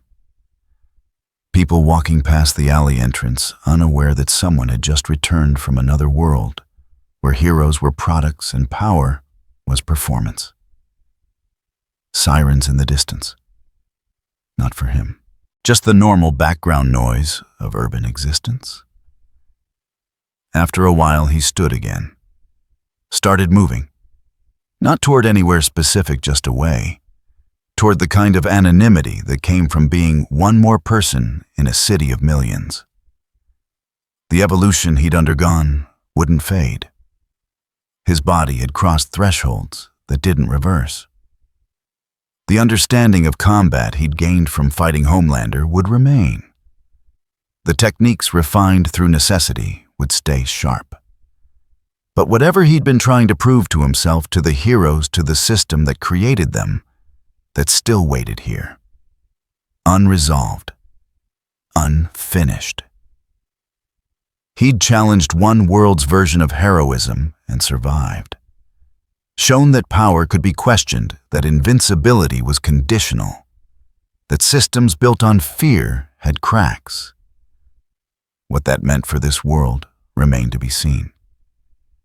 He disappeared into Tokyo's crowds, just another injured person in a city where injured people weren't uncommon, where hero and monster fought daily battles that made headlines and then faded, where the cycle continued regardless of individual challenges. The rift was closed, the way back sealed, and Garou walked forward carrying everything he'd learned and everything it had cost to learn it. On his terms, always on his terms. In New York, 3 time zones and 1-dimensional barrier away, the cleanup was beginning. Annie watched the footage on her personal laptop files she'd archived before Vought could delete them. Garou and Homelander in Times Square. The meltdown that wasn't quite complete, but was close enough. She saved the files to 3 different encrypted drives. Her phone buzzed. "Huey, you okay?" She typed back, "Yeah." "You tired?" "But yeah." Starlight closed the laptop. Tomorrow she'd go back to the tower, back to the performance. But tonight she'd made sure the evidence existed. In a basement apartment that smelled like old takeout and determination, Butcher poured whiskey into a glass that didn't strictly need more whiskey. Sat across from him, reviewing notes they'd compiled over 4 days. "We could have controlled it better," said finally. "Could have." Butcher drank. "But we didn't, and it still worked. He's gone. Homelander's still here. Vaught's still operational. What exactly worked?" Butcher refilled his glass, raised it slightly. "To the bloke from nowhere who made Homelander look human." Didn't toast. But he didn't argue either. In his penthouse suite, Homelander stood at the window looking out over the city, 40 stories up. Glass that cost more than most people's houses. A view that reminded him daily what he was protecting. The stage was still his. The audience still watched. But something had shifted. He could still fly, still fire lasers, still tank damage that would obliterate anyone else. But someone had stood across from him and refused to fall. Had walked away on their own terms. The reflection in the window showed his suit, his cape, his carefully maintained image. Without it, he was just someone strong. He turned from the window. The penthouse was empty, silent. He walked to the bedroom, removed the cape, the suit, stood in front of the mirror and just himself. Still strong, still capable, but changed. He'd never stand quite the same way again. Tomorrow he'd put the suit back on, stand on the stage, perform for the cameras, because that's what he was. The city continued. The stage remained. The audience waited. And in an alley in Tokyo, someone who'd briefly crossed between worlds closed his eyes and let exhaustion take him. Garou left the world of the boys without monuments, slogans, or a new era bearing his name. He did not overthrow Vought, did not kill Homelander, nor did he free the world from its counterfeit heroes. What he left behind was far more dangerous and enduring, a fracture in belief. Homelander and Vought still stood, but the symbols of absolute power and unquestioned authority had been violently shaken. For the first time in a long while, people were forced to confront an uncomfortable truth: that absolute power does not equate to justice. That heroes constructed through media narratives, contracts, and fear could be challenged not by a savior, but by someone who refused to play by their rules. Garou did not defeat them on the stage. He made the stage itself suspect. Garou did not change this world and remained to savor the outcome. He simply left abandoning behind him a legacy in a world already rotting from within. What came after was uncertain. But one thing was clear. Garou's actions pushed the world of the boys closer to collapse, accelerating a reckoning it had long delayed. If you enjoyed this video, don't forget to leave a like and subscribe to the channel. And be sure to turn on notifications so you won't miss our future videos. Thank you for watching, and we'll see you next time.